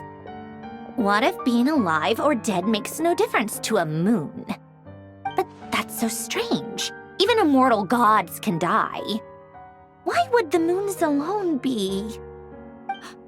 Wait! I've got it! If alive or dead is considered a variable, we might have had this wrong the whole time. No one ever said that a moon marrow equals a living moon. We just made that assumption ourselves. Initiate secondary process. Scan again. This time filtering out interfering perimeter, moon marrow. I don't care if they're natural or artificial. Get them out of my search results! Why? It says 3 moons still exist in Teyvat, even after excluding the moon marrows. But we know for a fact that 2 of them are dead. Redo the scan. Narrow the results to living moons and real moons. No, scrap that. Narrow it down to moons that have lunar authority and remain alive. Why? Why is it still 3? What is this, Columbina? Has the world lied to us? Or are you the one pulling the wool over our eyes?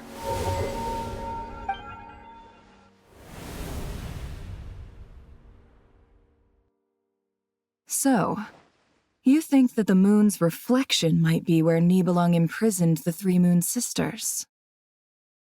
Yes, it would explain a lot, such as why that space would respond to a moon goddess's power, opening the moon gate at her command. It would also explain why Miss Columbina has been unable to leave, and why time flows in reverse there. In the messages she sent, Columbina promised us she'd find a way to return, but we have no way of knowing how, when, or where this might happen. The fact that she still has yet to reappear in this world indicates that returning from that place is no easy feat. We cannot afford to simply wait for her. So you're saying, if she could return by her own power alone, she would have done so long ago? Yes, she certainly wouldn't leave it to this late stage when it's so touch and go. I've been giving this some thought, and I've come to believe that Luanatar might be an anchor that she left behind, as a sort of future waypoint. This could also explain why Luanatar is always by the traveler's side.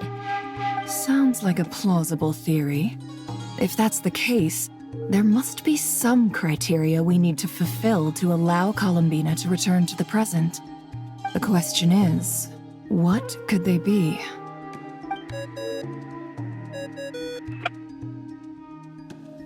Hello? Listen up! This is extremely important!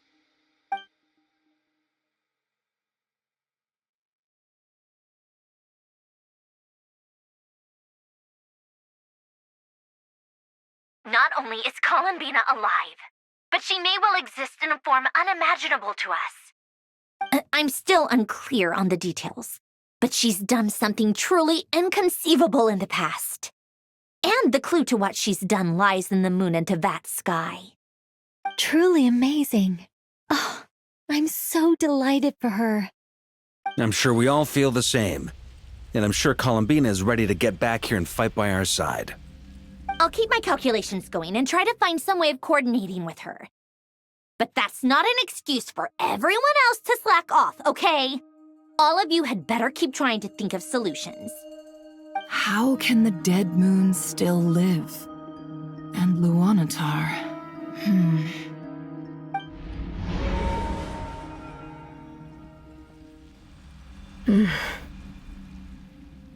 It's hard to believe that's what will happen in the distant future. Our authority is linked to the most fundamental rules of Tevat. I suppose it's no wonder that many would covet that power. I didn't realize that when you said friends, you meant people who live down in Tevat. That's so lovely.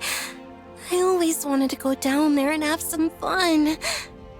Have you ever tried leaving this prison? Of course. Between us, we've tried everything.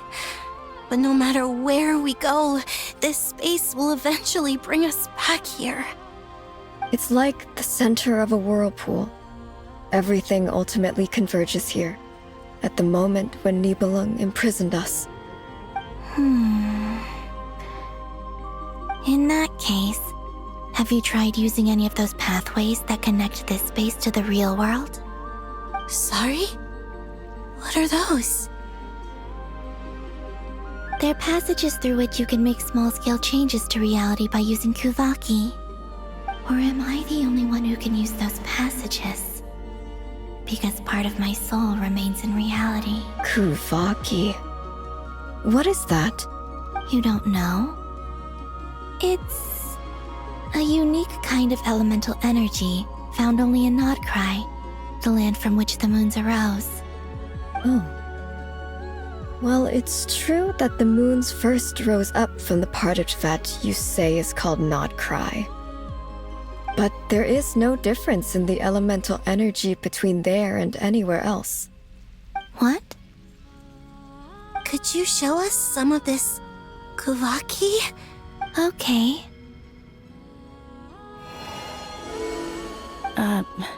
Isn't that just your power? What? But it's everywhere in Nodcry.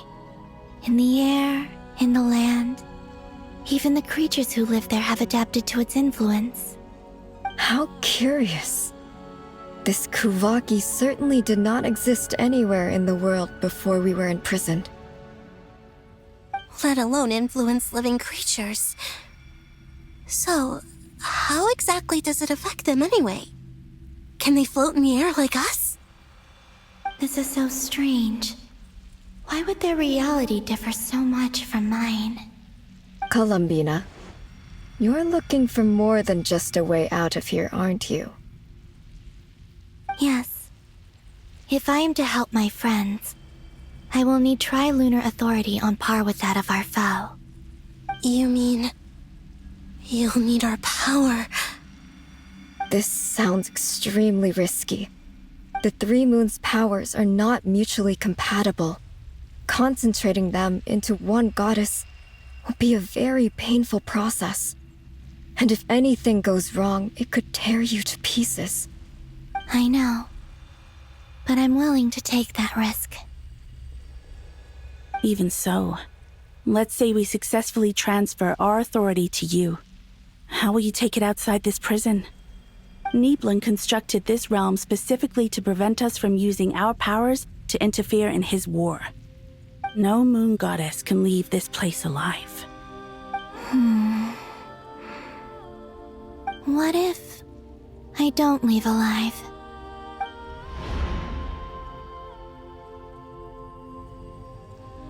Where do we even start? How are we supposed to figure out what we're meant to do to help Columbina?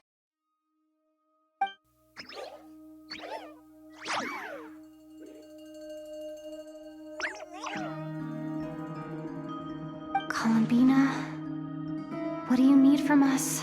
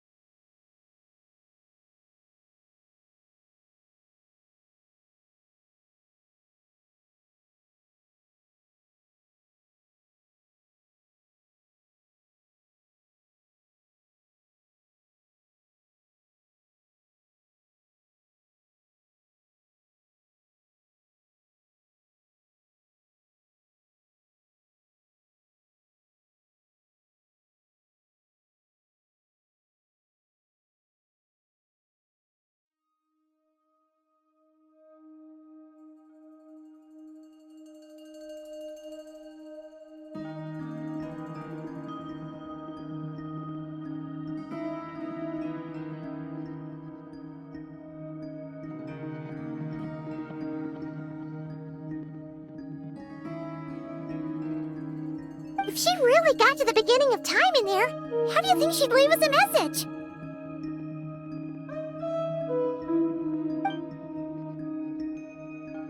You don't think she'd write it down on a stone tablet somewhere in the hopes that we'd find it, do you?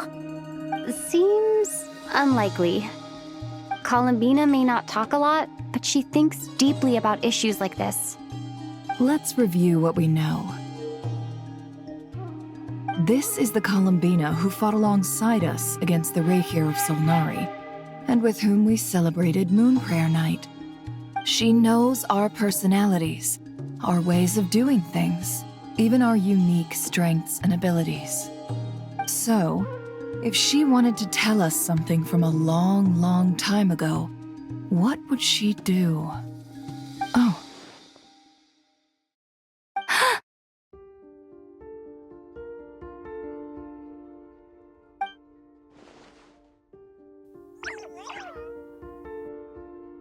Traveler, you once said that those golden ripples also appeared when Luanatar was born. What if Columbina left Luanatar here, not just as an anchor to the real world, but for some other purpose? If she is part of Columbina, and Columbina knows that I can see past events through her... Oh yeah! Like when you peeked into Rarer's past through his heart! Nefer, wait! If you're right about this, and you can really see past events through Luanatar, your eyes, they'll... Oh, I know. Looking at Rerir's past in Conria was already enough of a strain on my eyes. Looking this far back into the past, it'll surely blind me. But it's our only chance. This is the only way. Boss. We spoke about this once, a long time ago. Do you remember what I said, Yehoda? The day I lose my sight, the Curatorium of Secrets will be yours to run. But... What's wrong? I'd be overjoyed if I were you. This day's come a lot earlier than either of us expected. I need to know you'll honor our agreement, Yehoda. Promise me. Yes, Boss Neff. I promise.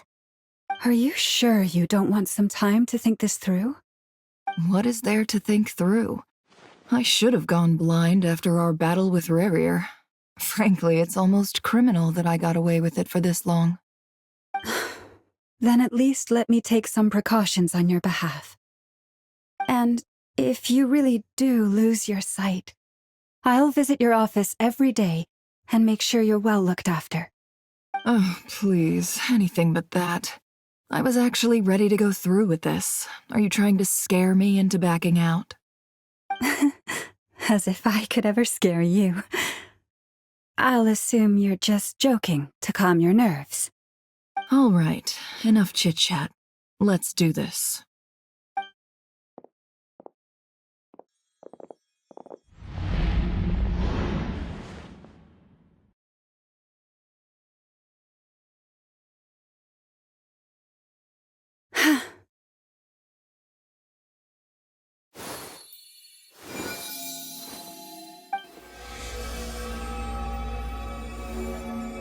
All done.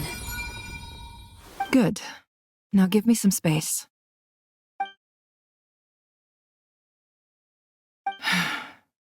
Come on then, little one. Show me what happened in the past.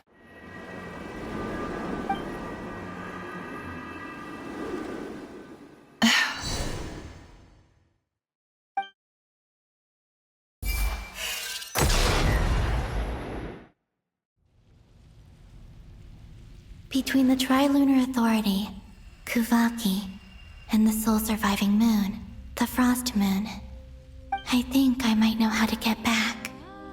But I will need my sister's help. Time to go talk it over with them.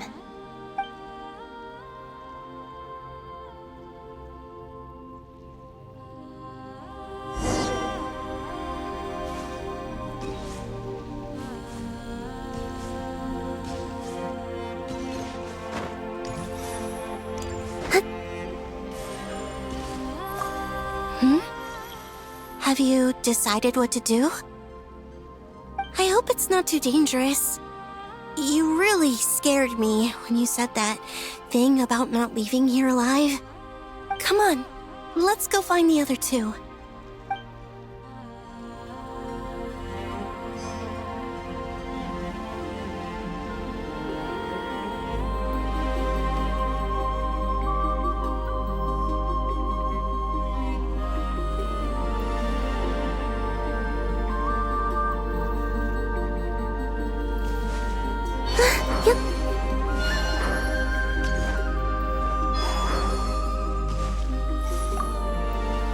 It seems you have reached a decision. I'm all ears. What do you propose?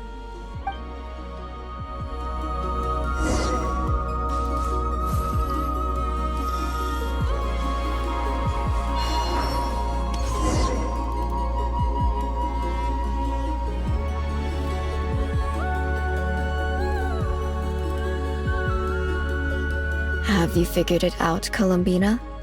Tell us, how do you plan to leave this place? I intend to die here, in this moment, and then be reborn in the future with the help of my friends. What? What are you saying? How can the dead be reborn? And how will you inform these future friends of your plans? You can't exactly leave oracles. Nothing can escape this place.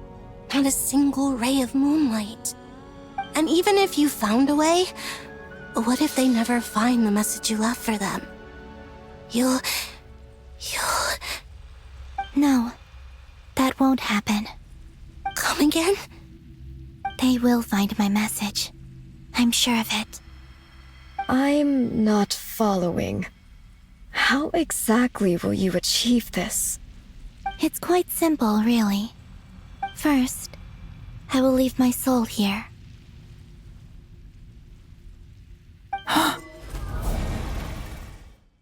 I see it. Your soul? You mean you're a divinity? Yes. I once left a portion of my soul in the future. One so small that this prison barely noticed anything. In this very moment, she can resonate with my soul across time. When the time comes, I believe that she can serve as an anchor to pull my soul from here back to the future reality. Just as gravity connects the world to the moon. Exactly. In the future, where I came from, the moon has been cast beyond the false sky, but I can still feel that it is there. In a similar way, I can feel a connection to the soul fragment I left behind even now. My friends can use it to detect my presence. But how do you just leave your soul here? Is that even possible? On my way here, I met an ordinary mortal who entered this place long before I did. Her body is long gone, but her soul remains. And before that, I encountered an old enemy whose entire soul survives here intact, while the power that once corrupted his body has faded away. So, perhaps this space is specifically designed to imprison divinity and authority, but not the physical body. Still, even if your body can escape, would it not just be a lifeless husk without the soul inside? Wait, is that what you meant when you said you wouldn't leave alive? Yes. I shall turn my body into moonlight and pour it over Nodcry. That power shall protect the land and quietly blend into it, awaiting my soul's return in the future. However, I cannot do this on my strength alone. I would need your help to do this, so I'm humbly asking for your assistance. Oh, dear sister, you need not be so formal. As I said before, we are but remnants of a bygone age. You, on the other hand, were born alone in that distant future, and you have walked a long and lonesome road since then. How could I bear to let your story end here in this dungeon? Don't forget, we are your sisters, your family.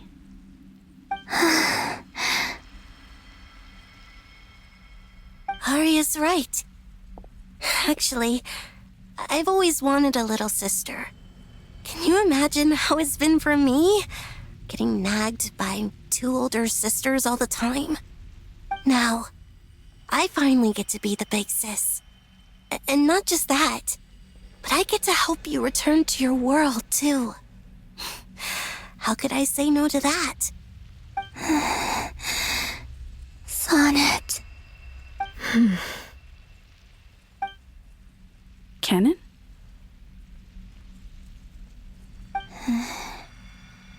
I'm sorry. I know this is a bold request. The Frost Moon is rightfully yours, and it remains intact. Oh, no, please, don't misunderstand me, Columbina. I was just thinking back on the years that the 3 of us once spent together. You cannot imagine how happy I am to hear of the future world you describe. The Frost Moon Scions, your lovely, kindly friends. For the 3 of us, whose purpose in life was to maintain the peace in Teyvat, it is a great relief to know that the people of this world live in such an abundant future. If your plan can save them, and save not cry, I will gladly give you all that I can. Besides, the 3 of us have been together since the day we were born. I could never abandon them to live on alone without them. Canon. Still, I do have one question I would like to ask you before we proceed. Certainly. What is it? Why do you cover your eyes?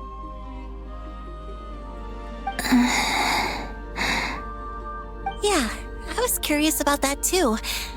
But it seemed personal, so I didn't want to intrude.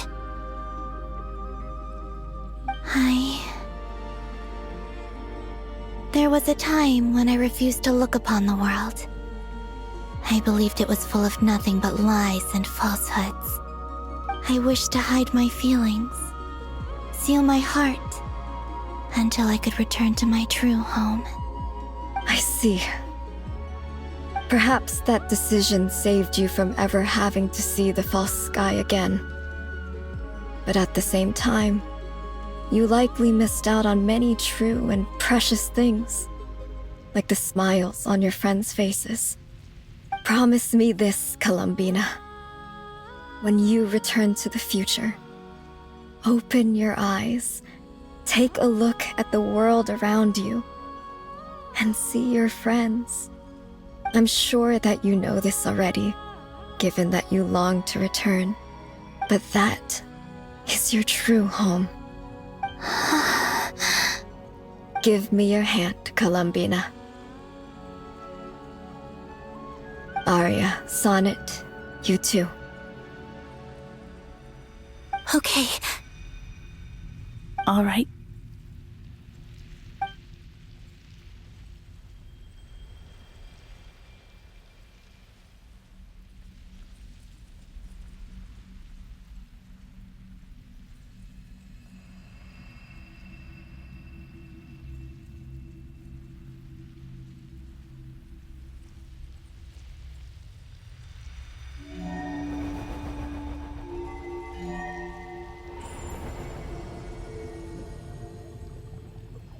We once were the song sung for eternity, but now it is you who must continue to sing.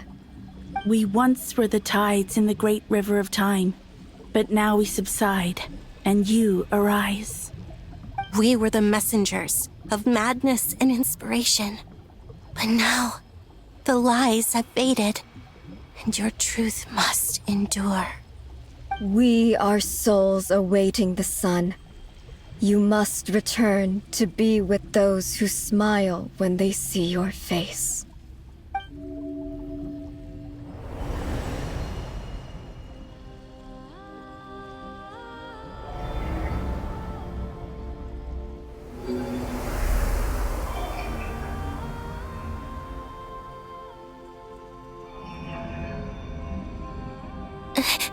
Is it done? Yes. We have transferred the authority over all 3 moons to Columbina Hyposelenia. From this moment on, she is the Tri-Lune Goddess, the one and only moon goddess of this world.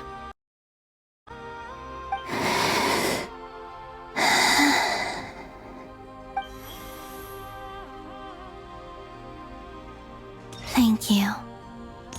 Thank you, my sisters. Now go, and do what you believe is right, Columbina Hyposelenia.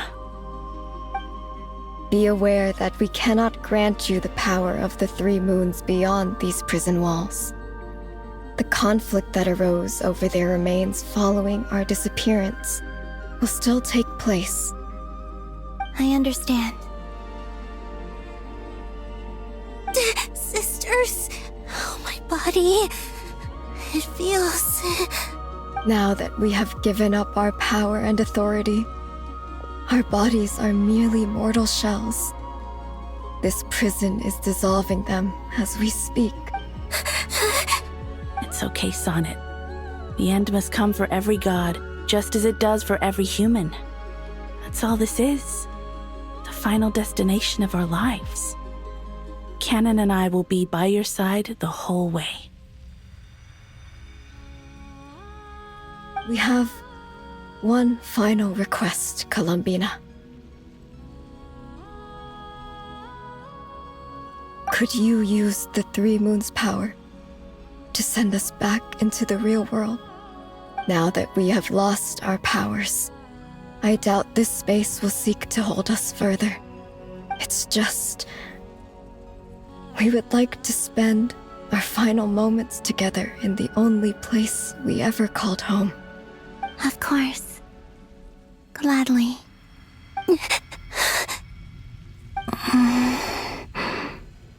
Sonnet. Yes?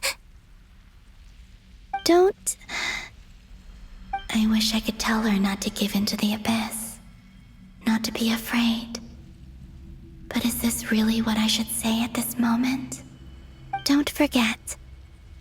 I'm so glad to have a big sister like you.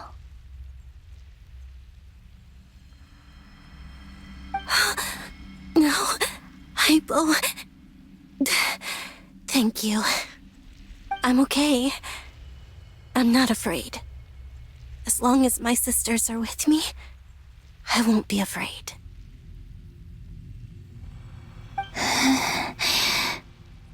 It looks like this is goodbye, sisters.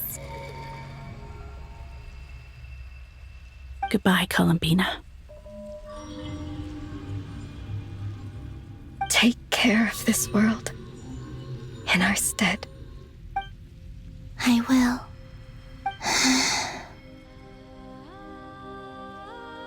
And now, it's time for me to bid farewell to my body, too.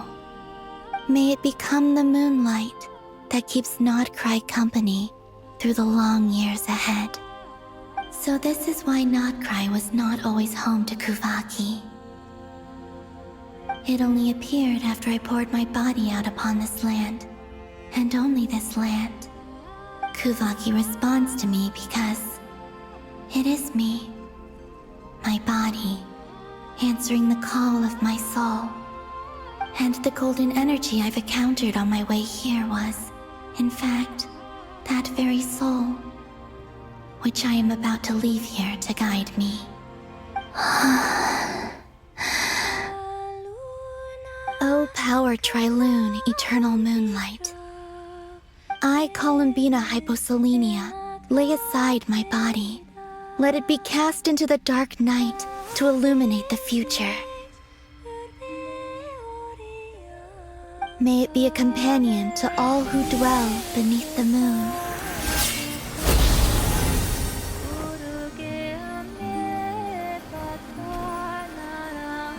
Until the time comes for me to return home.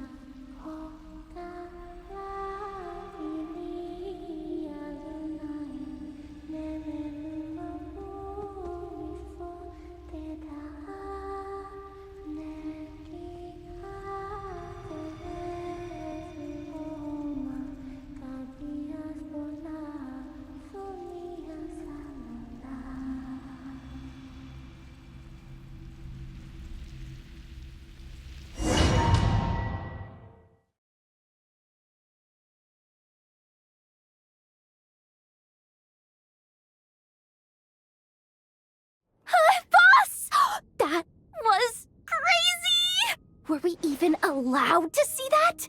Is anyone?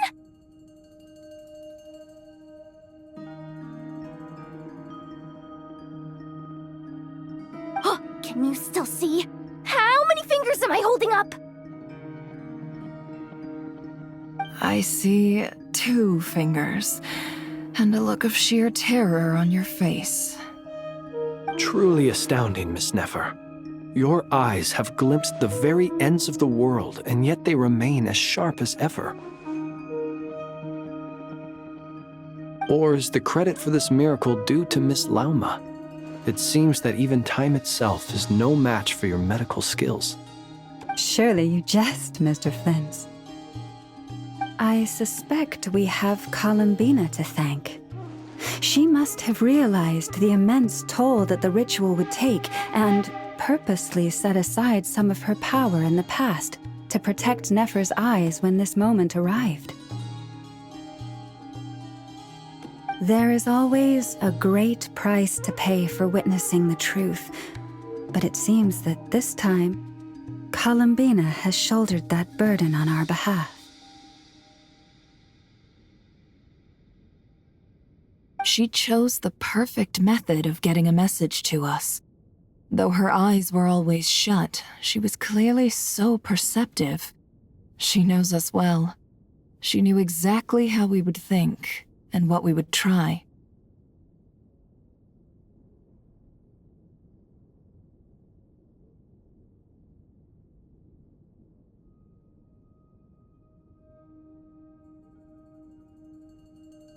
Despite being separated by time and space, we're seeing the same possibilities and seizing the same opportunities. We still don't even know if she's okay right now. But as long as there's a chance we can do something, we'll fight to make it happen. We'll get you back somehow, Columbina.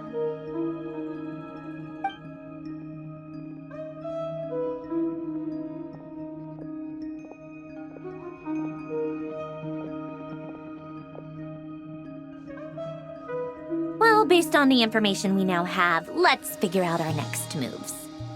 Thanks to these gentlemen, we have a much clearer picture of the situation with Dottore. The civilian population has been moved to safety, so we no longer need to hold back. Miss Androne, how are the calculations going? So far, so good. I'll keep seeing how far I can push the system, though. Can't have Hatman being powered down for nothing. There's still a long road ahead. Where should we begin?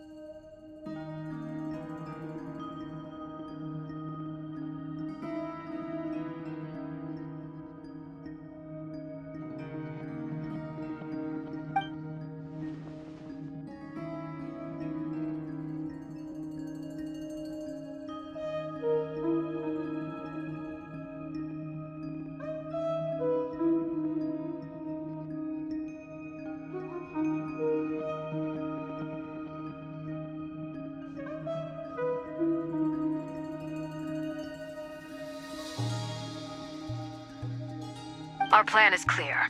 Time is short, so let's get moving. There's just never enough time, is there? Time is the bane of my existence. Ugh. Anyway, I'm gonna get back to work. All right, we'll do our part too. Yeah.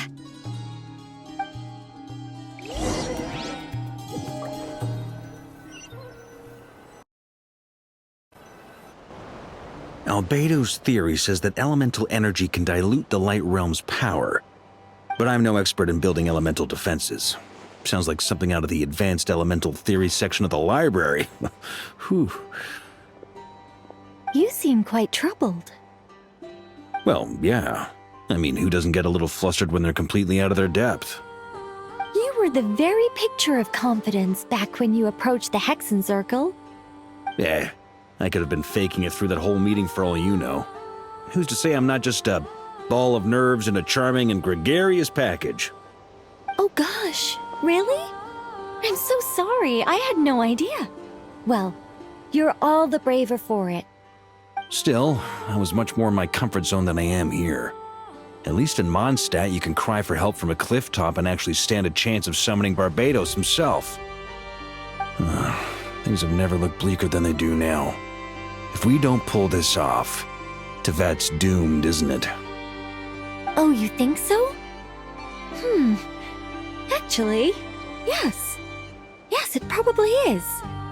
It's a shame. Don't put too much pressure on yourself.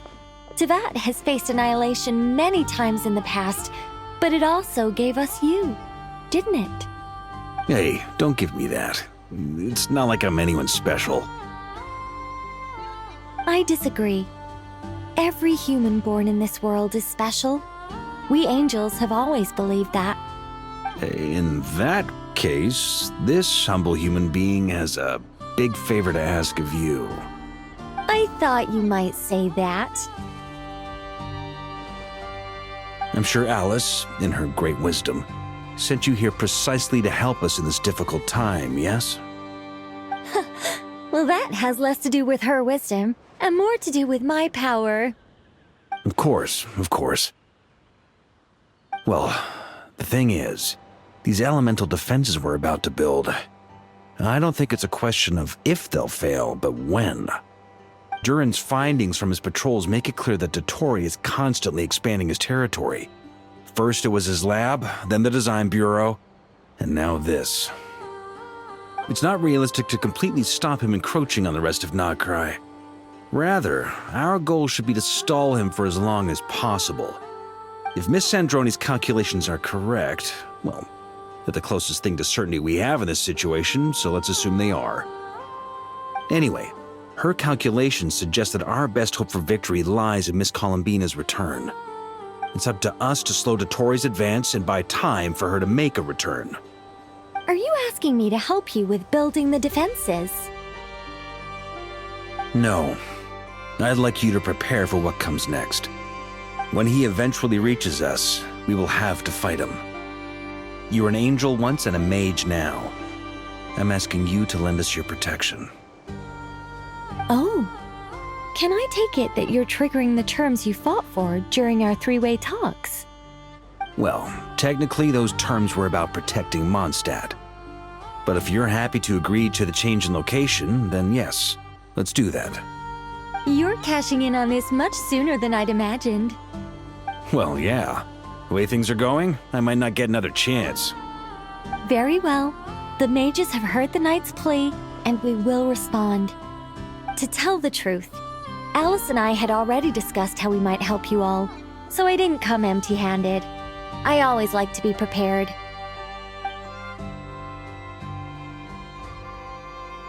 This is... wow. Yeah. This is great. Seriously, thank you. It's been many long years since I had a chance to dazzle humanity with a little divine intervention. To humbly serve as a reliable and responsible guide. Anyway, Knight of Boreas, please accept this gift in recognition of your great virtue. Go now. May the angel's blessing deliver you safely to your destination.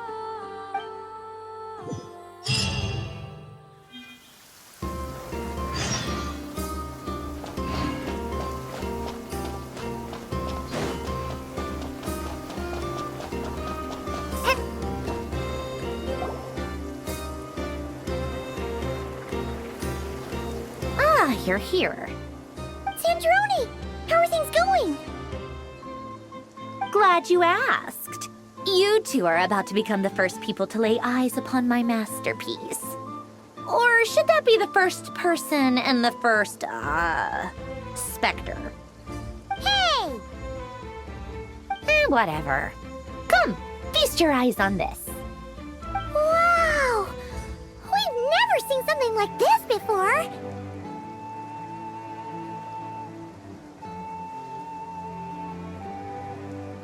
This meter displays the progress of my formula. Currently, it's still making the most important connections. Once it's finished running, I'll deliver it right to your side. And then, we can finally bring Columbina back. What do you mean, deliver it? Can't you just tell us over the Dodo communication device? It'll just be some numbers, right? Ugh, you're such a greenhorn. This isn't the kind of formula you solve in math class. It's a highly complex algorithm capable of constructing a framework of rules. Ugh, whatever. We'll be here all day if I start trying to explain it. All you need to know is the formula must be completed before we can bring Columbina back.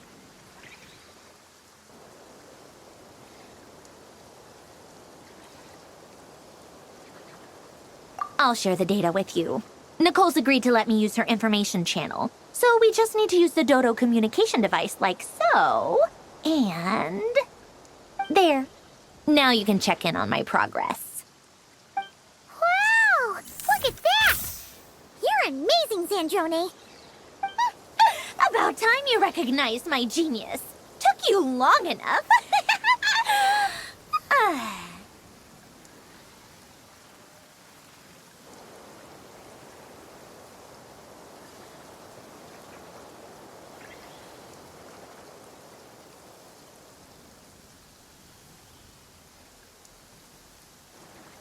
Anyway, that's all for me.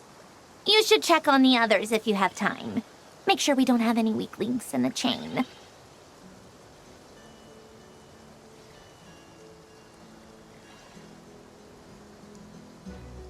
That might sound harsh to you, but close supervision is a common practice in the Fatui. Not looking to catch anyone out. I just care about everything going smoothly. That's all.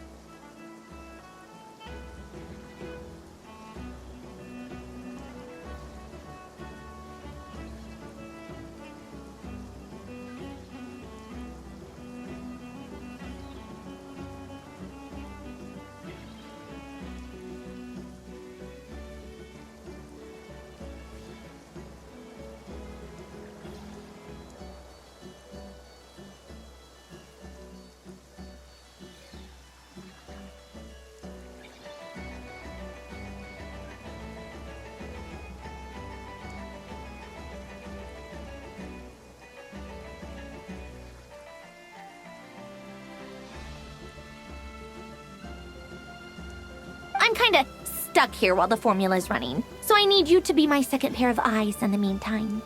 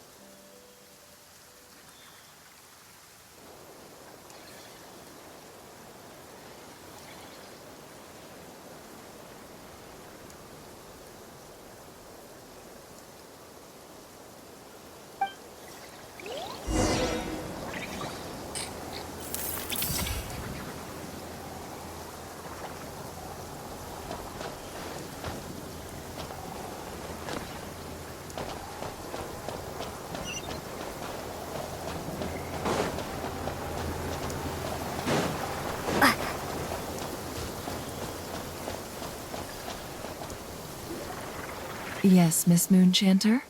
What are you staring at?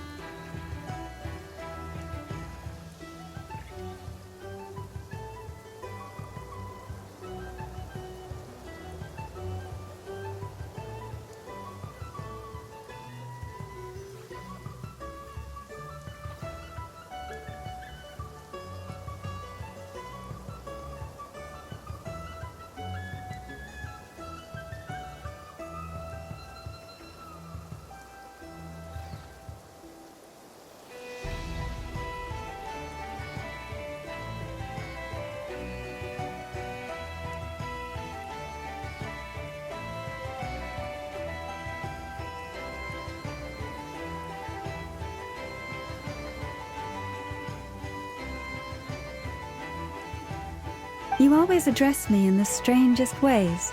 Lady Moonchanter one minute, Miss Moonchanter the next. Yes, and? Are either of those incorrect? Not as such. It's just that I simply call you Nefer nowadays. Uh-huh. That's my name. What's your point? The point is I don't add any honorifics or titles. Meaning what? That maybe we're on friendlier terms now than we used to be. Is that how you see it? And I thought I was the one with eye damage. Never! Wilma! Paimon, traveler. Just swinging by to check in on you. How are things going? Did you manage to get some rest? Don't worry about me. I won't slow us down. And I give my all to ensure our victory. Ah, yes. Allow me to give you two a quick checkup. All done. You're both in good shape. You're welcome. You'll have your work cut out for you in this battle against Dottore, so make sure to get some rest in first.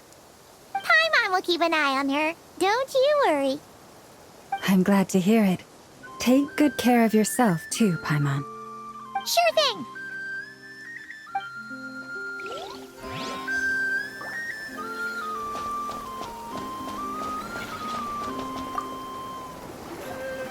Traveler, Paimon, a pleasure to see you both. Flans! How's everything coming along? Fairly well, if I do say so myself. Personally, I am ready to confront Dottore head-on. Ooh, you sound much more serious than usual. To be honest, I am not usually fond of exercising my full strength. For one thing, it's hardly conducive to maintaining a low profile. Besides, I believe one should have the right to choose when to show their hand. I am conserving my strength until the moment of battle is upon us. Anything to boost our chances of victory. Seeing you get into the zone like this really puts Paimon at ease. Huh, Traveler?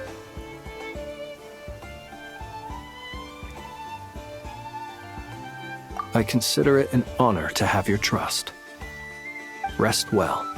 I look forward to seeing you both in your element during the battle.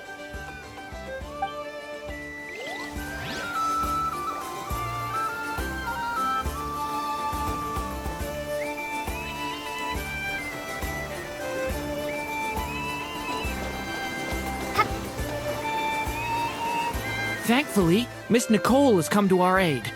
Nasha Town is now looking very well defended. Golden Flame. Yes, that's Nicole's power, all right. Based on the latest message from Grandmaster Varka, it sounds like they've reached an agreement. The situation should be more stable with her assistance. Everyone will have at least some degree of protection. Albedo! Duran! Hello there, you two. Are you well rested?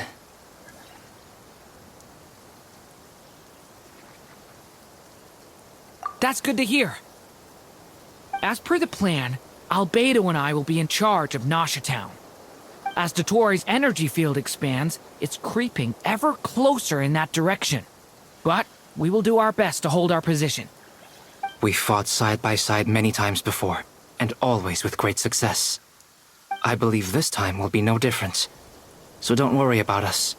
Focus on fighting Dottore.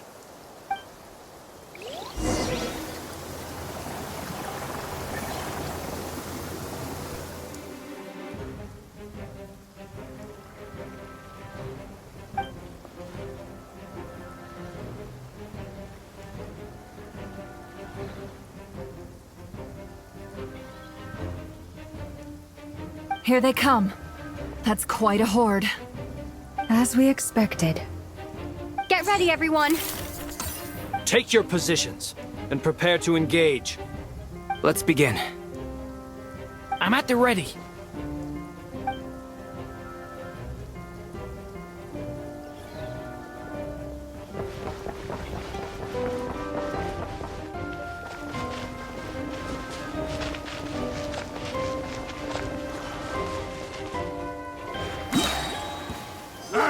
Your skull!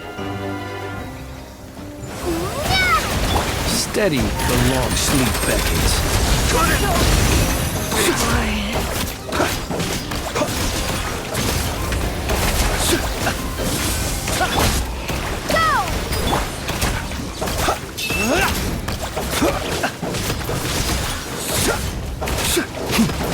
Did it take too long? Another one?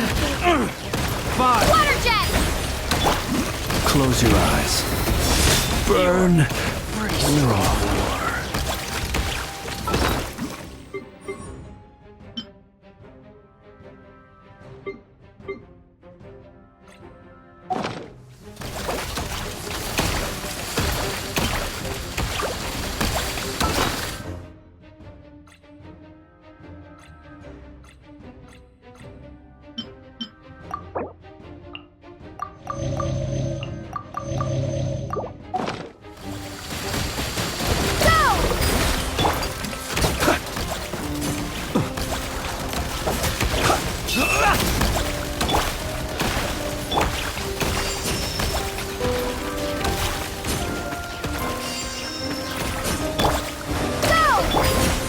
Be silent. Observe. Do you fear the...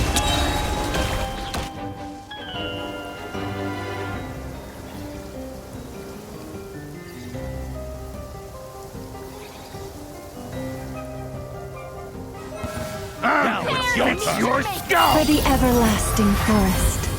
You poor lost lamb. Can't hide the truth.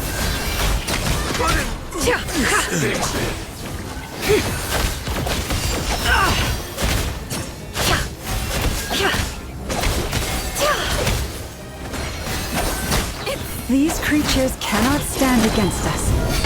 No fighting talk. Just don't let your guard down. That goes without saying. I'm hardly the risk taker in this group. Excuse me?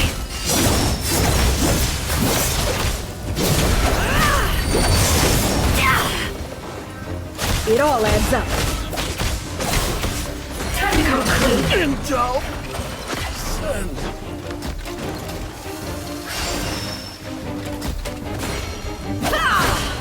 By the frost moon of old. No more lies. Let's see what you're made of.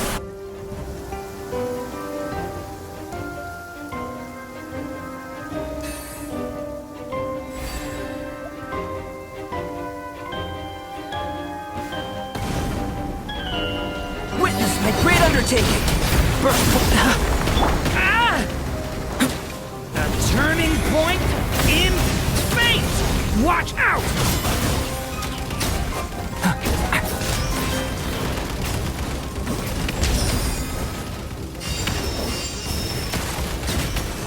That was easier than I thought. Naturally. What do you mean? Is it because as created beings go, we're of a higher level than them?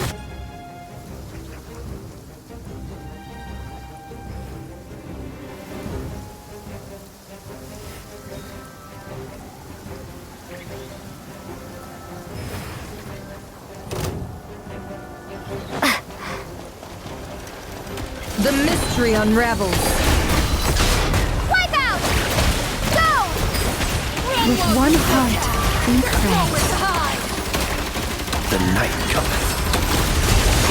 Did it take too long? Close your eyes. People have always used fire to drive away wild beasts. Wouldn't a lantern work just as well?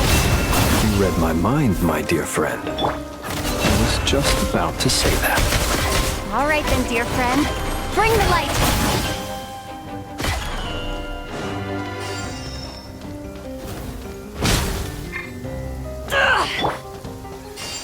Observe. Close your eyes. Rust.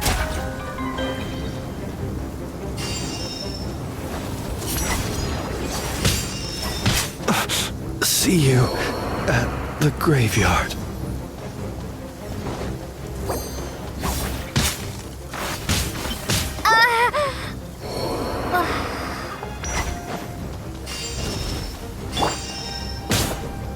burn no more.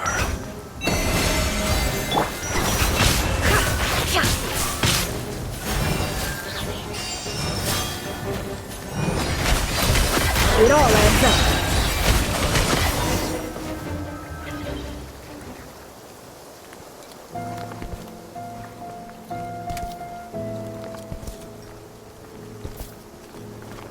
You're looking well. I trust you've had a good couple of days. Dottore. It's actually a good thing, in my view. If the subjects of my experiment were to die prematurely, it would throw quite a wrench in the works. And so, I must thank you all for your resilience. We are no longer on the same level, but you are nonetheless worthy of my respect. A creator god should be merciful and gracious after all. And in any case, it is only right that before I end your lives, the world is informed of the arrival of their new god.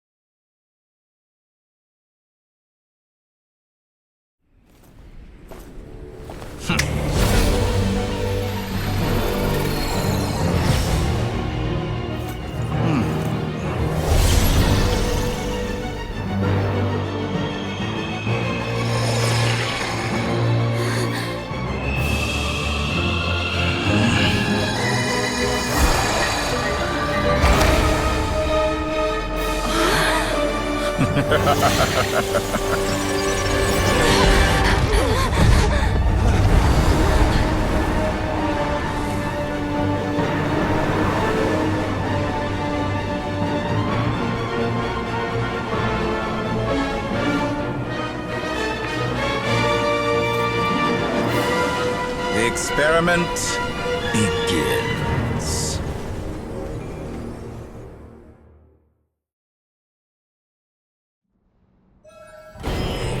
With the marrow of the 3 moons in my hand, behold the false moons fall!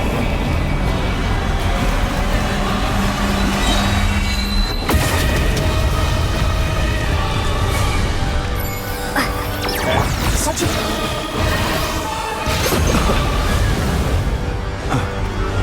You cannot face me! Bombs away! Found!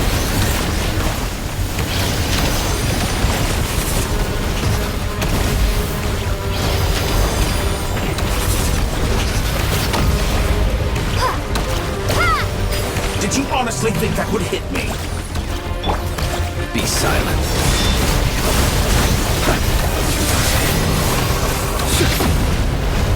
Observe. To dust. That's more like some result.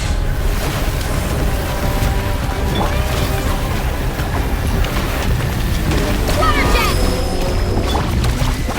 Close your eyes. Night falls.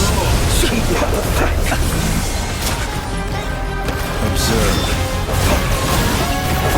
Did all the long years teach you nothing?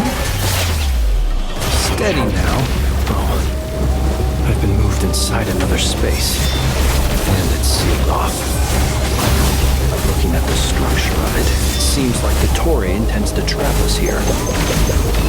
There's no exit. Our endurance is about to be put to the test. Did you honestly think that would hit me?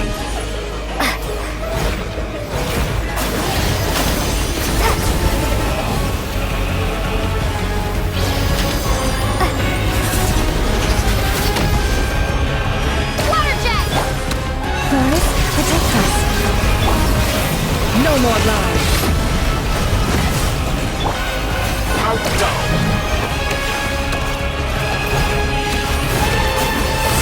Reverse.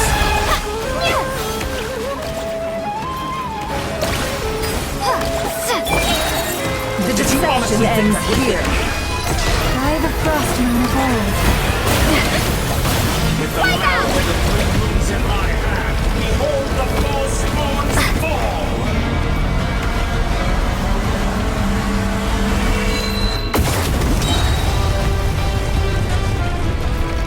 Entropy bends to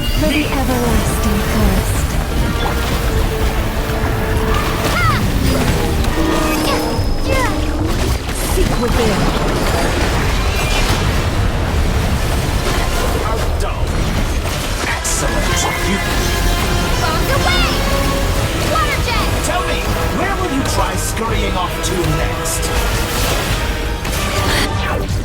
Looks like Dottore has opted for a divide and conquer strategy. But we will not allow him to triumph.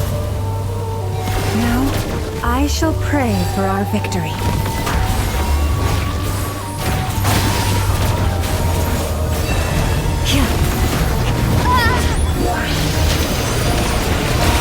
It all adds up.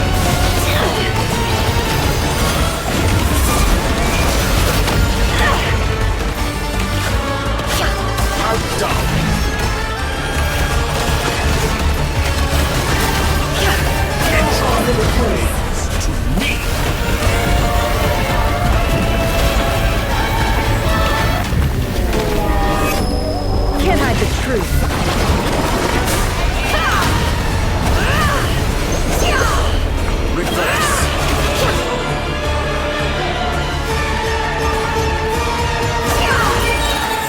Did you honestly think that would hit me? The deception ends here.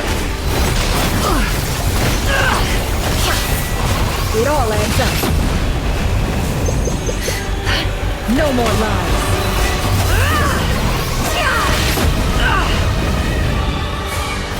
Moon's remnants fall.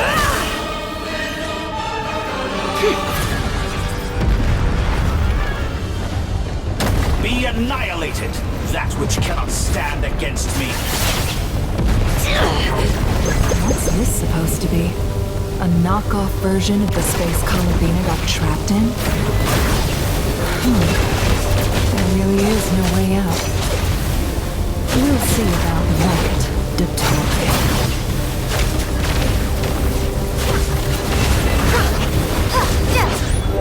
And my apologies, I had not intended to take your teammates from you.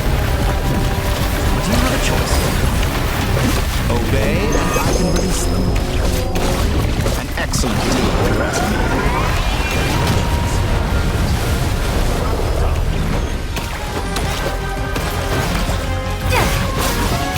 Be shackled.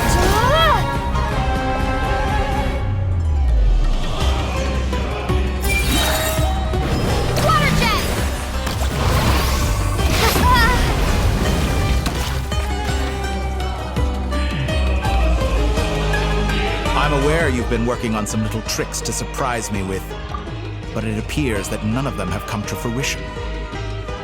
My guess would be that you're trying to bring Columbina back. But then... I always found their friendship to be a curious phenomenon. Two highly incongruent personalities, and yet they share a deep connection.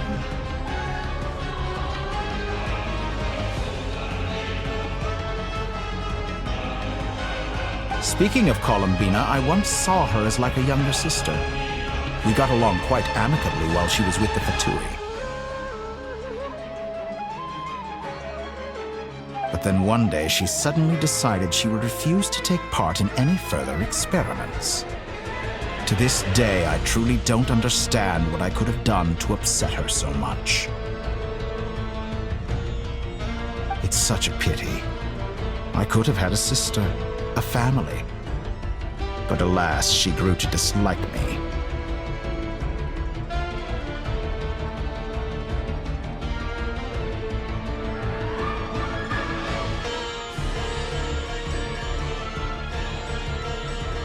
You're not fit to be family to her. That I can't deny.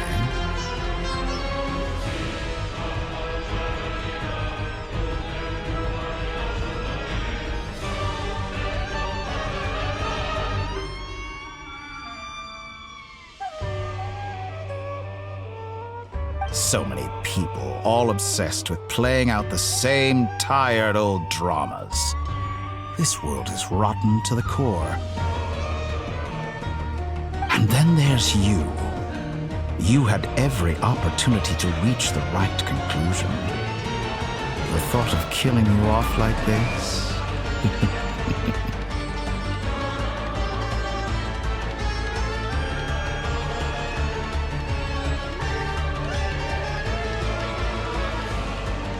But I maintain that I approached you in good faith, so I will offer you another chance.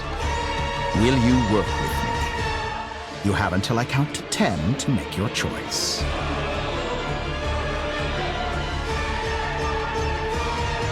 1, 2,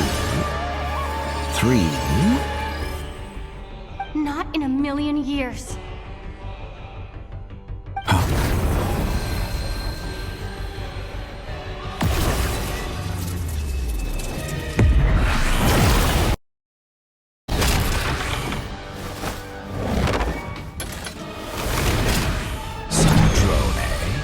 What a pleasant surprise. I didn't think you'd join us all the way up here. You're as sick and twisted as ever. Don't fool yourself into thinking anyone's grateful for the chances you're offering them. Sandrone, but the formula hasn't finished running yet. Funnily enough, I was just discussing a collaboration opportunity with the Traveler, and then I see you, who I must say is a good example of an opportunity gone to waste. Gone to waste? I said that everyone would get one chance, and you've used yours to march right back into the lion's den. So yes, it's an utterly wasted opportunity. And what makes you think I believe a word that comes out of your mouth? I was planning on disposing of your little formula after wrapping up more urgent business here. But since you've taken the trouble of serving it to me on a silver platter, I can simply bring it forward in the schedule.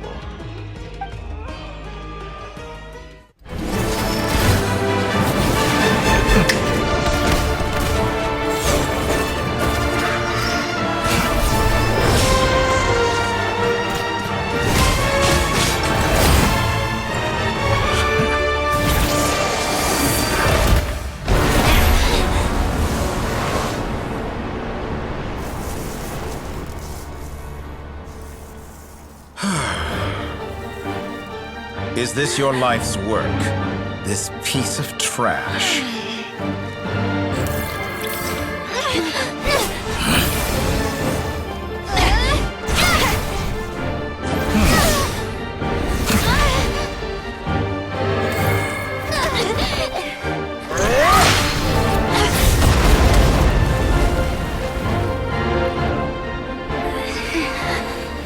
Your formula runs too slowly, Sandrone. You put your hope for success on others instead of fighting dirty. That is why you have failed. Now, whom should I slay first? Any volunteers? No one? How nice of you to leave the decision to me.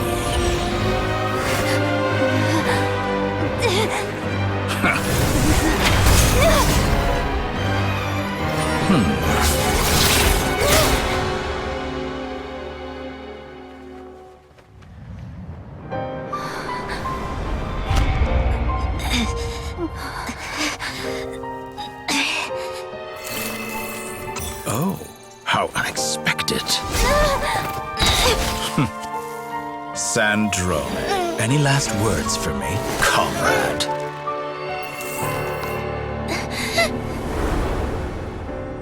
Is there anything you wish for?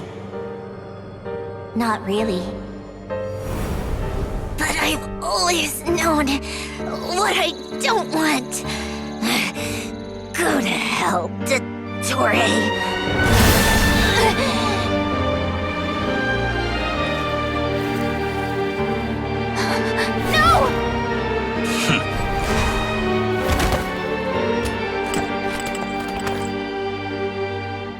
And now, you have failed.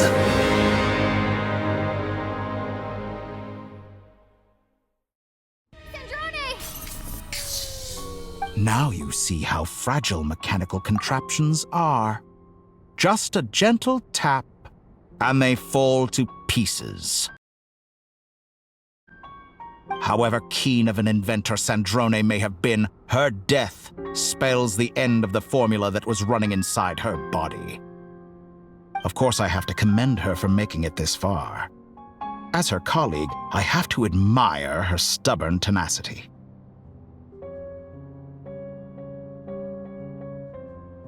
Now, it is time for you to take your place by my side.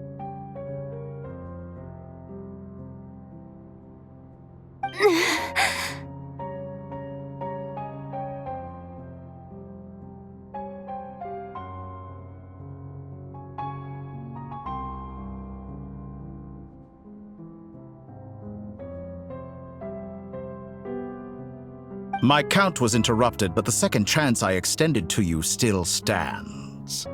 Once again, you are welcome to join me.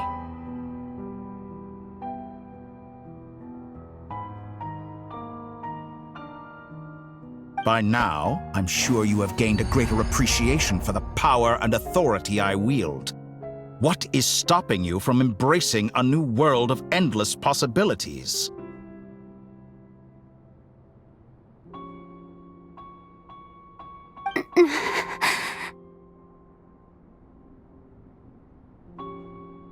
Not in the mood to talk? As you wish. You seem less talkative than usual today. I'll change the topic to something more apropos. Sandrone was always like this, never trusting anyone, always so reluctant to share her research with them.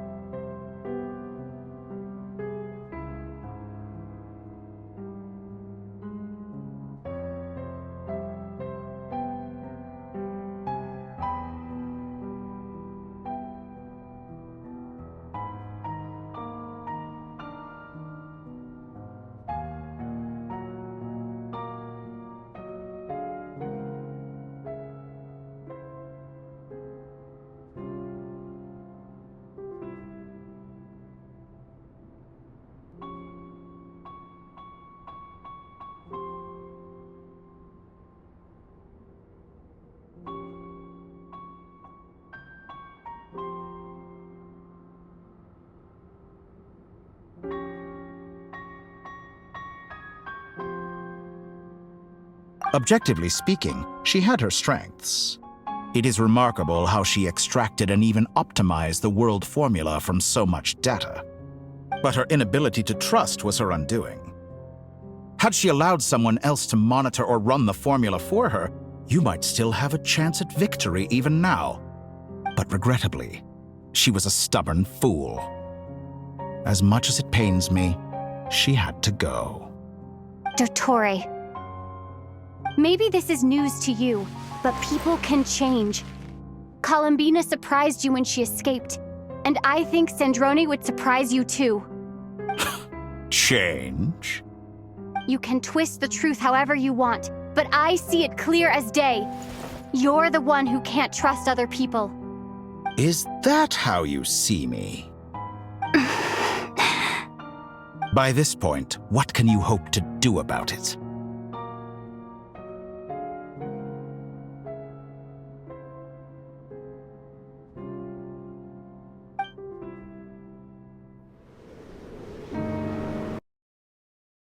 It is pointless to fight on. You've already lost.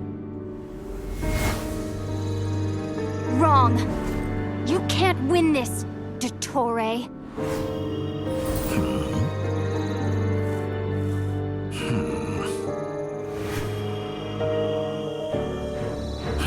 What?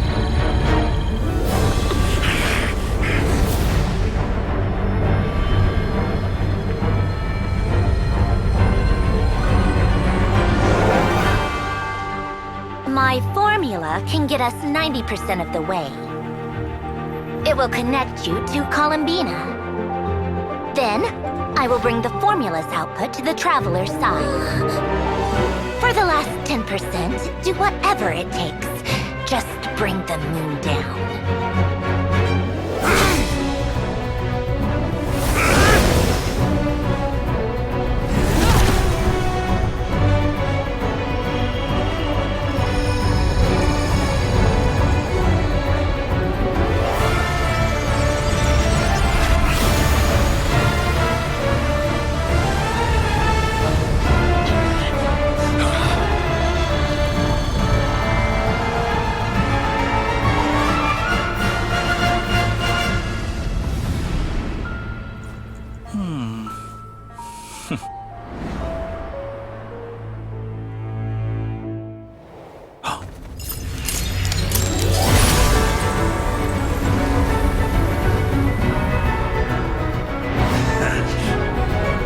The moon will never be yours.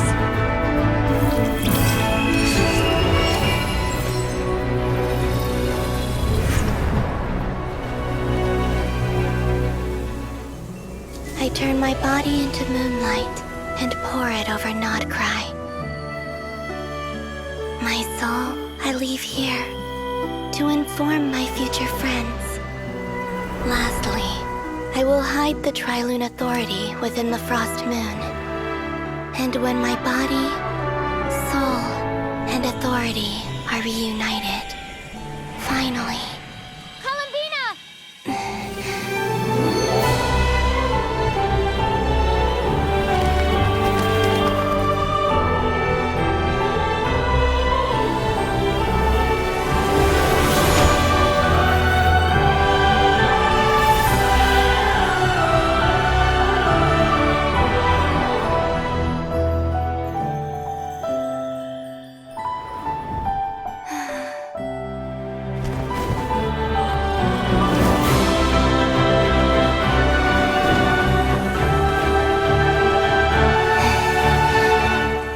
It's been too long. I'm back.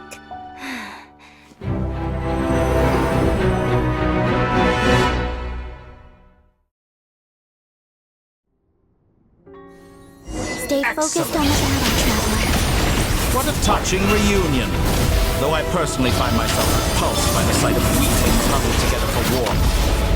Now, quite finished patting yourselves on the back, show me how long you can struggle before you drown! Watch out, Columbina! He can manipulate space itself! I know. Wait for the right moment. We'll strike together.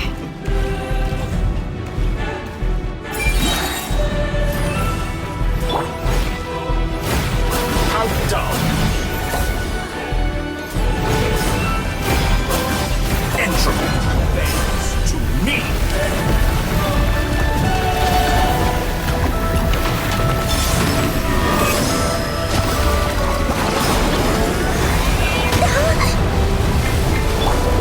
Moon's remnants fall! Good, keep it up. Enough! Burst like a ant in my palm.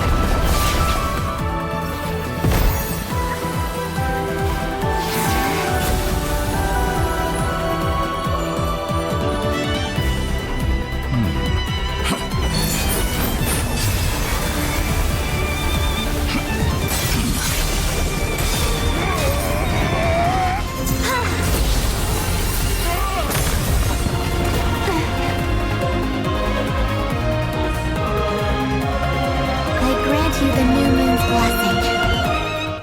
The new moon shines upon you. I am growing weary of your stubborn resistance.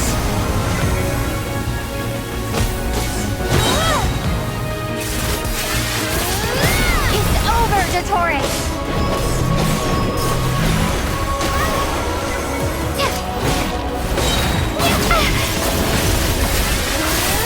Time to pay for your heinous crimes! No longer must the world cower in the cold night.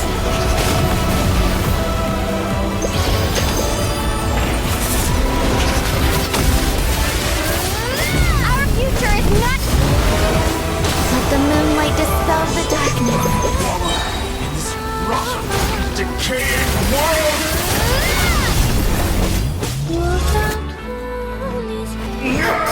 Everlasting as the moon. I'm so close to the new world.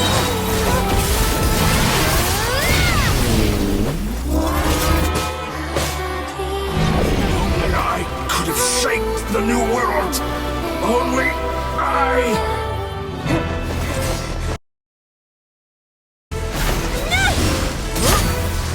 Willfully blind. How can you be so satisfied with your fate?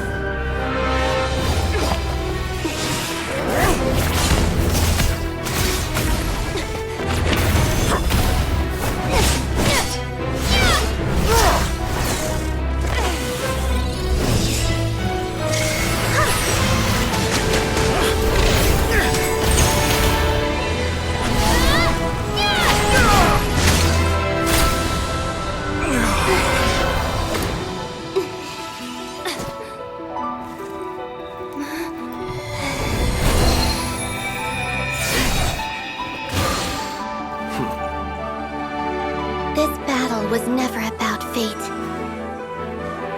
It's about friends, family, and the home you stole from them. So dull. Only the weak rely on each other for comfort. You shall see. Once I transcend fate, you will be nothing but fodder for my grand experiment! That will never happen.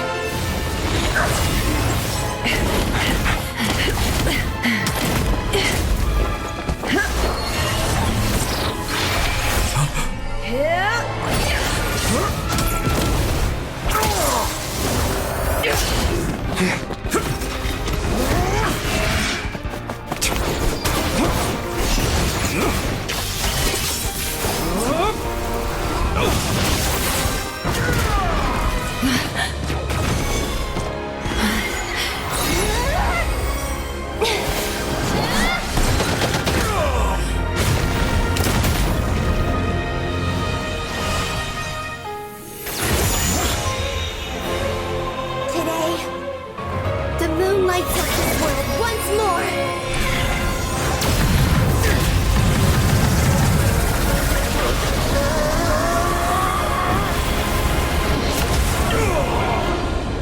This loathsome world.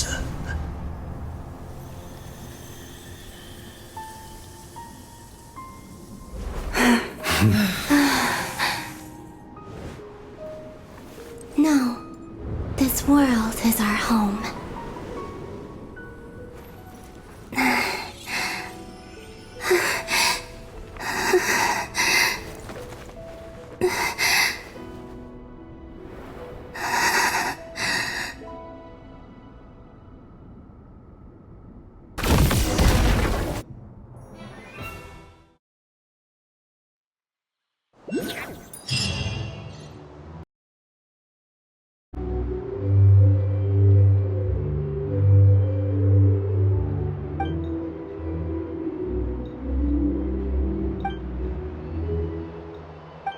No, you're doing it wrong.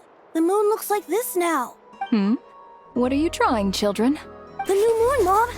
It looks different than before, doesn't it? Also... Can I go buy a sugar sculpture today? Please? Just one? All right. I suppose today is a special day after all. Almost like a festival. Extra, extra! Get the latest Nasha Express here! Post-disaster report! Nasha Town reborn beneath a new moon! The voyage begins today! The future looks bright thanks to the League. Want a copy? I knew things would be different, but I didn't think that would include the moon.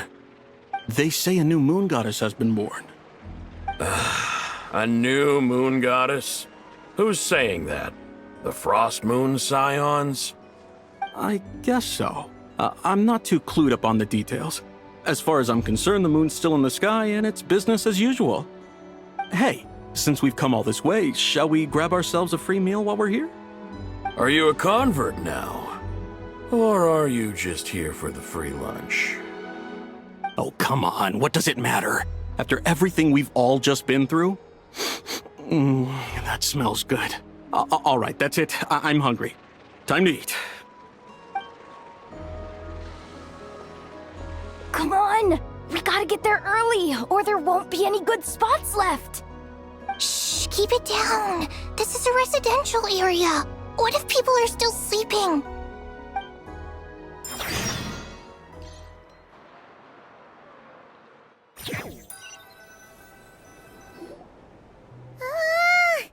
Why is it so noisy outside? It's okay. Paimon was pretty much awake anyway.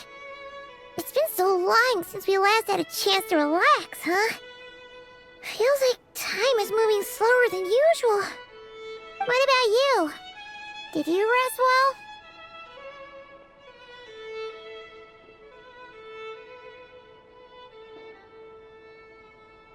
Still winding down from everything that's happened?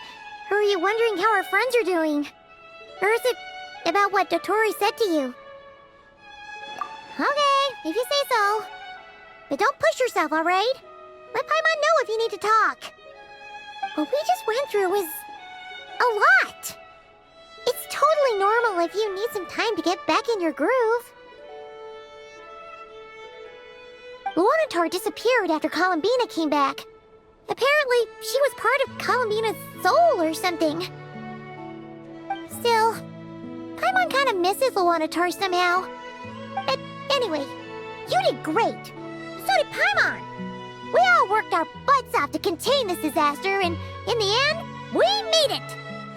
So, chin up, Traveler. You should be proud of yourself.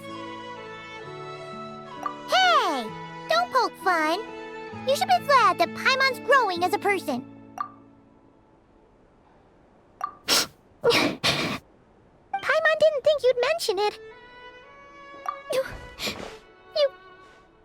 have no idea how anxious Paimon was. She was worried sick about you. Well, if you really want to show Paimon you're sorry, you're gonna need to make it up to her. You better be ready to splash out on a lavish meal. Phew. Okay. Paimon's full now. Huh? Oh, well... Hey there, Traveler and Paimon! Good morning! Morning, Yehuda! Here for some breakfast? Oh, I've already eaten. Just need some water. I was mostly worried you might forget what day it was today. So, I came over to remind you. Careful there, Paimon. Too much food will make you drowsy. Don't let anyone catch you hiding at the back and nodding off during the League meeting. You should probably be saying that to Aino. She's the baby of the group, if anyone. True. You know, I'm surprised that all these competing groups are actually coming together to try to solve things together. Definitely a first for Nodcry. Well, Nothing like a region-wide calamity to bring people together. After that, surely even the most self-interested people have to realize that going it alone isn't worth the risk, right? Try telling Boss Neff that. She's not exactly convinced that people are gonna get with the program. Really? But if she's so pessimistic about it, why'd she agree to be the Curatorium's representative in the League? Probably 'cause even though Unity sounds like a pretty far-fetched idea, the benefits it would bring make it worth a shot. I think things will work out, though. I swear, Notcry feels like one big family now with everything that's happened. More than it used to, anyway. Paimon's with you on that one. And it seems like plenty of other people agree, too. Just listen to the bustling streets. All right. Everyone's been rebuilding these last 2 weeks, and the evacuees have been coming back in droves. Life's slowly returning back to normal. Which means my workload's probably gonna shoot back up. Were you about to head out? There's still some time before the ceremony begins, you know. Yeah, we were gonna take a stroll around the square and say hi to some friends first. Sounds good. See you later then.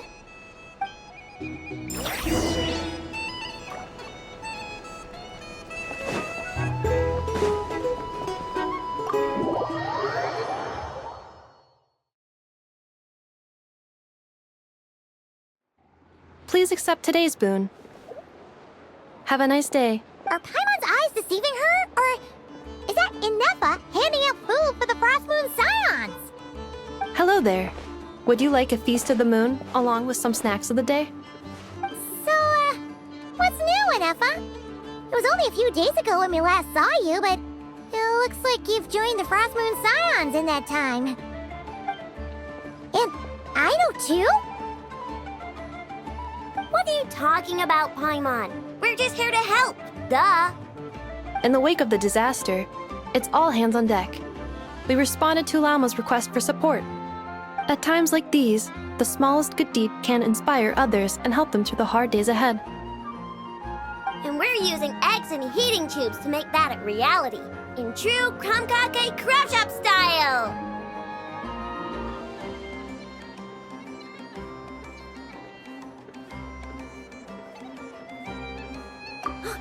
Enough! Did you hear that?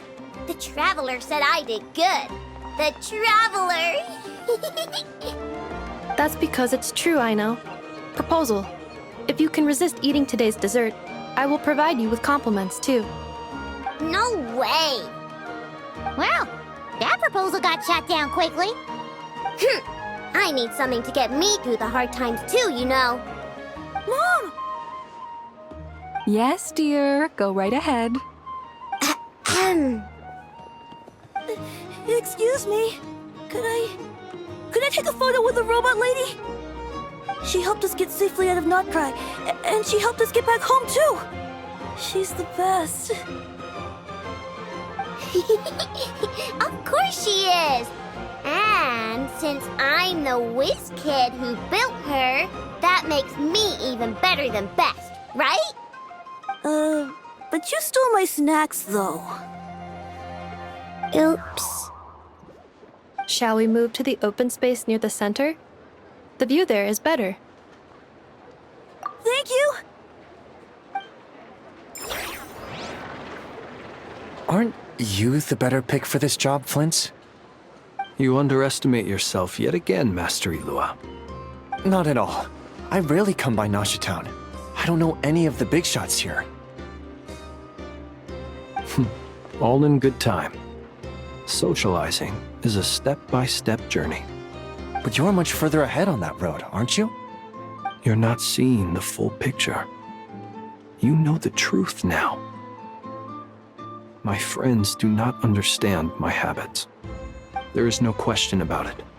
The Lightkeepers need a representative in the League. Someone who is upright, cares about other people, and can realize their self-worth through group action. You say it like you wouldn't make the cut. I am most flattered that you think I would. Sigh a little less, Master Ilua, and have more faith in yourself. All the Lightkeepers agree that you're a very promising young man. That is precisely why Starshina and Nikita felt safe delegating such important work to you.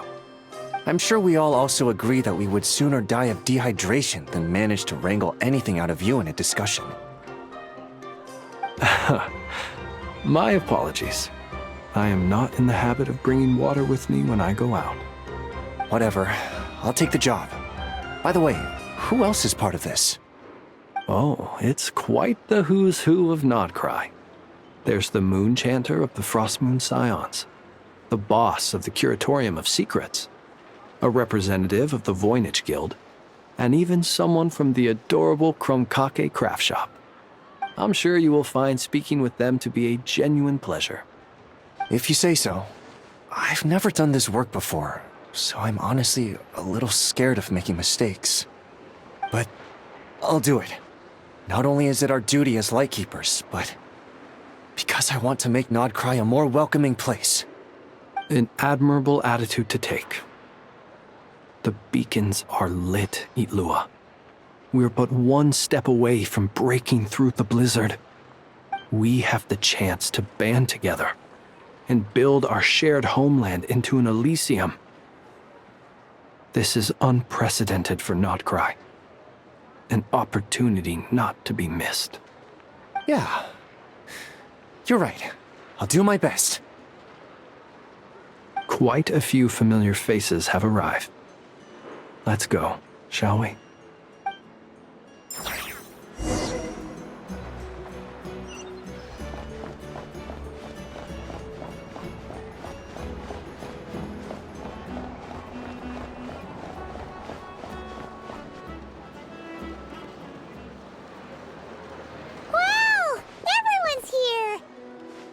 You seem well rested.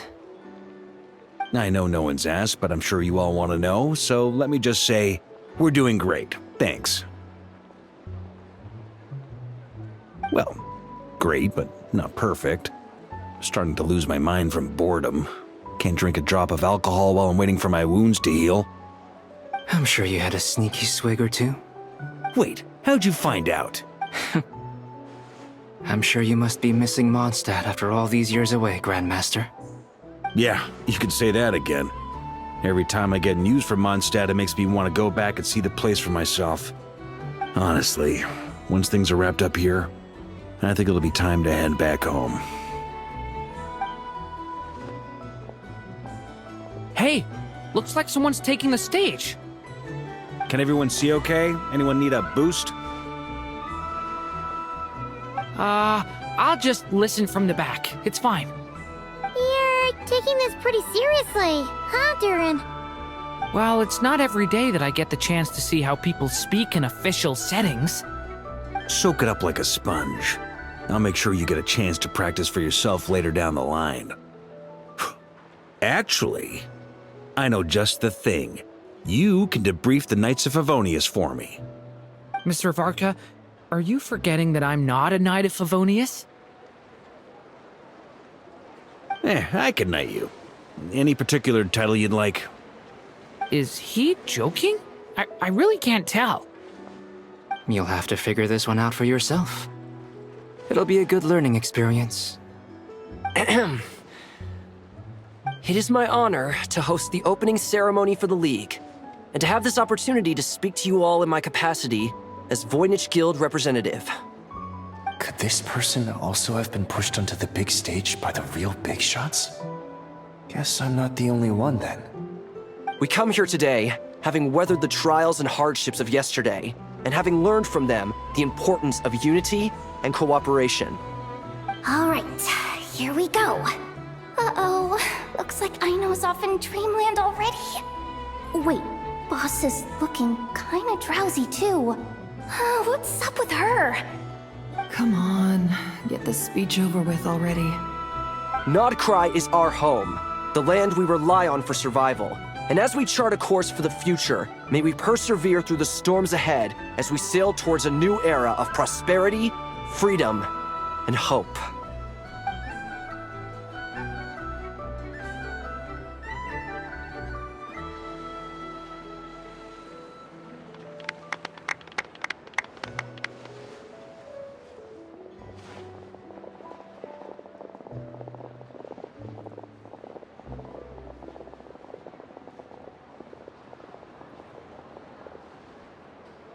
Looks like we'll have more opportunities to travel in the future. I'm sure you'll cope, Lady Moonchanter, given how fleet of foot you are. Unfortunately, I suspect I'll be too busy at the curatorium to act as your host. We have a busy schedule, not to mention an international network of contacts to manage. It'll be all right. I'll just check your schedule with Yehoda well in advance. And if she's not available, I can simply ask Ashru. You... So giving my employees extra workload isn't enough for you? You're really going to drag my cat into this too? I thought you'd approve. Aren't you forever increasing your employees' workloads? That's a bold statement. Are all the Frost Moon Scions feeling more audacious now that your moon goddess has returned? Columbina's return has brought joy to all who care about her. That includes both you and me. As for the Frost Moon Scions, we are learning how to thrive independently, without relying on the moon goddess. It is up to us to make our home a more livable place. Joining the League is one of the steps we are trying towards that end. I like the word try. It's nice and non-committal. You can opt out at any time and still say you tried. You don't see a bright future for the Frost Moon Scions? Or did you mean the League? I'm just not as optimistic as you. The Frost Moon Scions should count themselves lucky that they have a leader as stubborn and enterprising as you. But Nodcry's a big place, with all kinds of people. Most of them don't enjoy answering to a leader, or even listening to reason.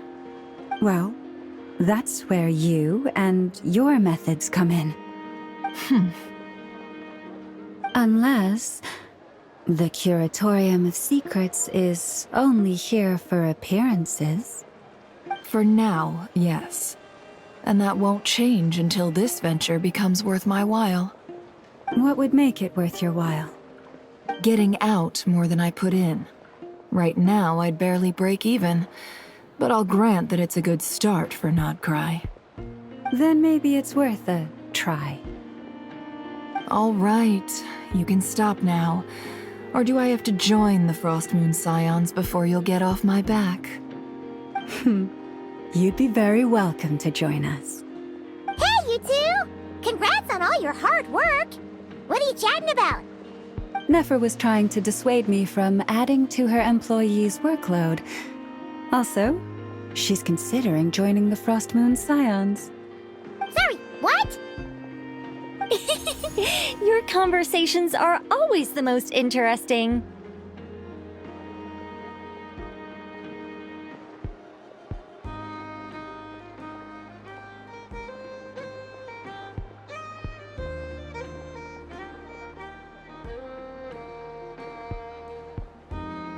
Would you two care to join me for some tea before heading to your next destination?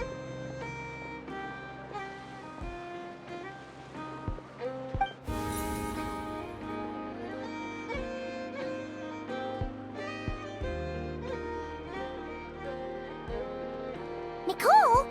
Wait, where are you? Sadly not. I'm otherwise occupied right now. I'm sorry, Paimon. I can hear how disappointed you are.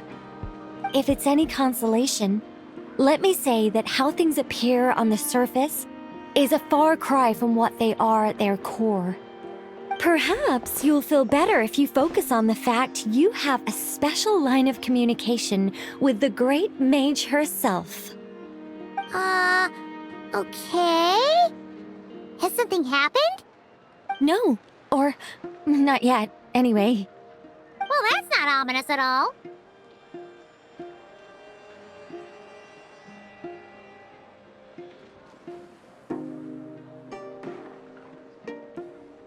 Not for the time being. Just think of this as a general check-in to make sure this communication system is still running smoothly. Besides, it's good to chat once in a while if we want to maintain our friendship. You could have just said so. Paimon got all worked up for nothing. Still, the best friendships are built through face-to-face interaction, you know. It's never gonna stop being weird having tea with you when you're not there and just talking to thin air. All right, fair point. I'll bear that in mind for next time.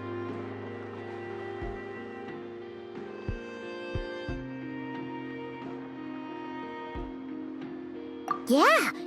Any update on that crisis at the world's borders? Alice just informed me that they had their work cut out for them, and now everyone's thoroughly exhausted. But they did finally get things back under control. Still, we can't let our guard down yet. The disruption caused by this disaster has made Tevat easier to detect from the outside universe. She plans to wait for things to stabilize, then reschedule her Mondstadt vacation plans. As for me, I agree with Hat Guy's perspective. This is a time when many new variables are emerging, and the situation is changing constantly. Plus, most of this change is for the worse. We have to remain vigilant and ensure that the embers of chaos are not rekindled. I did notice that the energy in Nodcry changed somewhat after the War of Funerary Flame, but since it was still aligned with the Light Realm, I never gave it a second thought. It looks like I'll have to examine the connections between phenomena I observe more closely in the future.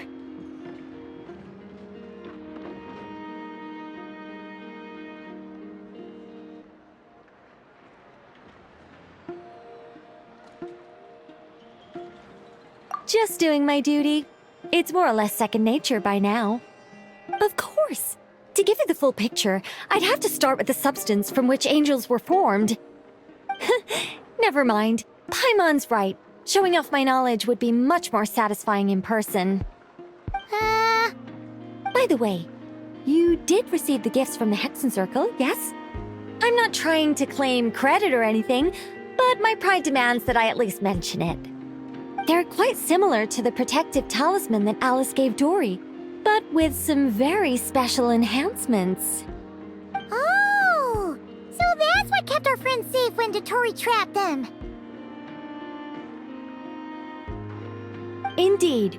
We went to great lengths to make sure they were invisible to his eyes. I'm so happy they came in handy. Still, not fishing for gratitude, by the way. I just want you to be aware that sometimes your friends may be protecting you in ways you cannot perceive. Anyway, I'll contact you if anything else crops up. If not, you know what they say, no news is good news. Oh, my angelic instincts are tingling. They say you should head to the docks next. Your friends are about to board their ship home.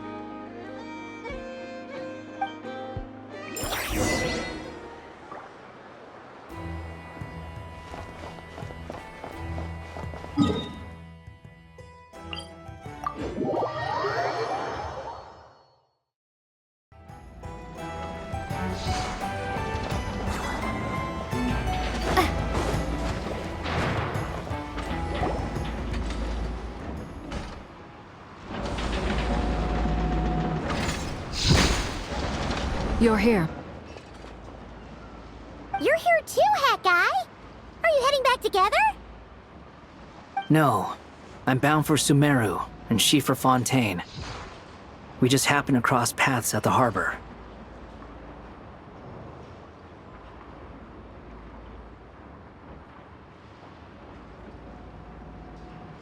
Everything seems fine.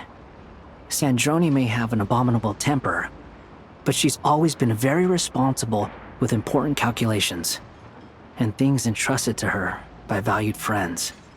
You always speak as if you know us inside out, Mr. Hat Guy. Maybe I'm just a good judge of character. I certainly hope that's all there is to it. Regardless, you have been a significant help in this matter. For that, you have my gratitude. I didn't do anything special. Sandrone's the one who completed a seemingly impossible formula and turned the tide of the entire battle, even giving her life in the process. She's the one we should be thanking. Even we were unaware that Sandrone had hidden the real formula inside Polonia's body. She managed to fool Dottore into thinking the formula was running in her system. by installing an identical-looking decoy within her. She probably realized that she didn't have the strength to stop Dottore. But this way, she could at least get him to lower his guard. She always worked like that. Always had a backup plan.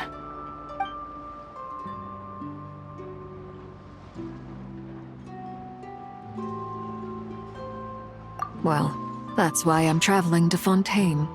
She made a request of me long ago, and the time has come to fulfill it. Think of it as her will.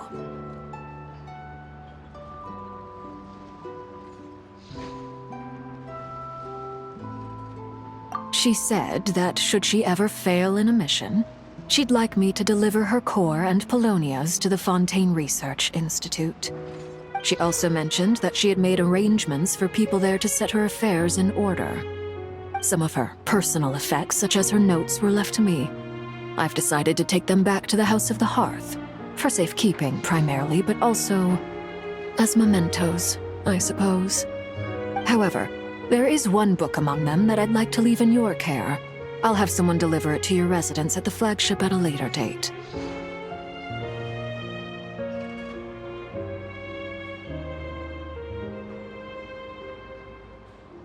No, I was specifically warned not to tell her. This is her last wish, and I will abide by it.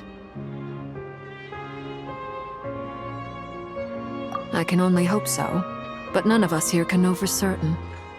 I bade farewell to Columbina earlier today. As promised, she turned the iridescent moon's marrow over to me. She spent a long time with Sandrone's body, saying her goodbyes. Is she alright? Sandrone's passing has left a great wound in all of our hearts. It will take time to heal, but Columbina surprised me. She offered me some words of comfort before I departed. Despite being grief-stricken herself, she showed an awareness of the feelings of others around her. She never used to act like this. Clearly, she has grown. And I suspect that we have you to thank for much of the change we are seeing in her.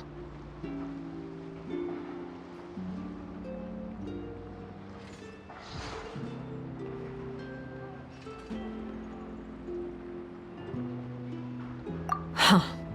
After these recent events, the Tsaritsa has revoked the Pale Star Edict.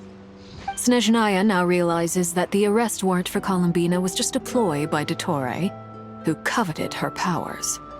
I shall return to Nodcry to see her as soon as I find the time. I hope that from now on, she too will explore more of the world.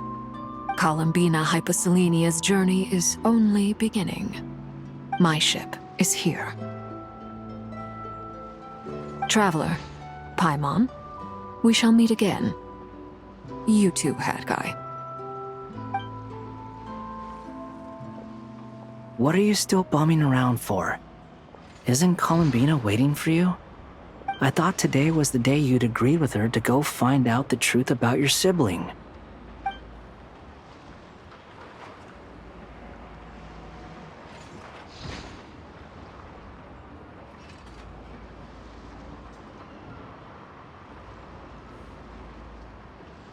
You're afraid you won't like the truth when you see it.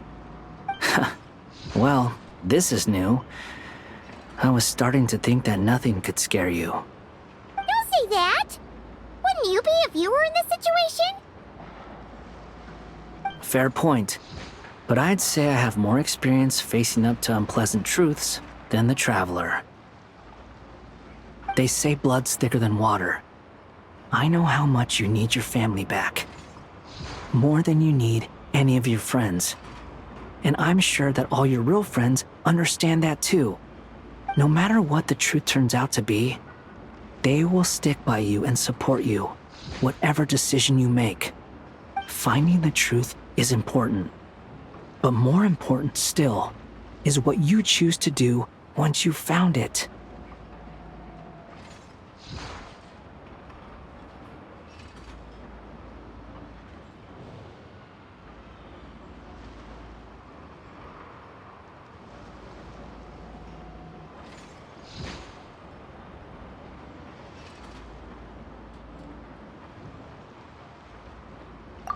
At least, that's the life lesson I've learned from my experience, grappling with the truth. What? Now that Dottoro's dead and gone? A little, I guess. But it hasn't solved everything. Maybe I regret not getting to end his life with my own hands. Or maybe it's something else. But for whatever reason, I still feel like I have a chip on my shoulder.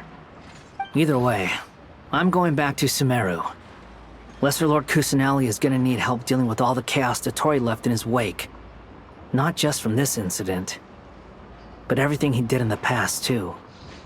You should continue with your journey, as you've always done. Who knows? Maybe we'll meet again someplace else. So, what should we do now? If you want to explore a bit more to steady those nerves, Paimon's game! After all, when Columbina said she knew where your ship was hidden, Paimon promised to give you two some alone time with the truth. It hasn't been all that long since we were last apart, sure, but with Columbina there, Paimon's sure things will be just dandy. Ain't no biggie. Paimon might be all about that food and fun, but she knows how to do right by people. Paimon's sure you'd prefer to digest the news about your brother in peace. But, no matter what you see, just know you can share it with Paimon. Of course, as long as it's not super private. If you can't make sense of something, let's give it some thought together. And even if we both can't figure it out, Paimon can at least treat you to a nice meal.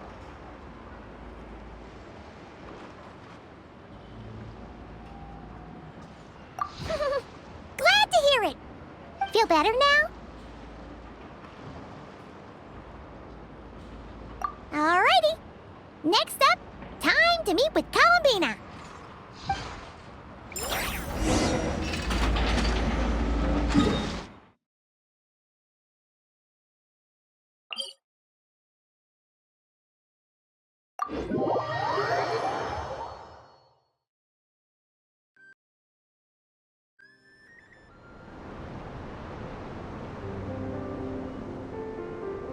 Columbina, we're here! Can't quite believe we're meeting out here. We've gotten used to walking over to Silver Moon Hall whenever we go see you. Well, you're still welcome to go there whenever you want to see me. It's just, now that it's all over, I've decided to make some changes. Try and fit in with the Frost Moon Scions, like Lama suggested.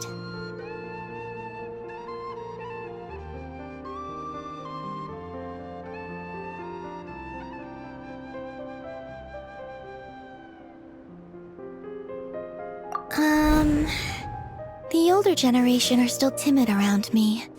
They don't dare get too close, and they bow their heads when I walk by. But things are much better with the children. I see more curiosity in their eyes.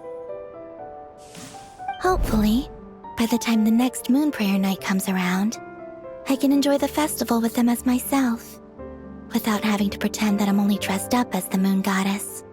You'll do fine, Columbina. Paimon's sure they'll realize you're super nice once they get to know you better. You really think so? When we first met, you thought I was a little up in the clouds. We were just starting out then, come on! So Lama told you, huh? I'm only teasing. I know that I have you to thank for pulling me back down to solid ground. It feels good to finally stand firm on the earth where I was born.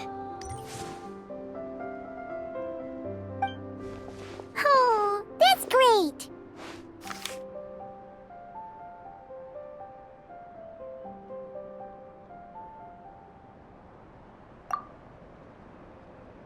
Thank you. I'll make sure not to lose it this time. Well then, are you ready? Ether, what happened to our spaceship back then? Why did you leave? It's time to learn the truth at last. I'm ready as I'll ever be. Good. Then let me open the way for you.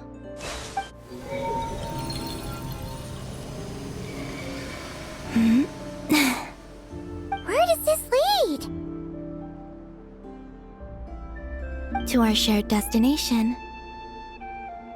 Huh? Do you remember me telling you about my missing prologue back when we just met?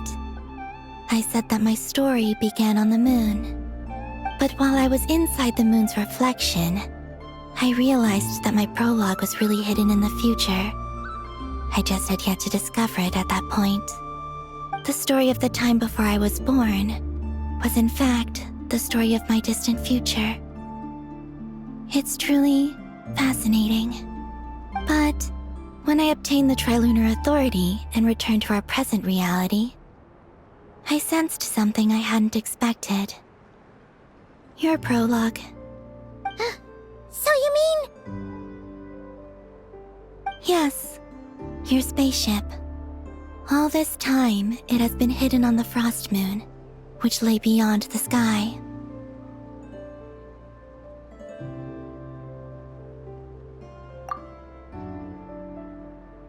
The great ruler of the firmament.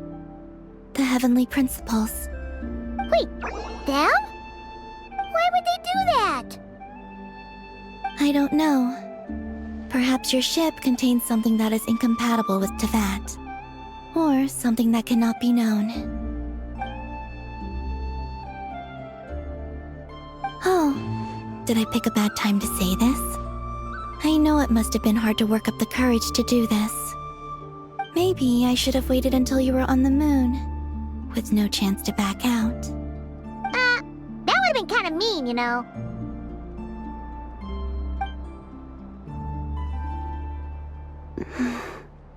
Take me there.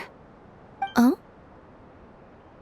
Whatever is hiding in that ship, it belongs to me and Ether. Those memories belong to us. No one else has the right to decide whether I should or shouldn't know about it.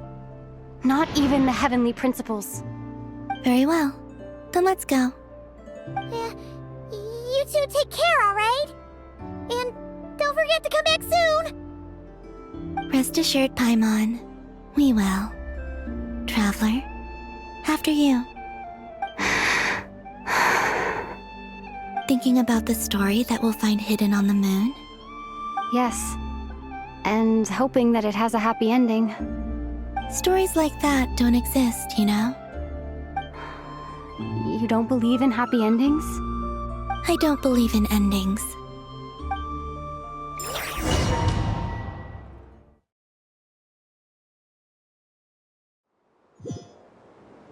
Where am I? This is the pathway I built between Tevat and the Frost Moon. The moon is very far away from us, so it could be a long journey.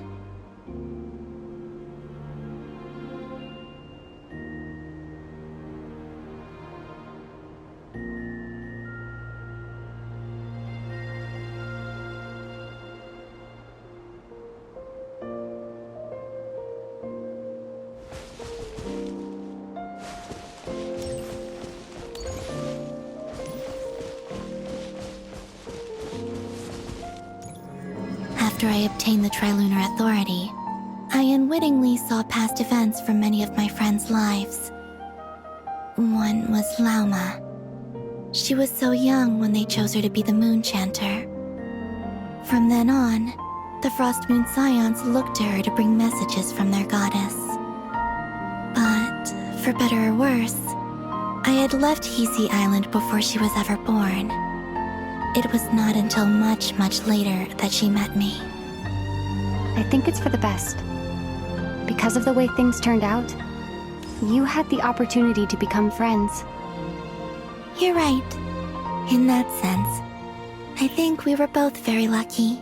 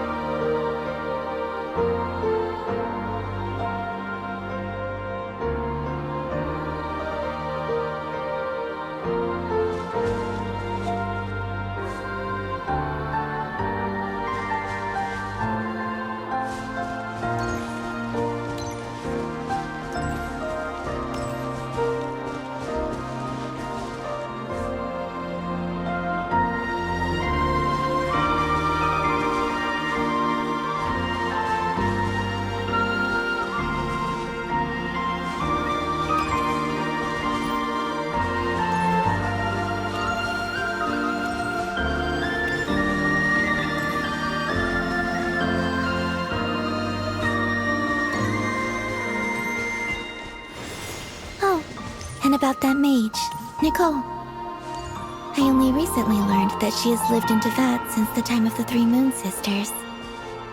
The moon goddesses always had a good relationship with the angels. I suppose our friendship continues that tradition.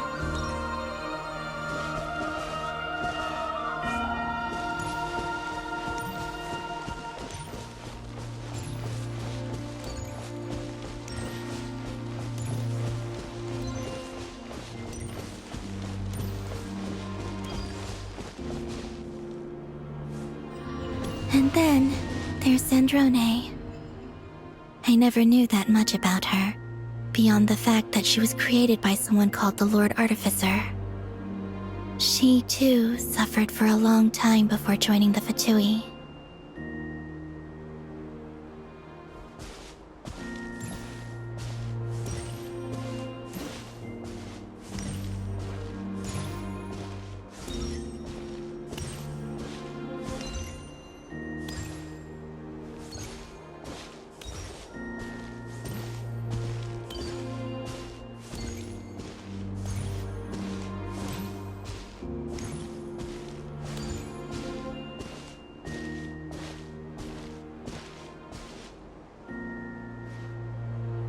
How I wish I could talk to her again, even if only to hear her say nasty things to me.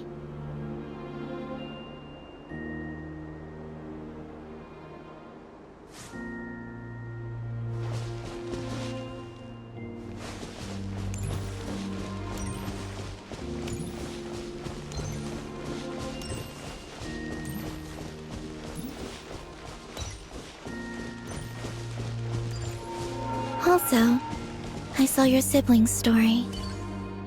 I'm afraid I didn't see much. It seems that he rarely came to the surface, where the moonlight shines. But I did notice that back when you first set out on your journey, he would often appear nearby, gazing at you from afar with a guilty look in his eyes. Ether. Let us speak no more of the past. I probably shouldn't reveal so much about my friends. It's not my place. Let the moonlight carry us forth. We are very close now.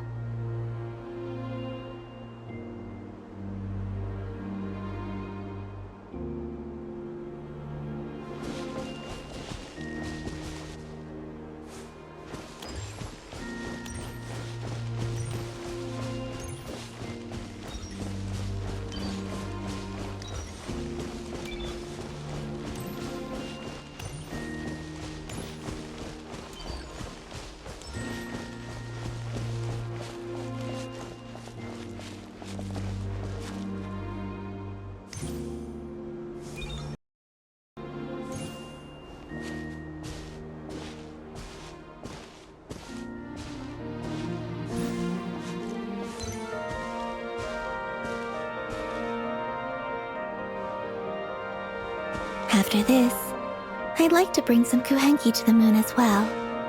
If they're willing, of course. What about your other friends? Will you bring them to visit too? Certainly. But I'll need to tidy the place up first. This home hasn't received any guests in a long, long time.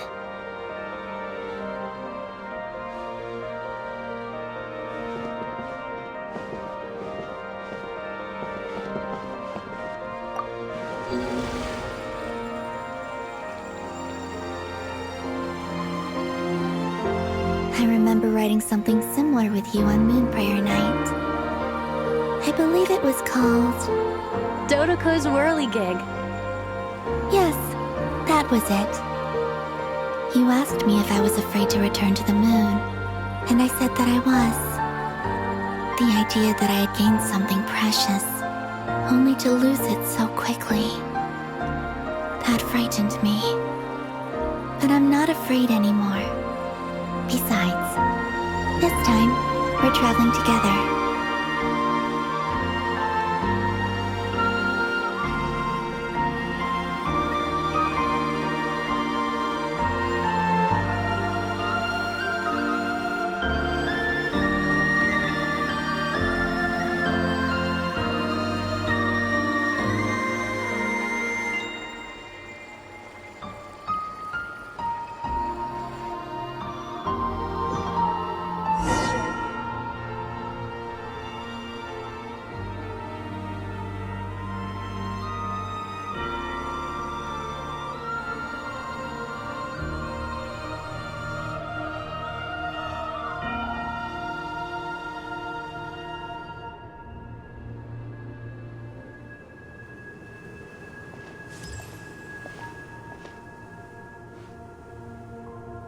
We're here.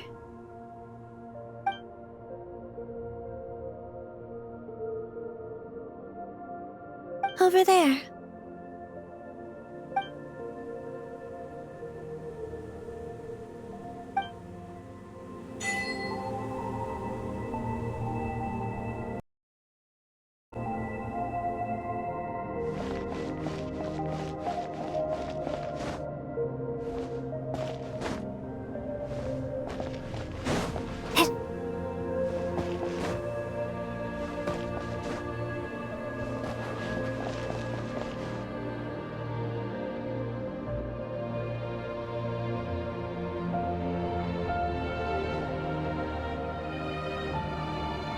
Our spaceship. It's huge. I suppose that the moon is the only place one could hide it. It'll be alright. Huh?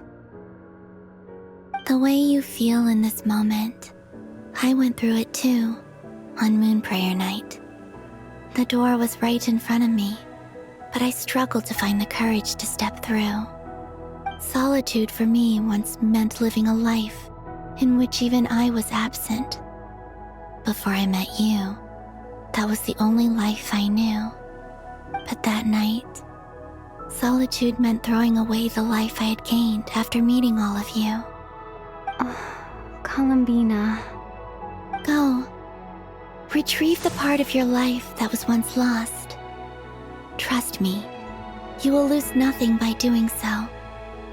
Look, Tevat is right there. All of our friends are down there, waiting for us. You're right. Thanks, Columbina.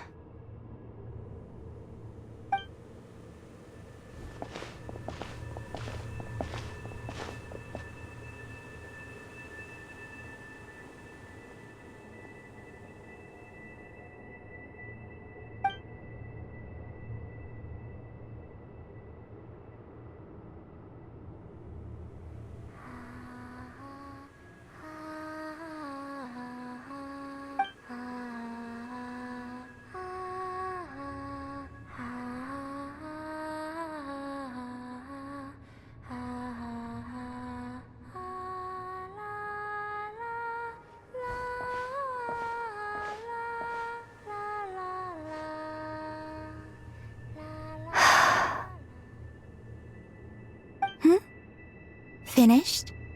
Yeah. Why did you take your eye mask off? Well, since my return, I've decided to take more opportunities to see the world with my own eyes. Besides, I've always wondered how Tevat looks from the moon. And what do you think? It's beautiful. I could spend a whole day here just gazing at it. What about you? What do you think of the truth you found? I haven't looked at another person's expression in a long time, but I think yours is saying it was neither good nor bad. Keep this up, and it won't be long before you give Nefer a run for her money. Oh, I don't think that's going to happen. I'm much more used to sensing what's going on around me with Kuvaki. I think I'll save my eyes for seeing special moments I really want to remember. I read the spaceship's flight logs. I always assumed that this was my first time in Tevat. I thought that Ether and I must have been hibernating in space for centuries on end. But the logs show that our spaceship flew over the skies of Tevat once before. A long, long time ago. Flew over? So you didn't land? No. The ship barely came to a stop before flying on again. After that, it continued traveling through space for a long time. Some of the data is corrupted, but I suspect that it kept flying for thousands of years. It was only after that that the ship made a forced landing in Nodcry. When Ether found me, he came from outside the ship. Could this mean that he left the ship long before I did? Maybe even during our first pass over Tevat? Are you alright? Yes. I can feel that the truth is coming together, one small piece at a time. I remember Ether telling me that when he first arrived in Conria, he could not recall the past. So this might be something that even he doesn't know. Here, I made some space for you. Your mind must be racing, and this seems like the perfect place to relax and clear your head. Oh, wait, there's one more thing. What is it? Wait here a moment.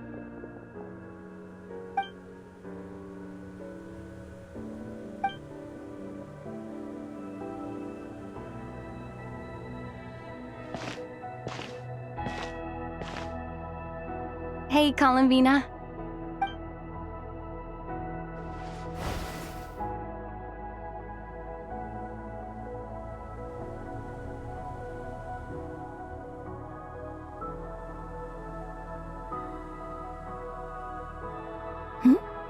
Is that a new outfit? An old one, technically.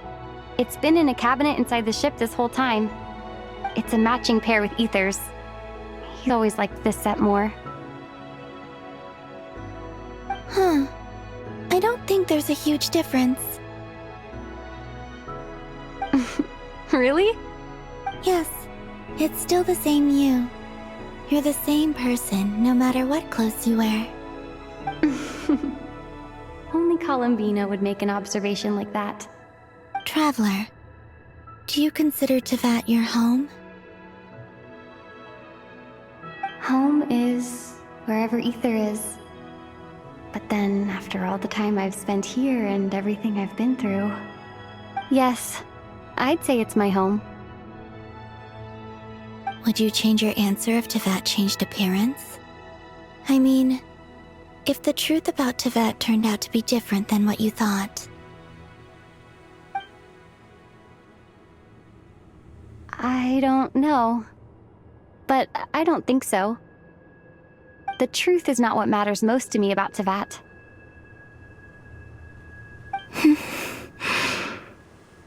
When I was first born, I longed for a home.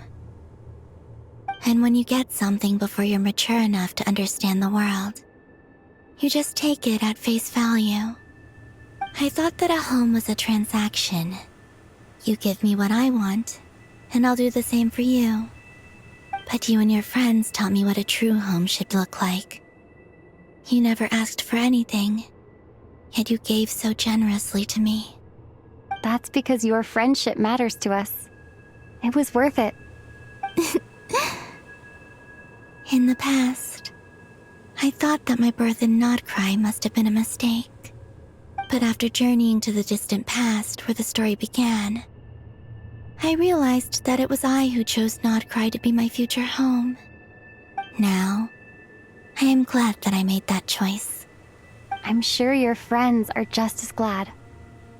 In fact, I intend to make the same choice today as I did back then.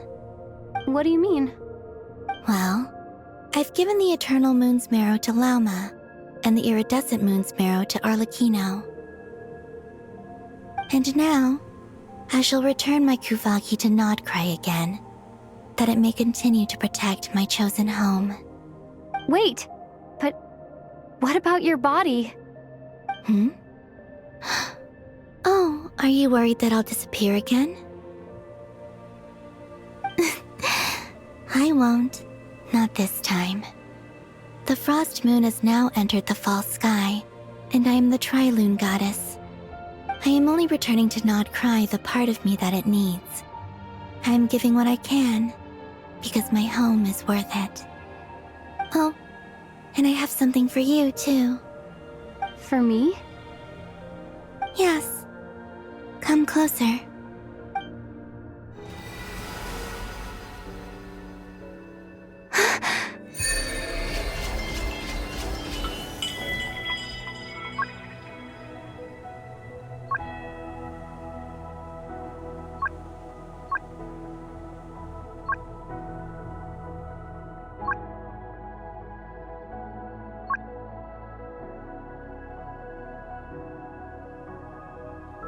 What was that?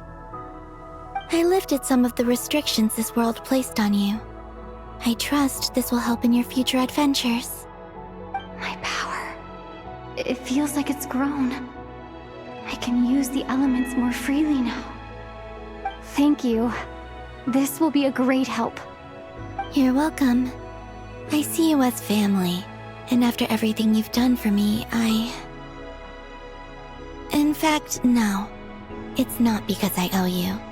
It's because you're worth it. Here, this flower is for you.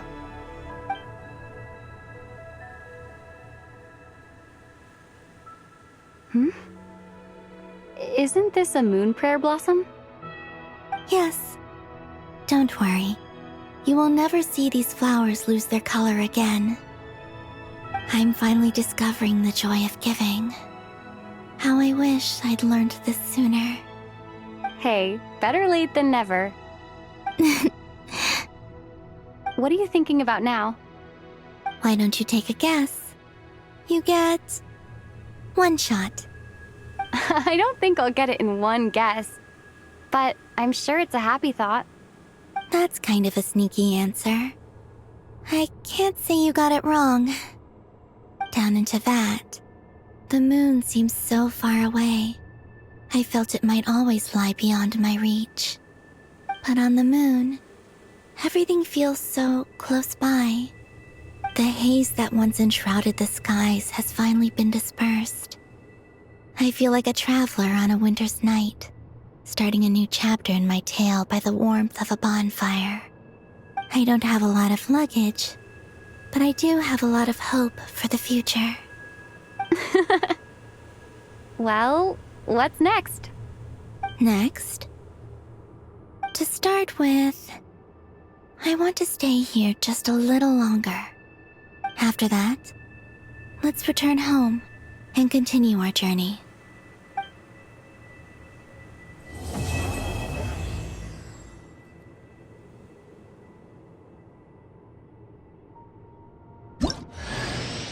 These clothes bring back so many memories.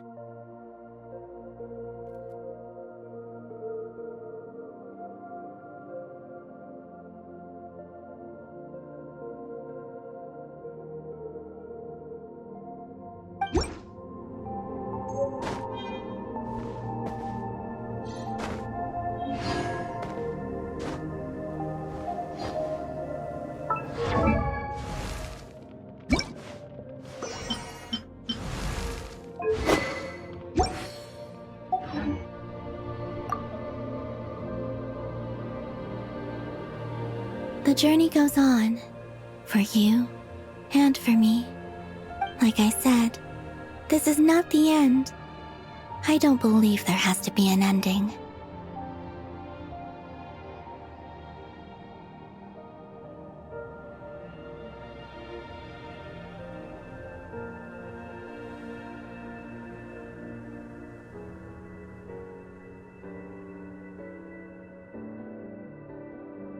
Oh, is that your next destination? Most people would probably tell you to pack some warm clothes. But I experience things differently than most people, so I can't know how cold it is. In fact, it is home to quite a wondrous heat source. I think they call it Kreshnik's torch. Every city in Snezhnaya is built around one of those. I sensed the energy it gave off as I was passing by on a railway train.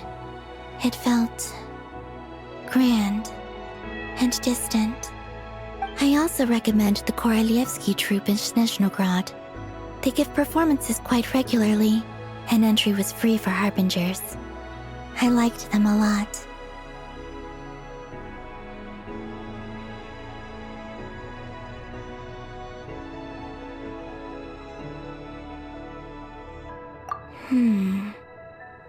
Ice cold and sharp. Crystal clear in some ways, yet profoundly unfathomable in others, like the thick layer of ice on top of a frozen lake. That's just the impression that Tsaritsa gives me. I was never able to glimpse what truly lies beneath that icy exterior.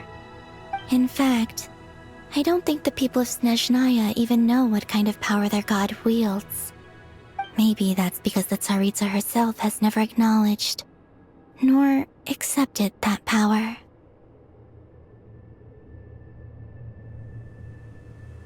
There's Regrator, the Rooster, and the Jester. Between them, they control a lot of what happens in Snezhnaya, but I can never wrap my head around how exactly power is split between them. I just know they are each responsible for many specific domains. I noticed that the Rooster and Regrator often appear to get along on the surface, while working against each other in secret. And theirs is not a friendly rivalry. But I wasn't particularly interested, so I tended to keep my distance. Now that I think about it, the term Mistelton often seemed to come up in connection with Project Stuja. Once things settle down in Notcry, I'd like to explore the world beyond Snezhnaya. You've told me so many stories about the other places you've been to, and all the friends you've made there. I'm curious to visit those nations and see them for myself. It would also help me learn more about the journey that has made you into the person you are today.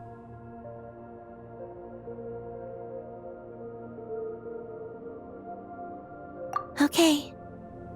As you continue on your journey, don't forget to gaze up at the moon once in a while. It is, after all, no longer an illusion. It shall cast down its true moonlight, connecting us in truth.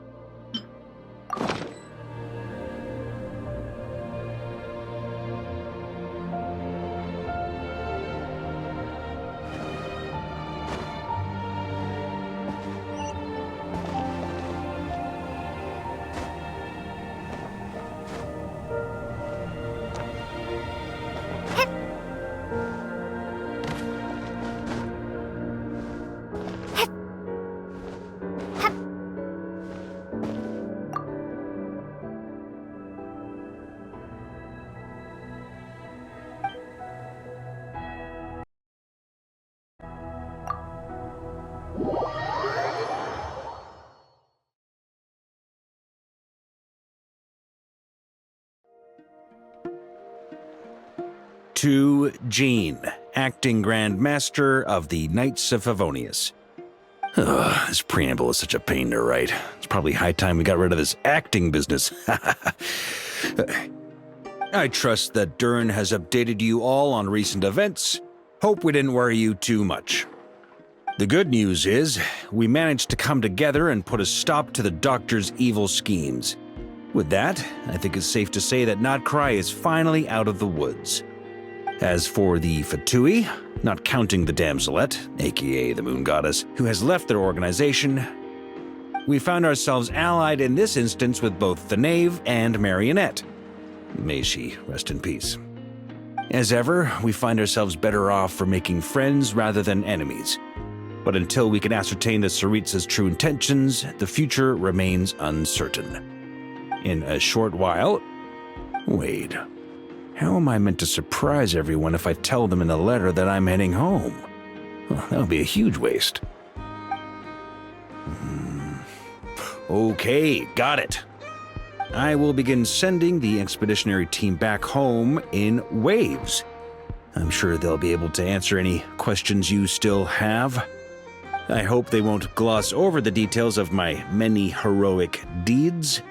But if they do, I'm sure it'll be because they're just too exhausted from the long journey. I think of Mondstadt daily. Please give everyone my best regards. P.S. The honorary knight went above and beyond this time. Are there any other honors we can give her? I'll leave it with you. P.P.S. Please be extra nice to Klee for the foreseeable future. I cashed in on the last favor that the Hexen Circle owed us, so we need to earn some more goodwill. If there's any serious problems, feel free to stick me in solitary confinement when I get back. I'll do the time for her. Whew, And that, as they say, is all she wrote. End of an era. And with the moon shining down brighter than ever, I think everyone is going to sleep well tonight.